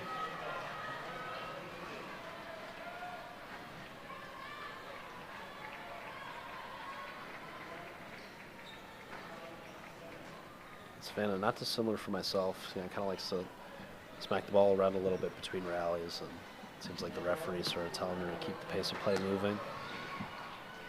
Which, to your point, Joe, shouldn't really be a problem for her, given that all the momentum is in her favor. There's the error from Baker, making it real easy now on Ingledew, who can smell it 2 points away. She's only going one way. It looks like And this Penn is are a gonna make huge it win for 2-1. Penn. This was definitely a match, looking at the 1 through 9, that you felt like Stanford was really going to want if they were going to have a chance to win in this women's semifinal. She's making one last stand. Is Baker. See if she can force anything here. Maybe tighten up a little bit. Get Savannah a little bit tense. If she wins a couple more, it's going to be getting a little bit twitchy. But she's not going to have No, that that chance. ball's too good. Going to be a no-let, and that gives Savannah 7 game balls, or even match balls. They're even better. Not quite sure what Baker's frustrated about there. Yeah, there's a no-let all day long. We will see Savannah close this one out in the 5th game. Unless of a very small miracle. Oh, heavy arm there. A little overzealous. Got to regroup here. Still got 1 to go. 1 at a time for Baker on the other end. Self-talk there from Savannah. Don't get too excited. Oh, there it is. There's the She's error. giving her it. Little bounce up and down. Like Tigger when she wins. There it is, match to Penn. That puts them 2-1 in front. You can see what it means. Just have a look at her face. And over on the relief glass. washing over Ingledew as she helps Penn. And it looks like Penn are going to go to a 3-1 lead. Kafegi is 8-4 up. She's only a few points away from closing out that one in a fairly comfortable 3-love. Oh, he's actually 8-6 now. Again, scoreboard throwing me off.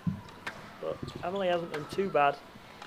Just when it's got to the business end of the game, she's struggled to convert. Obviously, Kafegi has been in many a high-pressure situation in this building as well, playing in the US Open a couple of times, so she's no stranger to the occasion.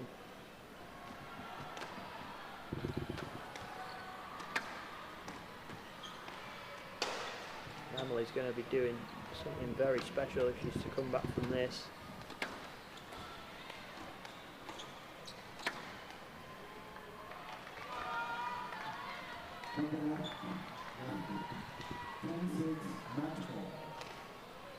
Four match balls. Looking like a formality.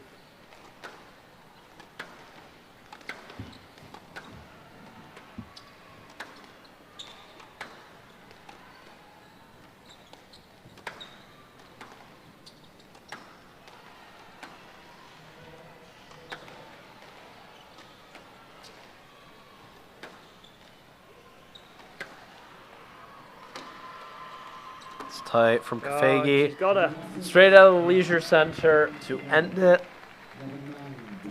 Penn out to a 3-1 lead now.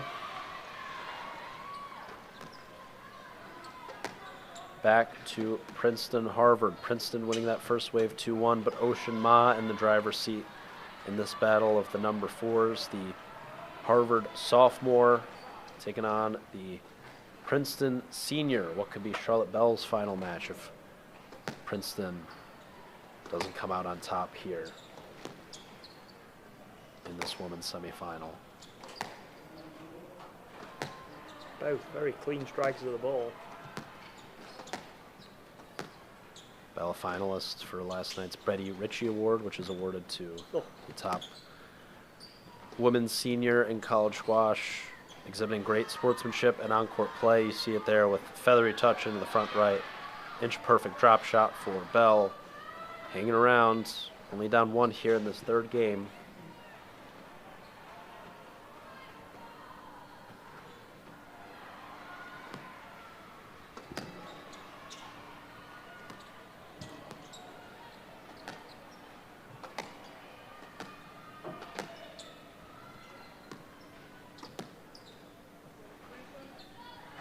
Stroke, surely.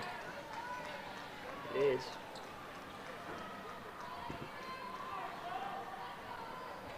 Ocean will be looking to put Harvard back on level terms. Penn up 3-1 right now as we await the number 3s getting underway on the glass court. We await the 9s up next. On court 7, but Sahila Ismail up 2-love right now against Mariana Darden, looking to make it 4-1 for the Quakers, but Darden out to an early lead in the 3rd for Love.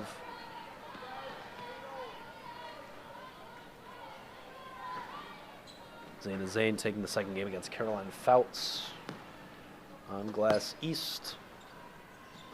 11-6, so we're knotted up at 1 game all between the number 1s of Harvard and Princeton. Molly Stoltz taking the first game 11-7 for Harvard over Sonia Sasson.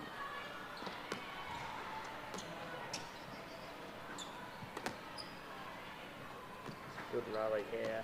Oh, it's a brilliant shot. Shot from Ma. Across the middle. Nice open racket face. Chopping the ball into that front corner. No chance for Charlotte there getting on the end of that one. And she's within 2.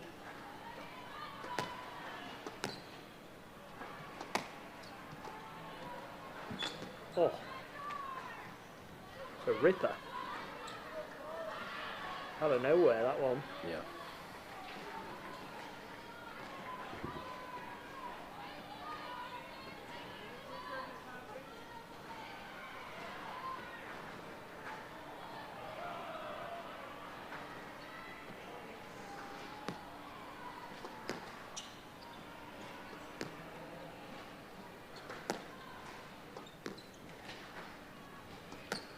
Ocean Sister Spring, the number 2 player for the Yale Bulldogs, who were eliminated at the hands of Princeton yesterday.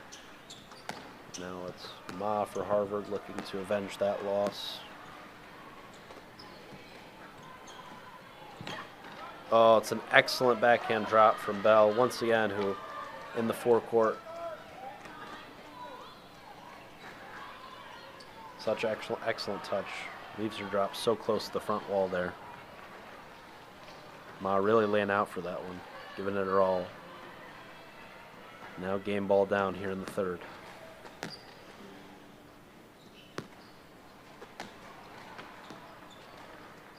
Oh, she's gone for it a couple times there as Ma makes the error, and Bell hanging on here in this battle of the number 4s. As maybe we can head over to glass East to see Fouts and Zane neck and neck here in this 3rd game.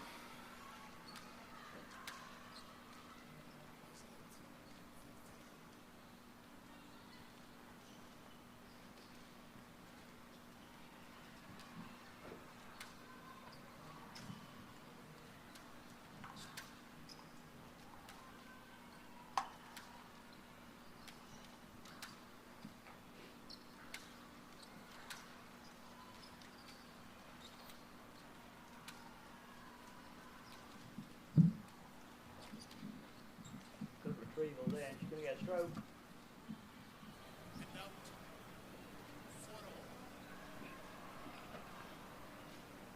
Nothing between them. 4-all. Third game. Nothing separating these two, Joe. We're neck and neck. Very, very close. It's going to get even closer. And as we mentioned, they've split results already this year, so this being the rubber match. Well, you know what that means. It's going to be 5 games. It's going to be close. Oh my God.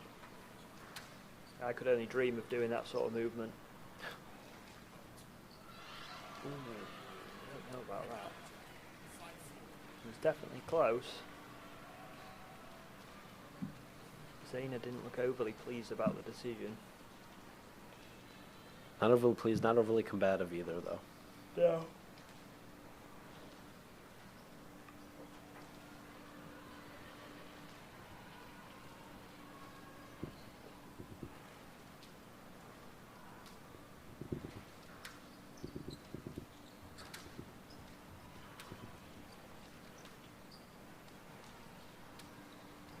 Oh, that's a lovely shot. Cross-court fade across the middle, catching Caroline unaware and paid off. It was a lovely, lovely weighted shot. She had no chance of going to get that one.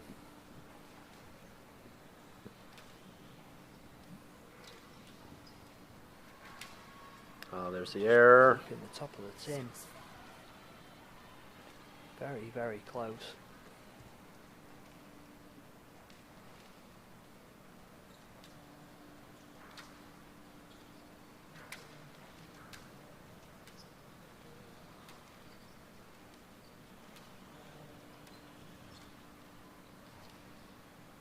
Oh, lovely touch, just dropping that racket head at the very last minute.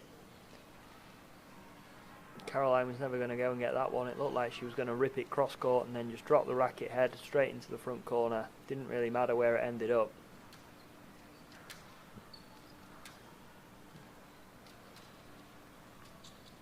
Oh, she's got it. Good reset. Oh, lovely weighted shot. Oh, Fouts with some nice defense, but not enough. As you mentioned there, excellent weighted shot down the forehand side from Zane. Very high quality squash. You'd expect nothing but just that between these two. Oh, Oh, Zane is really Zane. firing that ball into the front left corner. She's maybe targeted it as a weakness or a strength for her. She's that's 3 She's in a always row. sharp, always very sharp on that side. Take the ball in short on the backhand straight drop, whether it's on the volley or off the ground stroke. Yeah, it's 3 in a row that have And gone Zane, in. you that know, are it's almost cliche and we perfect. talk about it a lot, but really does such a great job of playing four-corner squash. She gets her length so deep into the court, and she keeps her short shots so close to the front wall. Really spreads the ball into those 4 corners with such effectiveness. Yeah, very classy player. Not Every easy to time volley I've her watched. length. Oh, There it there's a is. rare error there. Oh, was that good? Yeah, I thought it was good, and it was been deemed good, and it was another fantastic shot on that backhand side.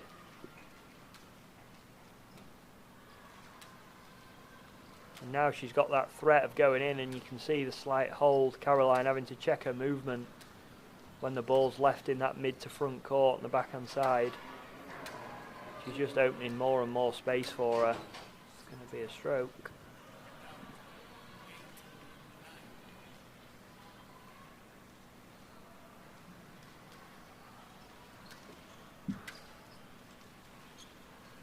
Oh, I don't know if she's going to get a let there. She won't. 2 game balls for Zane. Yeah, she was quite a way away from the ball there.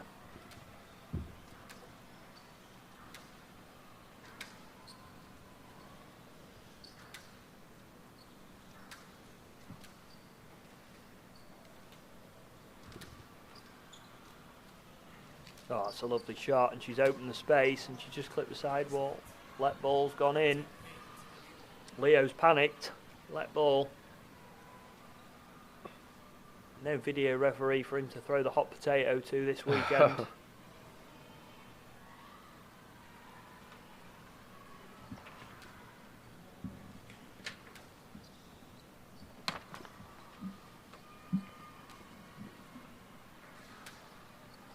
Zayna can close it out. Second time of asking. Caroline hanging tough, and she's got the lucky bounce. Excellent width. Yeah, perhaps a bit of fortune there. Lucky bounce is maybe a little bit harsh. Yeah, somewhere in the middle. In the hybrid.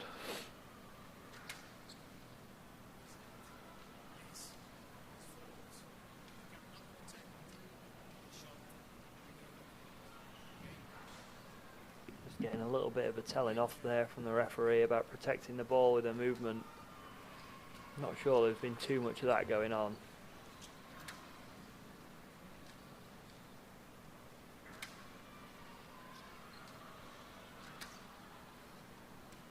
See here a lovely camera angle to demonstrate, especially that backhand side of Zayna Zayn. Zayna really not happy with Caroline's movement. From that lovely, very intimate angle, Joe, it looked like that was a stroke, but I'm not quite sure. I would agree. Stroke would have gone in from me there. But Caroline's had quite a few shots at saving these match balls. A few lets have gone in the last few rallies. Zayna's got to make use of them. And there's the danger zone. Oh, another let's gone in. Leo's really forgotten how to say the word stroke, I think.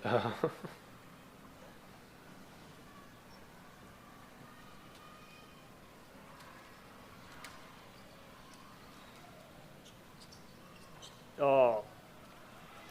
Fouts, keeping this alive. Lovely counter drop. Perhaps there's a way we can go double box and get the number 4s in on the mix as well. Over on court 15. As Ma looking to close out Bell. Which would be a huge result for the Princeton cause, or excuse me, for the Harvard cause. There's the error, and Zayna says she hit her. She has. Caroline concedes. Caroline says minimal contact. Stroke given nonetheless. The 3-wall boast from Bell.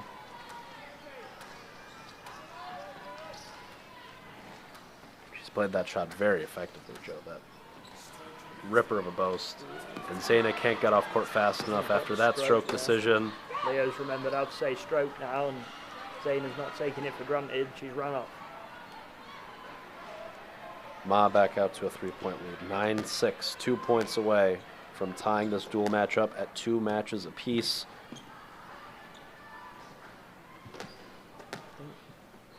Oh, it's so good from Bell. Charlotte just sort of shows you where that drop's going to go by dropping the racket face. So Charlotte sort of turned her back. She knew that the ball she hit was a winner. There was no way that Ma could catch up to it. She sort of turns and walks to the service box. Can't see another comeback, can we? Absolutely crucial rally, as you know, Joe, as you know. Not the biggest rally in squash, though, according to Yash. Former Penn. Oh, excellent.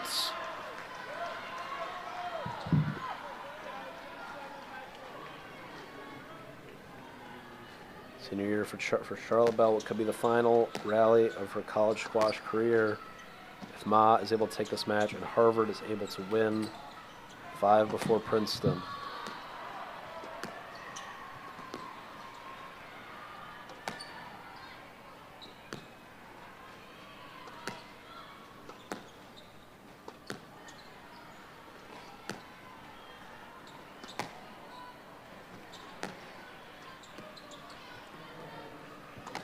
Oh, it's a lovely shot. Oh, she's on the run. There Charlotte it is. still in with a shout. Hanging on.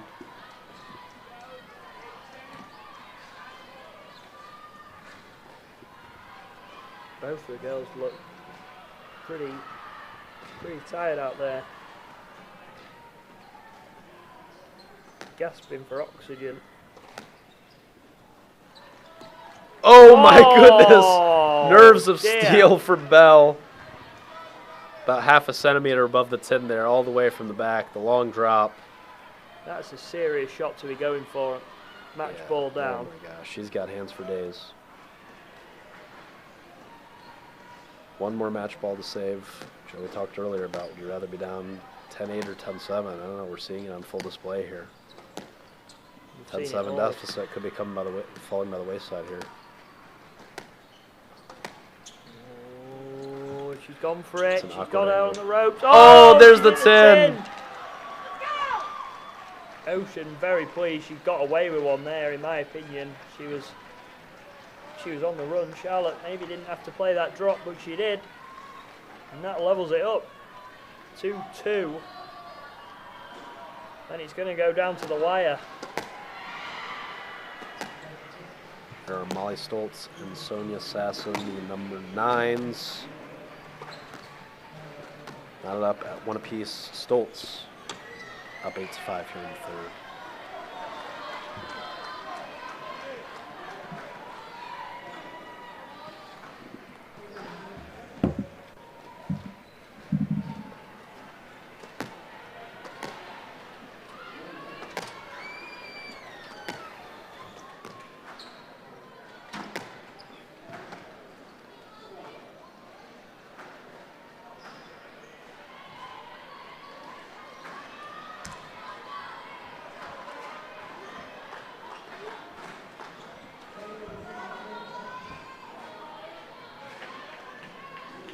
Hyla Ismail able to close out Mariana Darden in 4 games, 11-6 in the fourth now.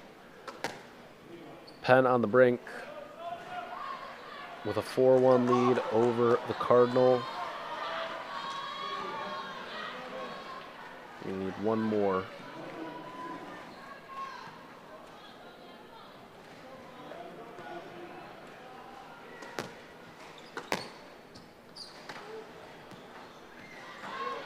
And then Princeton, meanwhile, knotted up at 2 apiece.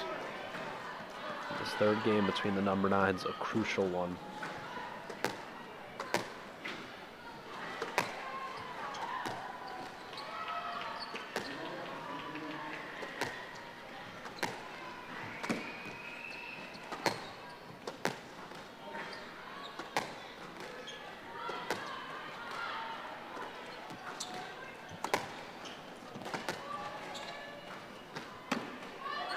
Going for the long drop is Stoltz. Takes the air, smiles to herself. Maybe not the right choice there.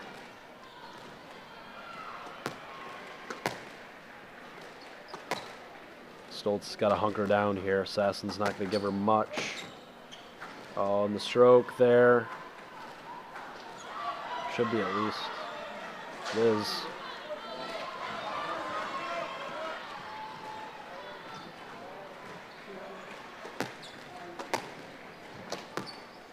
Nine all here in the third, and that ball just sailing out for Sasson. Stoltz with a game ball to take a 2-1 lead.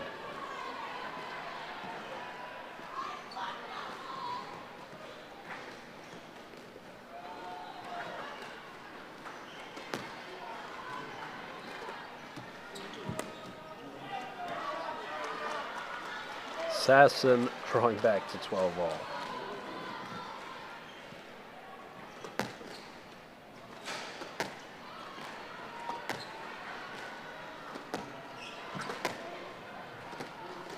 Oh, and there's a squeeze from Sasson. Pardon me for being a little behind in the score a moment ago, but taking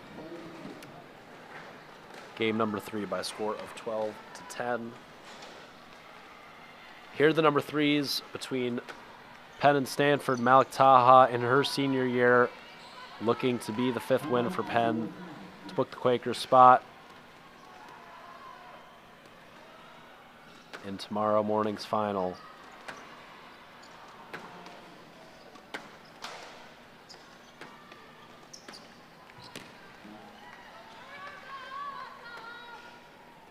Handout 6-4.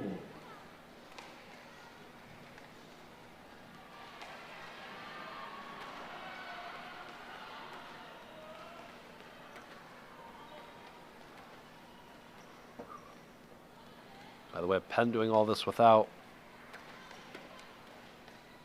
the help of their number 6 and Leakey, who suffered an apparent knee injury during her match yesterday when Penn took on Cornell. Speculation that might have been an ACL tear, unfortunately, for Ann, so wishing her the best, and hopefully it's not too serious, and regardless, a speedy recovery, but obviously her season coming to a close for Penn. So some of the ladies at the bottom of the lineup having to step up.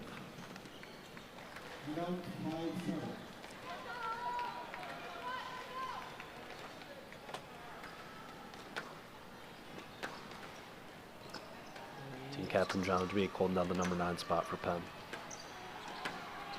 Yeah, looks like Penn are going to come through this in the end. Yeah, and you'd like to get to 5 as soon as possible so you can sort of relax and get that final wave of matches to best 2 out of 3. So you can feel fresh as a daisy for tomorrow's final. Because it looks like Harvard and Princeton are in a bit of a war. So if Penn can find themselves in the position that the Trinity men are going to find themselves in tomorrow, where the Trinity men end up clinching their spot in the men's final over an hour before Harvard clinches their spot in the men's final, and Princeton's going to be Penn's going to be pretty pleased with that. There's a stroke for Taha, pulling away now Maybe against Sko, the freshman here. Be looking to go over to the other glass. 8-6 up for Fouts, looking to force a 5th game.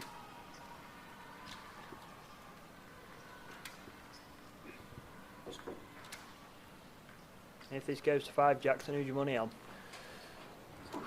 It's tough to say. I tend to feel like the longer matches in the 5th games tend to favor Fouts and her physicality, but you know how fit Zaina is and how talented she is. So I think regardless of who it is in the 5th, I think whoever sort of jumps out to a quick start in the 5th game is going to find themselves in a really good position. If one of these young ladies is able to sort of take a 3-love, 4-1 type of lead, I think that they're going to be in a really good spot.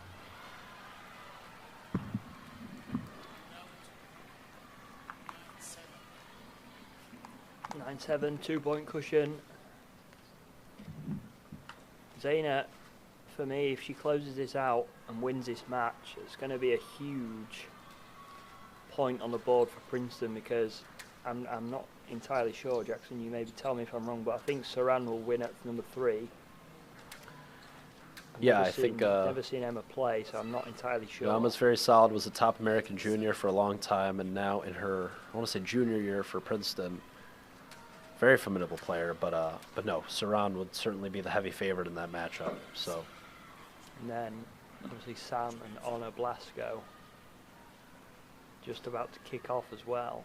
So there's still yeah, Jaffe going to be the favorite in that one. So yeah, this match very pivotal here for both Harvard and Princeton. And now the number 9s, Valerie Huang for Stanford, taking on Jonna Dweek, senior captain for the Penn Quakers. Jonna's brother, Abdelrahman Dweek, team captain for the Penn men last year, graduating after winning his 2nd straight national title.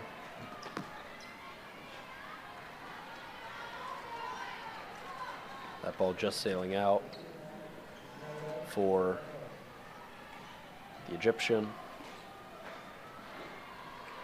Going to be a tough ask for Stanford to come back from this deficit, even with a couple of winners on the board. 4-1. See, Penn are only 1 away. Now, as avid squash fans will know, Denison did crawl back from a 4-1 deficit against Bates College last weekend. So, anything is possible, Joe. Anything is possible. Absolutely. It's going to be a tall task. Malek Taha on the other glass court has pulled back to 1-1. So it is definitely heavily favouring Penn at the moment. But like you said, anything can happen.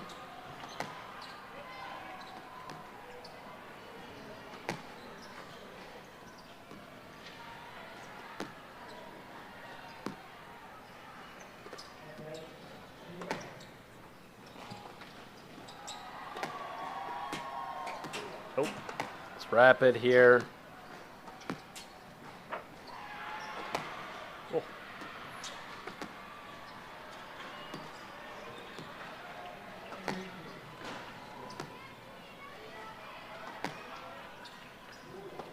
This is a very high quality rally between the two number 9s here. Lovely weighted shot there, keeping Yeah, Stanford absolutely. alive. Cracking out in the middle off the high cross, and no hesitation for Huang to tie this second up at 8-all.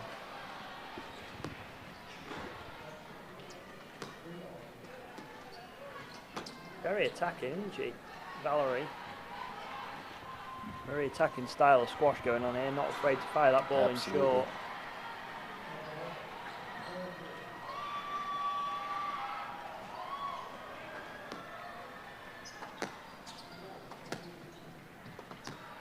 And Caroline Fouts has leveled things up over on Glass East. That's going to be a very interesting 5th game to come.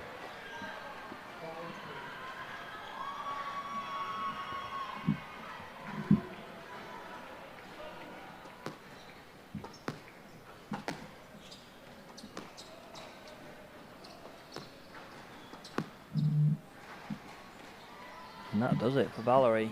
She's 2-love up, giving Stanford a glimmer of hope. Very impressive there for the Stanford number 9. Some high quality squash there on the back end of that second game. So we go back to the H. Chase Lenfest West Glass Court here at Spectre, where senior Taha is all knotted up with the freshmen go in this battle of the number 3s. Taha looking to close out the semifinals for Penn. And Taha's another example of a fantastic mover, very smooth, very classical technique. She actually is, I would say, fairly similar to Zaina in the way she plays. Both very, very nice to watch, very easy on the eye.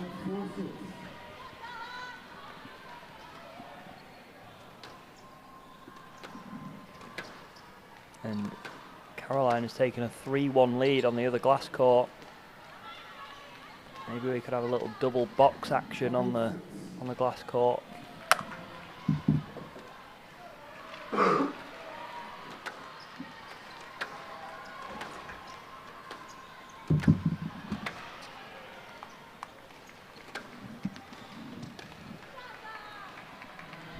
Width from the Egyptian. Here's the double box. You see, this could be a big match for Harvard here. Would actually edge them in front and leave it all to do for Saran. Coming up next.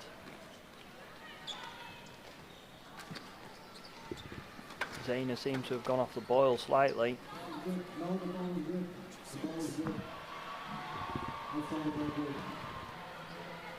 And we could even be heading into a 5th game on court 14, Jackson. There's all sorts going on here. We knew it was going to be tight. I think it's still a little too early to start calling certain matches must win, or sort of like, you know, navigating what we think about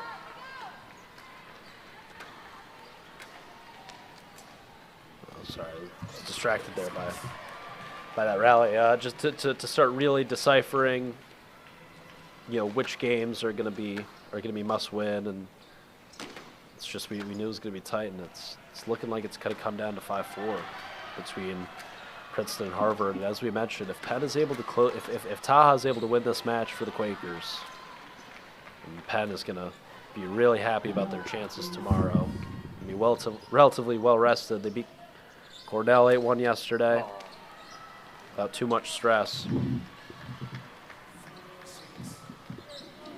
Yeah, like you said, we don't want to be looking too far into the future, but I think we are almost certainly looking at a 5-4 race against the clock here. It's always exciting. We saw it with Penn and Harvard in the men's earlier on this afternoon.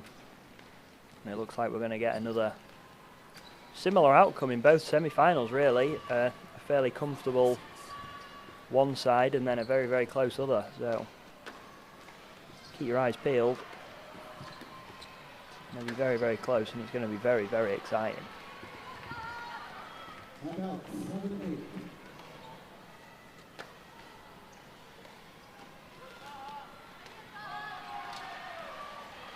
And Zane has levelled it up. She's aced Caroline on that serve. And now there is literally nothing between them. You're not going to see anything closer than this.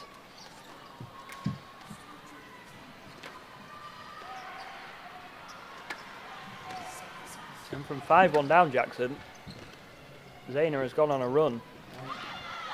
She's 7-6 up. It's quite a comeback, proving me wrong. I said whoever got out to a quick start here in the 5th game would have a major advantage, and I may be mistaken. Well, Caroline definitely had an advantage, but neither doesn't mean she had to take it. It's true. Neither of these two look particularly fatigued or like they're on particularly heavy legs. Two the fittest players in college squash. Two individuals that don't generally shy away from a 5th gamer. Yeah, and Zayna, you know, has won. Oh! She's won 8 of the last 9 points, I think, which is just absolutely ridiculous form. And to come back 5-1 down and now 9-6 up, limited Caroline to only 1 point in these last sort of 10 rallies, and there it is. Now it's getting. It's a gift. It's a gift for Fouts. It's getting twitchy up here in the commentary box.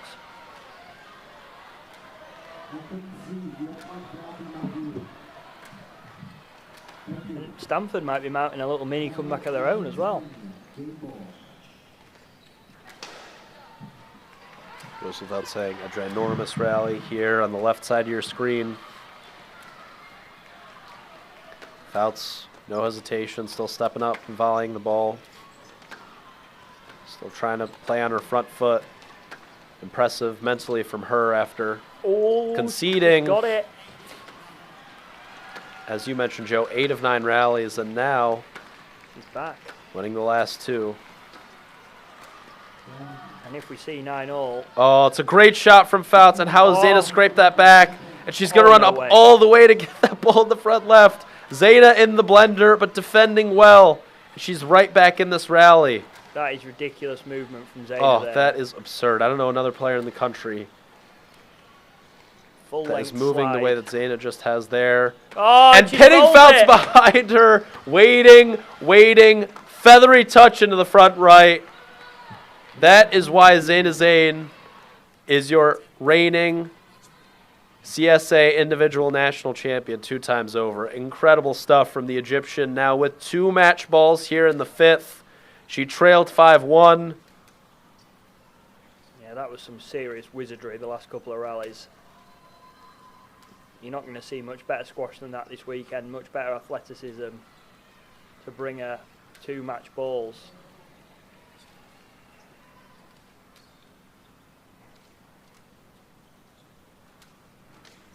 Ooh. Oof. Zayna was appealing there mid-rally. I'm not sure what for. Maybe a double hit, I think she's saying. A double hit or a carry or something. Have to have another look. Are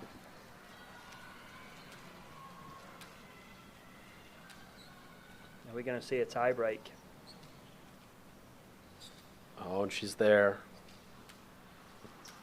I said when it was 1-all it would be a tie break, and another one of my predictions come true.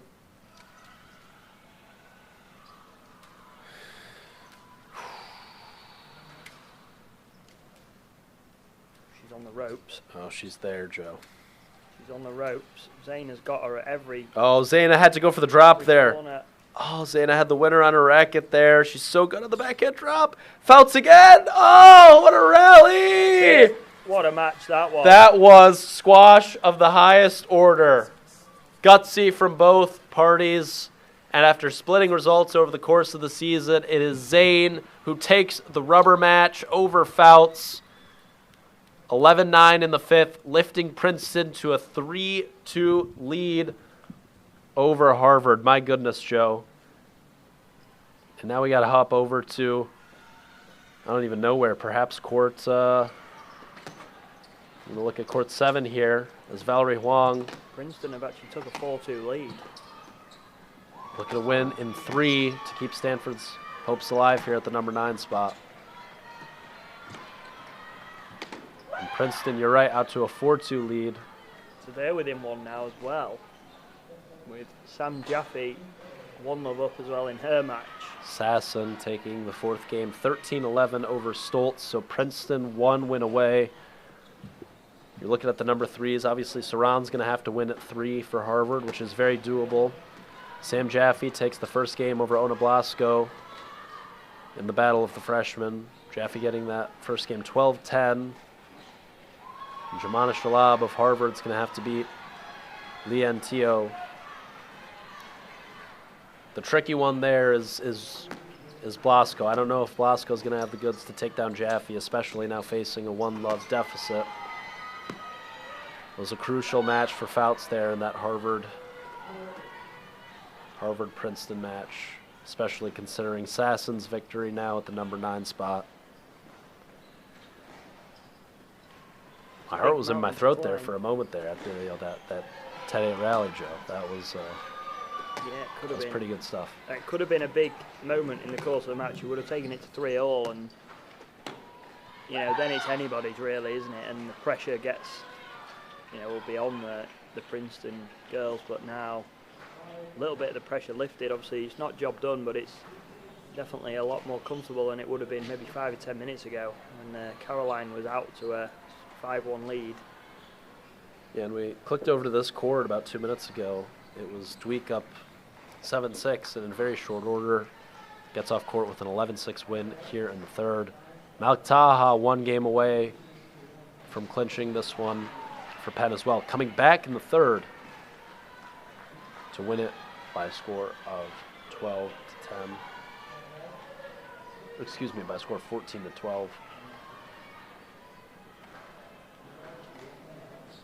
Ali Stoddard up 1-love over Ria Shankaran in the battle of the number 5s, but trails 9-6 here in the 2nd. Bit of a race to see who can clinch it here for the Quakers. Stoddard up 1-love, Dweek down 2-1, Taha up 2-1.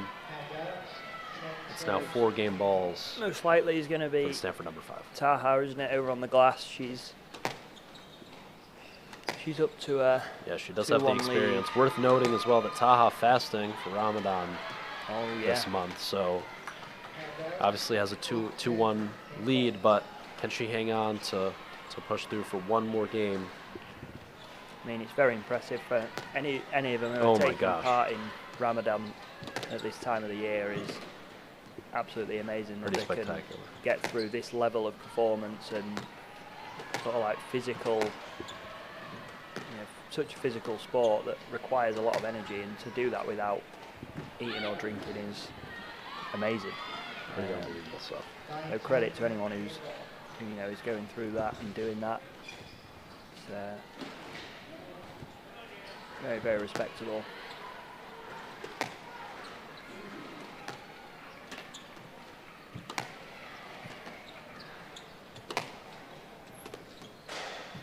Rhea throwing the kitchen sink at Ali here. Ali doing a good job of defending. Hanging on here. Stoddard playing 5 for the Quakers this year. She's the top American in their lineup. Rhea takes that Yeah. one to make it 1-all. And Stanford are It's a good squeeze from Rhea. Stanford are hanging on.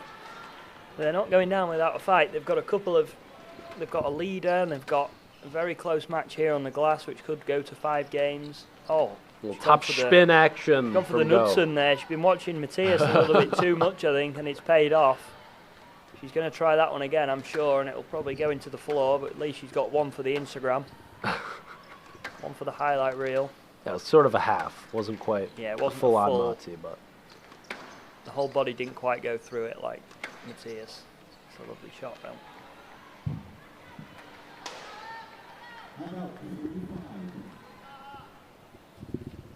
Nick Talbot in the bottom left of your screen, coaching on Go, son of Mark Talbot, Stanford head coach, the legendary former world #1 hardball player.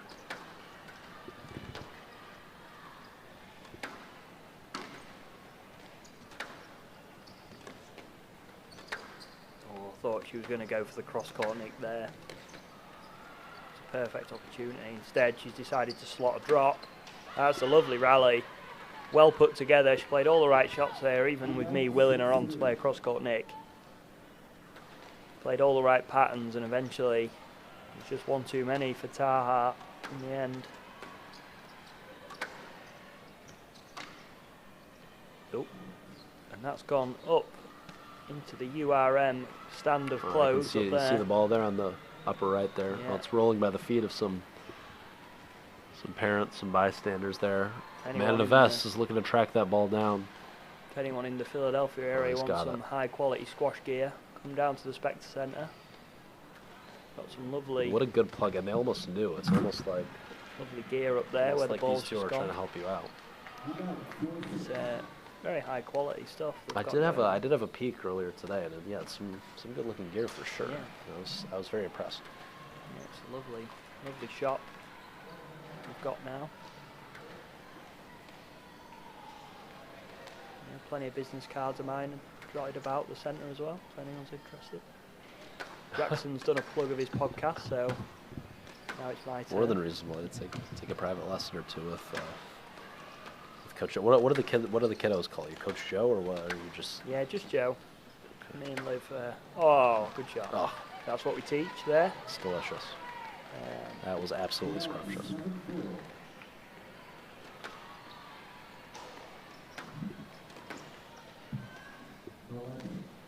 Yeah, with Joe, the general rule of thumb is do as I say, not what I do. That's Yeah. how many times a clinic does that come out of your mouth? Yeah, if everybody did what I did, they'd be putting the ball in the floor. So No bueno. as long as I can explain, then it's fine. I'll just show them that clip of Go there, just slotting it into the nick. And that'll do. She's really got Taha on the ropes a little bit in this fourth game, and I'm seeing far too many of those reverse boasts. His stroke there, I don't. Reverse boast in squash seems to be very popular in the college scene. I'd be banning that shot.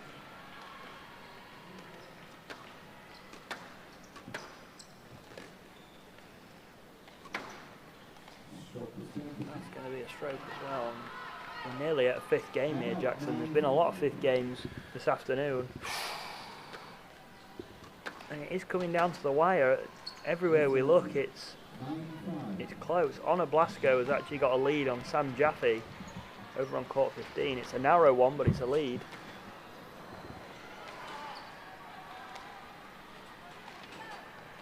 Yeah, this could certainly be a situation where both Penn and Princeton, not too much trouble getting to 4, but just stuck on 4 for a little while here. Both seeking that 5th win, and their opponents know that they've just got to hang on. Just hang on and keep battling. You look at the number 9, and Dweek is having a bit of a comeback at 5-all, looking to take that to a 5th game. Ali Stoddard has gone 4-1 up in the 3rd after losing the 2nd, so it could go either way at the minute. Although on paper it's looking like a bit of one-way traffic, it's really not.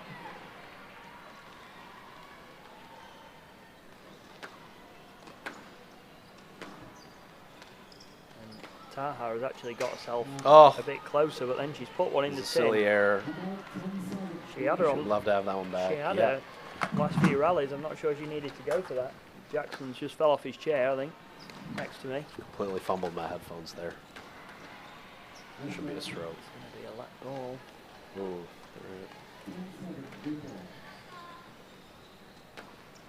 Alrighty then. Looks like we are going to see another 5th game.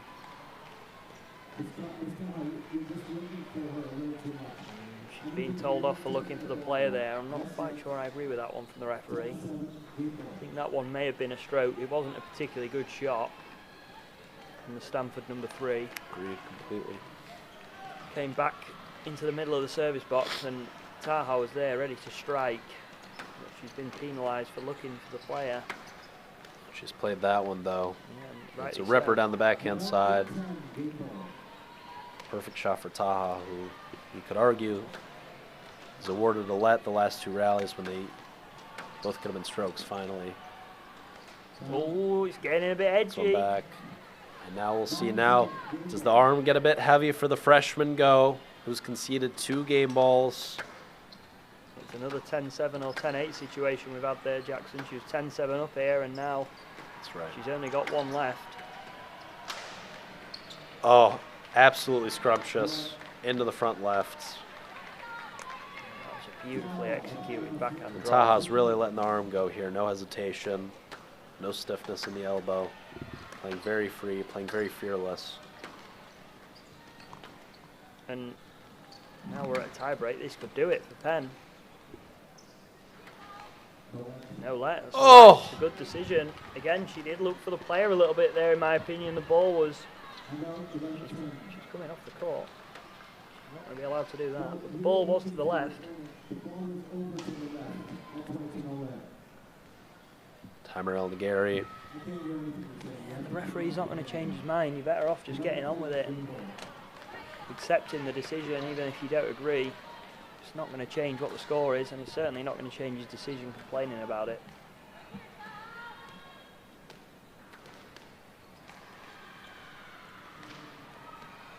Can Go close it out and take this to a 5th game. Not this time Taha she can't. striking right back.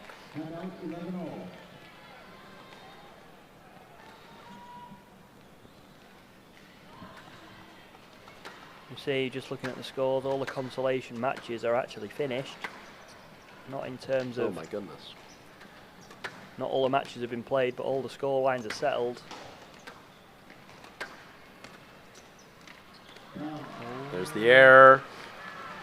And Penn this- 1 rally away from a spot in tomorrow's final. And Princeton are also only 1 game away now, with Sam Jaffe taking a 2-love lead. Oh,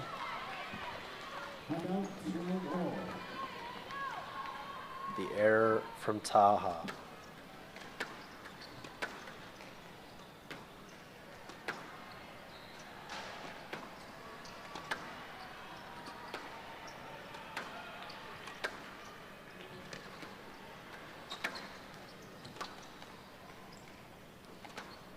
Oh, did that ball go up?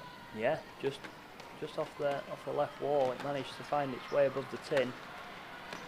Oh, the but that error. one didn't. That one found its way below the tin, and that's Hanging going to give on. her a chance. By the hair of her chinny chin chin is Go. Now with another game ball of her own, leading 10-7, conceding 3 game balls, leading to a tiebreak, and now with another opportunity up at 13-12. Got to be this time of asking. I feel like if she doesn't close it out here, I think just mentally it might be a little bit too much. She's got to get it this time of asking to give Stanford a fighting chance of staying in this match. She's opening the court really well. She just can't quite put it away, and that's going to be a Oh, stroke. Strokenhausen. Now we're looking on the other courts. Ali Stoddard, Rhea Shankaran at 8 all. Valerie Huang has got match ball over Jana Dweek, so we could be going into a 4-2. And then we'll obviously see how this one pans out in the next couple of minutes, but it's getting closer than what we first thought it might be. And if Go's able to take this one between the number 3s, and if... Oh, and there's Taha Yeah, with another match ball. I think this might be it. Yeah, you might have been right, Joe. Go may have needed to convert that 13-12. She have a little more fight left in her.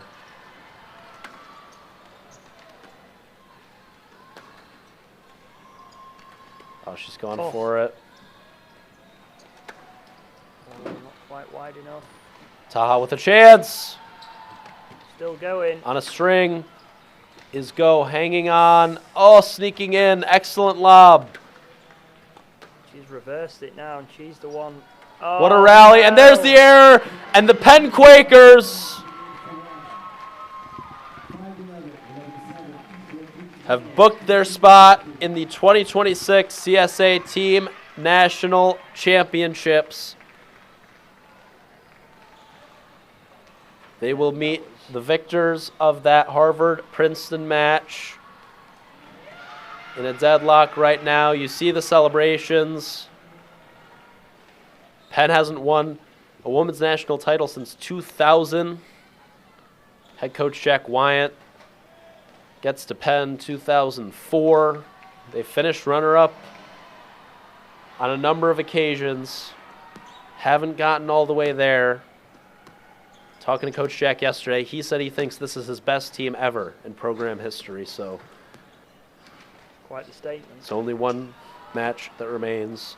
Tomorrow afternoon, 3 p.m., the Penn Quakers into the women's finals. They will play the winners of Princeton versus Harvard, and now Jaffe on the cusp of booking Princeton's spot in the finals. Excellent hands. Yeah, this is looking like a bit of a formality now, From regardless of the other results going on around the grounds. Jaffe, who This is the closest one. lost out to her twin sister Alex in the finals of the U.S. Junior Nationals this time last year. She's the number 3 ranked player in the girls under 19 divisions behind her sister, and number 1 for UVA, Charlotte Pastel.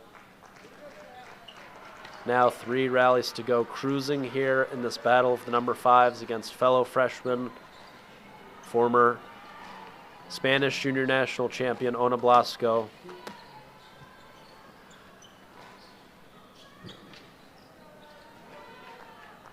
I think Honor knows that this is going to be a bit of a formality. She just let the arm go there and sort of went for a cross-court nick and went for that soft drop. And you never know, she might find a way back in somewhere, but it is looking like a bit of a formality for the Princeton girls here. Ball sailing out for Jaffe, and now between the sort of very casual nick attempt and the error from Jaffe, could Blasco have a little bit of a second wind here? We'll see. There's another error. Jaffe's got to regroup here. 8-4 now, still a nice cushion.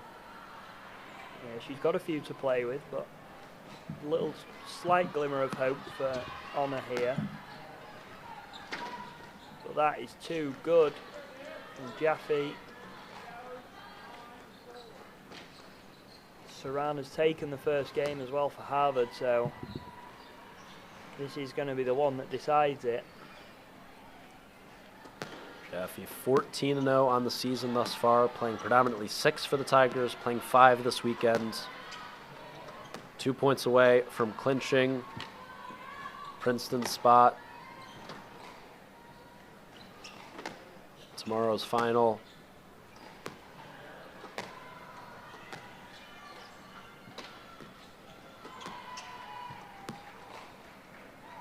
Oh, what a lob. Good shot. Oh, that is perfect from Jaffe. Inch, perfect. 6 match balls. And this is it. To book their place in the final, 6 match balls for Sam Jaffe.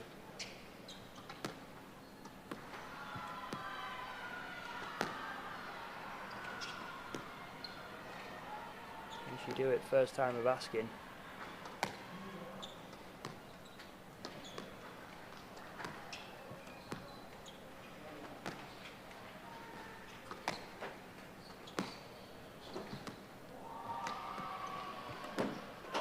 Oh, what a rally, Joe. Oh, it's quite the lob from Blasco. She gets one back. You can see the shoulders going though from Blasco. She's clearly feeling this.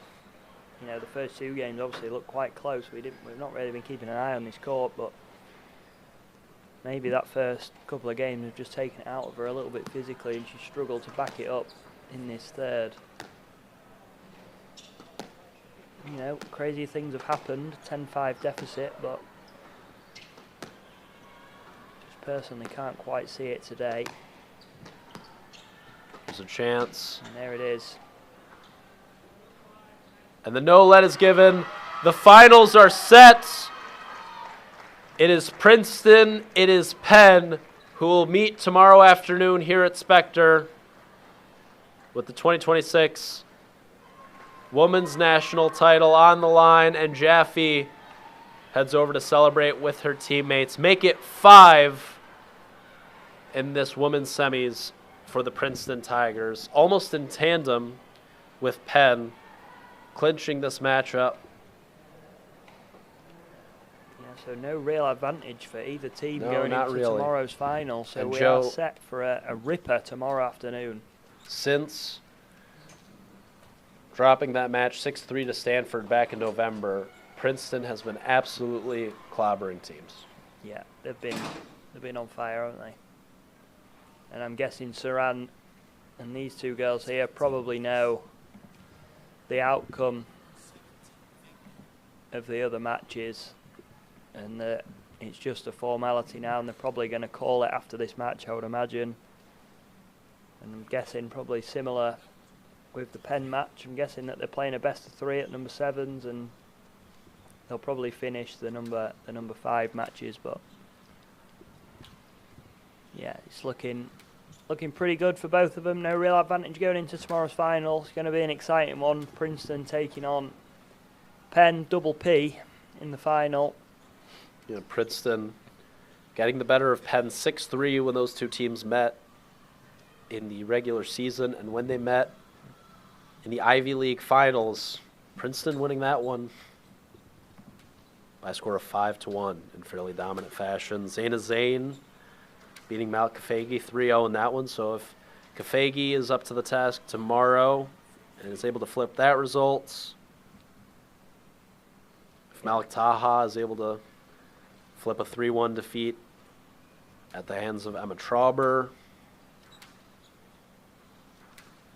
This is the one that really matters for them, isn't it? That, You know, not the way saying that, the tournament a couple of weeks ago wasn't important, but the Nationals is Oh, the of one course. that everyone wants. and you gotta acknowledge that those Ivy League teams, the regular season Ivy title and the Ivy tournament title, do mean a lot to these Yeah. programs. That is absolutely true regarding alumni and regarding the players and the coaches. It does mean a whole lot, maybe even more than most sports, to win the league title. But at the end of the day, you're 1,000% right, Joe. It comes down to the national championships. This is the creme de la creme, and anything can happen on National Sunday. Yeah, this is what they all look forward to, isn't it? Like you said, obviously the other things are very, very important, and full attention goes to those. But this weekend, you can sense it around the centre as soon as you walk in. The excitement, the anticipation, the tension in the air is a slightly different feel to anything else you ever experienced during the season, and this is the one that they build up to. And tomorrow is the culmination of it all. Penn men were knocked out, defending reigning champions, so we'll see new crown champions tomorrow. Yeah, on the men's and the women's side. We do that heading into today for the ladies, as Trinity was knocked off by Harvard yesterday in the quarters in what was a rematch of last year's finals. So we'll have a pair of new champions here in 2026. Which is always nice to see. Good to see new finalists, new champions. Be in for an exciting watch tomorrow afternoon and tomorrow morning. I believe the men are first, aren't they? Men kick things off at 10:30, Yeah. same as today, and ladies at 3 once again. Yeah, I think these matches now we can probably just let play out, and I'm guessing they're probably stopping after this one. Like we said earlier, obviously you want your team to win, you want your teammate to win regardless what the score is, but I think now for the Harvard girls, and especially Saran on there, she probably just wants to get off and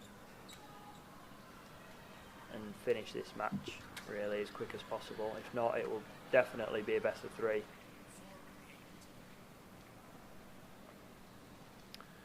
That's right, and this will be the final match in the college squash career of Saran Nagim, former individual national champion, For those who recall, a couple of years ago, in her sophomore season, beat Marina Stefanoni in the finals, coming back from 2-love down. An incredible career for her, capped off by winning the Betty Ritchie last night. Not the way that she wanted things to go this weekend, but nothing for her to hang her head about. And we mentioned that it's been since 2000, because that's a great piece of racket work there from Saran. It's been since 2000 since Penn last won a women's national title. The Princeton ladies haven't won since 2009, so could be the last opportunity for Gail Ramsey and her ladies. It's been at Princeton for a very long time.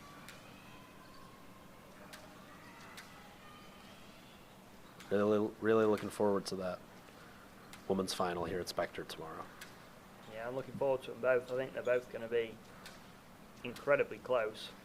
I was chatting with just in between the end of the men's and the start of the women's, talking to some of the Drexel boys about Harvard beating Penn, and saying that even though maybe they're not the best team on paper, that they've got some sort of like magic bubble around them, like a bit of an aura around their team, and that they're just very, very hard working, and they do anything to get the job done, which is pretty much what we saw today. Right, and you also have to remember, Joe, Mike Way has been at Harvard for 15 years. And in those 15 years, this is a crazy stat, you're not going to believe this. In those 15 years, Mike Way has won 15 national championships between his men's and women's programs. So there is something to the fact that, yes, he recruits well, and yes, he brings in talented rosters, but Harvard teams never seem to, very rarely do you see anyone 1 through 9 on the Harvard men's or women's team show up for the biggest matches, for an Ivy final, for a national, a national semi or a national final. Very rarely do you see anyone play their C or their D game. Not everyone's going to be firing on all cylinders every match, but generally speaking, Mike Way does have a way of sort of squeezing every ounce of juice out of that lemon and making sure his players are ready to go for the biggest matches. He's very big on the mental side of the game and on mindfulness and on making sure that his players are in good position. I heard a story from Timmy Brownell, who obviously played for Mike Way at Harvard, coming up on a decade ago almost, and Timmy said that when and won a bunch of national championships for Harvard, did Timmy, and that when Harvard booked their spot in the finals, or when they were playing in the semis, Timmy was playing in the first wave. He was one of the first guys on court. He won his match, and Mike sent him back to the hotel to start his recovery, get his food in before the team match even ended, because Harvard was just so confident that the team was going to win, and Mike wanted to make sure that the team started their recovery and that they were back to 100% ahead of the finals. So very forward thinking regarding the mental side of the game. And that's like what I was saying to some of the Drexel team about, that they sort of feel that when Harvard walk in the building, that there's almost that sense, like you say, of just confidence, and regardless of who they're playing, obviously they weren't expected to beat Penn this afternoon, but they did, and just that confidence and self-assurance that they can do the job and they can get it done regardless of what level they're all at. They're all going to be there for each other and fight for each other, and like you said, not everyone's going to be firing all the time. Obviously the girls not quite pulling through this afternoon, but I would say the boys, probably everybody played their best squash this afternoon, even those ones who lost. Absolutely. We're all on fire. Yeah, I mean, yesterday you saw how well Dennis played. I mean, Omar has been on fire this whole weekend. We saw it today, obviously, but we also saw it in the match against Nico yesterday. I mean, Nico's a good squash player, but it just the level difference was so evident, where he could do absolutely nothing with Omar. And Nico obviously playing number 1 for a team that's going to be competing for 5th in the country tomorrow. So, Omar was lights out, but that's not to take anything away from Dennis, even in defeat.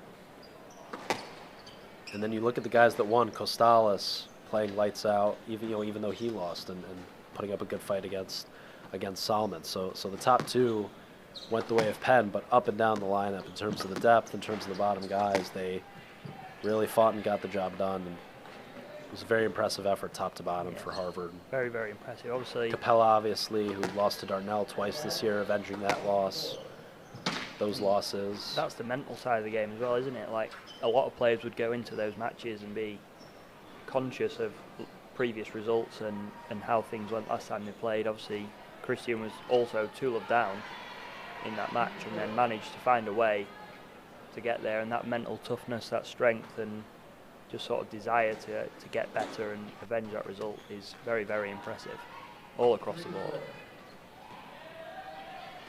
We see the final stages of the matches. I mean, across Broadbridge the 3-0 court. over Patel. I don't think anyone had that on their bingo card. No.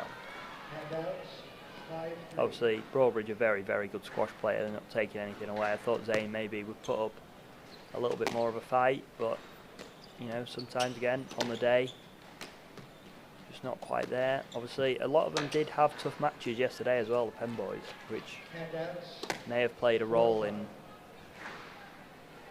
this afternoon. We'll never know unless they tell us themselves, which I don't think they're probably going to be doing that anytime soon. But you never know. Yeah, and a lot of those Penn boys fasting as well. Yeah. See here, actually in a fifth They're game. top 3, obviously.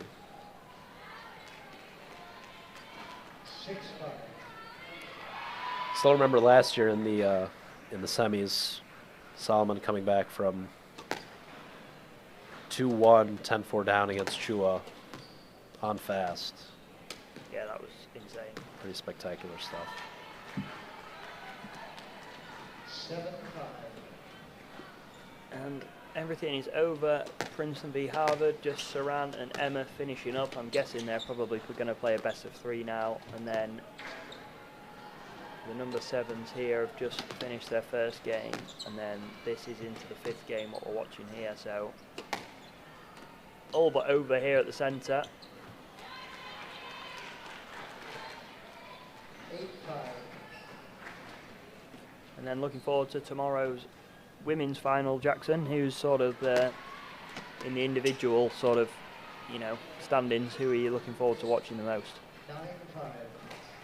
9-5. You know, I think that's a good question. I think that you can't go wrong with the number 1s. Obviously, Zaina getting the better of Kafegi most recently. I'd be very curious if Kafegi's able to flip the script there. We see Stoddard sort of not maybe going all out here, sort of trying to conserve some energy, it appears, for tomorrow. I know that Wyant and Lane, respectively, have kind of told their Penn teams, you know, look, if we get to 5 wins, don't do anything stupid. Don't get injured. Don't overexert yourself, which is, to me, the right advice. You know, if you use the best 2 out of 3 situation to sort of stay fresh and stay engaged, it's probably smart. But don't do anything too crazy. But Nice finish there. there's a from Rhea. spectacular winner there from Rhea, but it is still Penn advancing to tomorrow's final. Yeah, I think the 1s and probably the 2s to see Alex Jaffe and Franko Vidovic go at it, because those 2 did not play in the Ivy Champs a few weeks ago. The match was already decided before those 2 went on.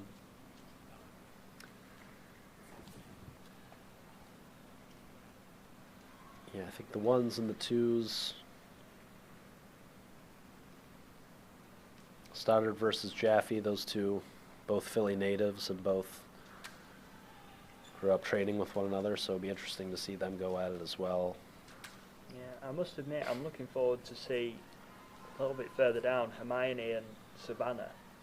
Having watched Hermione come back from 2-love down, and Savannah obviously coming through a 5-setter as well. Yeah, that's a great one as well. I would agree. 2 big clashes of styles again. Yeah, sort of at the Savannah. bottom as well. Dweek and Sasson, I think, will be interesting. So I mean, yeah, It's going to be an exciting day. it's going to be a very exciting day of squash, and I think it's going to be very tight. Do you have a lean at this time? What? Who's going to win? Yeah. I'm gonna edge it Princeton, I think, in the women's, and I'm gonna go for a Trinity win tomorrow. Yeah, I think I'm with you on both of those. Even with the Harvard aura, as mentioned, Trinity have had a slightly easier run through. Yeah, just threw much more comfortably. Um, They will be the fresher team. but you never know. Like you said, Mike Way's obviously got something right going on there with 15 national titles. So I'm sure he's going to be getting, like you said, the best out of every single one of them tomorrow. And they're all going to be well up for it after beating one of the favourites for the event. I'm just hoping for 2 5-4s. That's what I want to see. I'm in the same boat as you. I want it to be 4-all and be down one final court.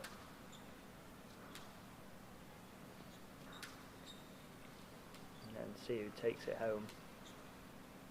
Always looking for the drama.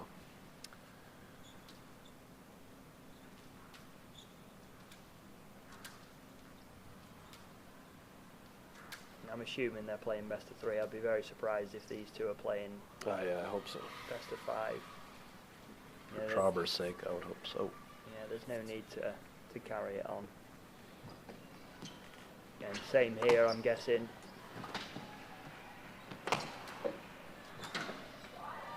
She's giving that a good old smack there, isn't she? And like you said, I'm sure Hayley won't be going 100% in, not trying to do anything to jeopardise her spot in tomorrow's team. Like that, she probably would run for that if this was 4-all. But not going to do that, and I'm guessing this is match ball. Put another point on the board for Stanford, a consolation point.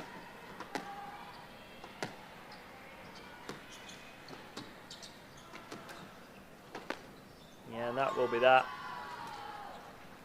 Nice couple of finishes for Stanford. Obviously, Rhea taking that one. Not that one.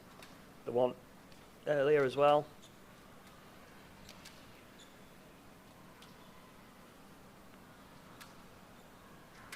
And then Saran, such a clean striker of the ball. very, very good Great to technically, watch. Saran. Yeah.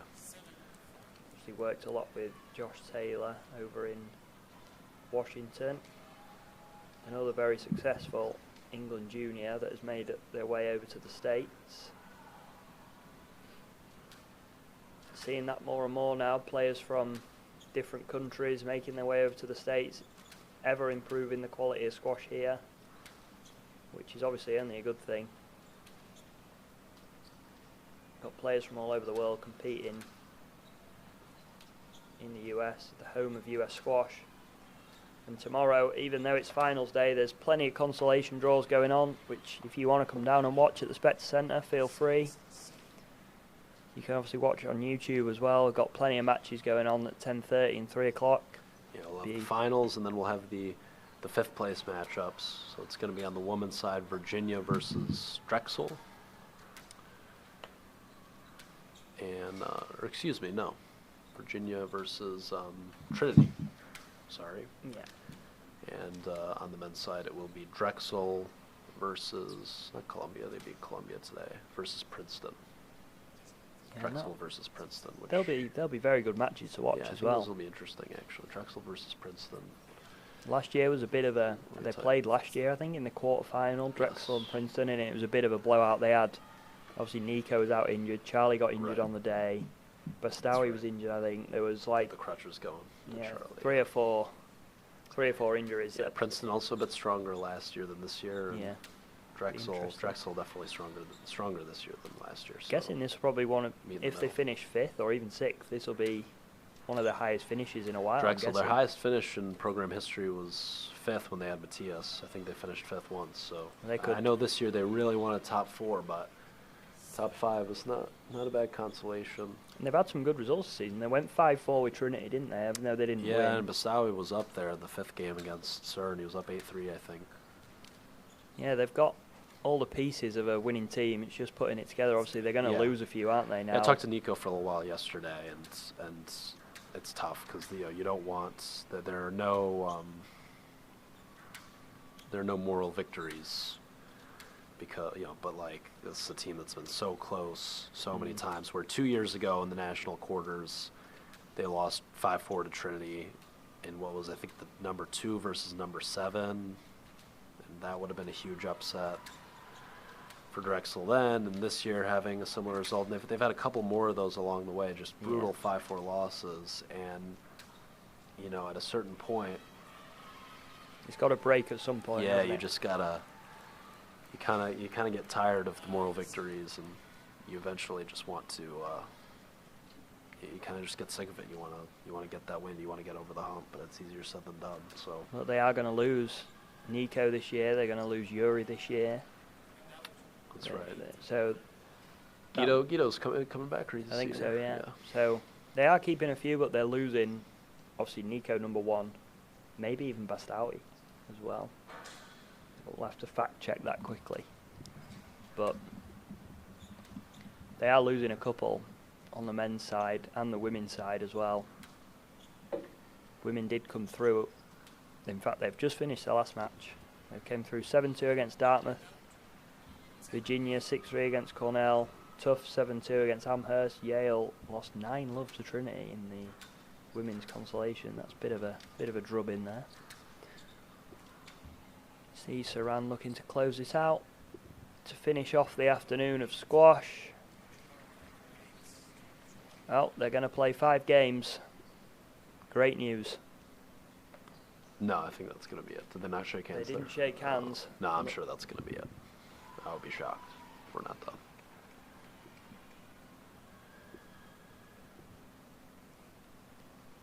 If not, then it's going to be very ill-advised from Gail Ramsey to let her player go and play another. I mean, it looks like they're going for it. Graham Williams giving some advice there.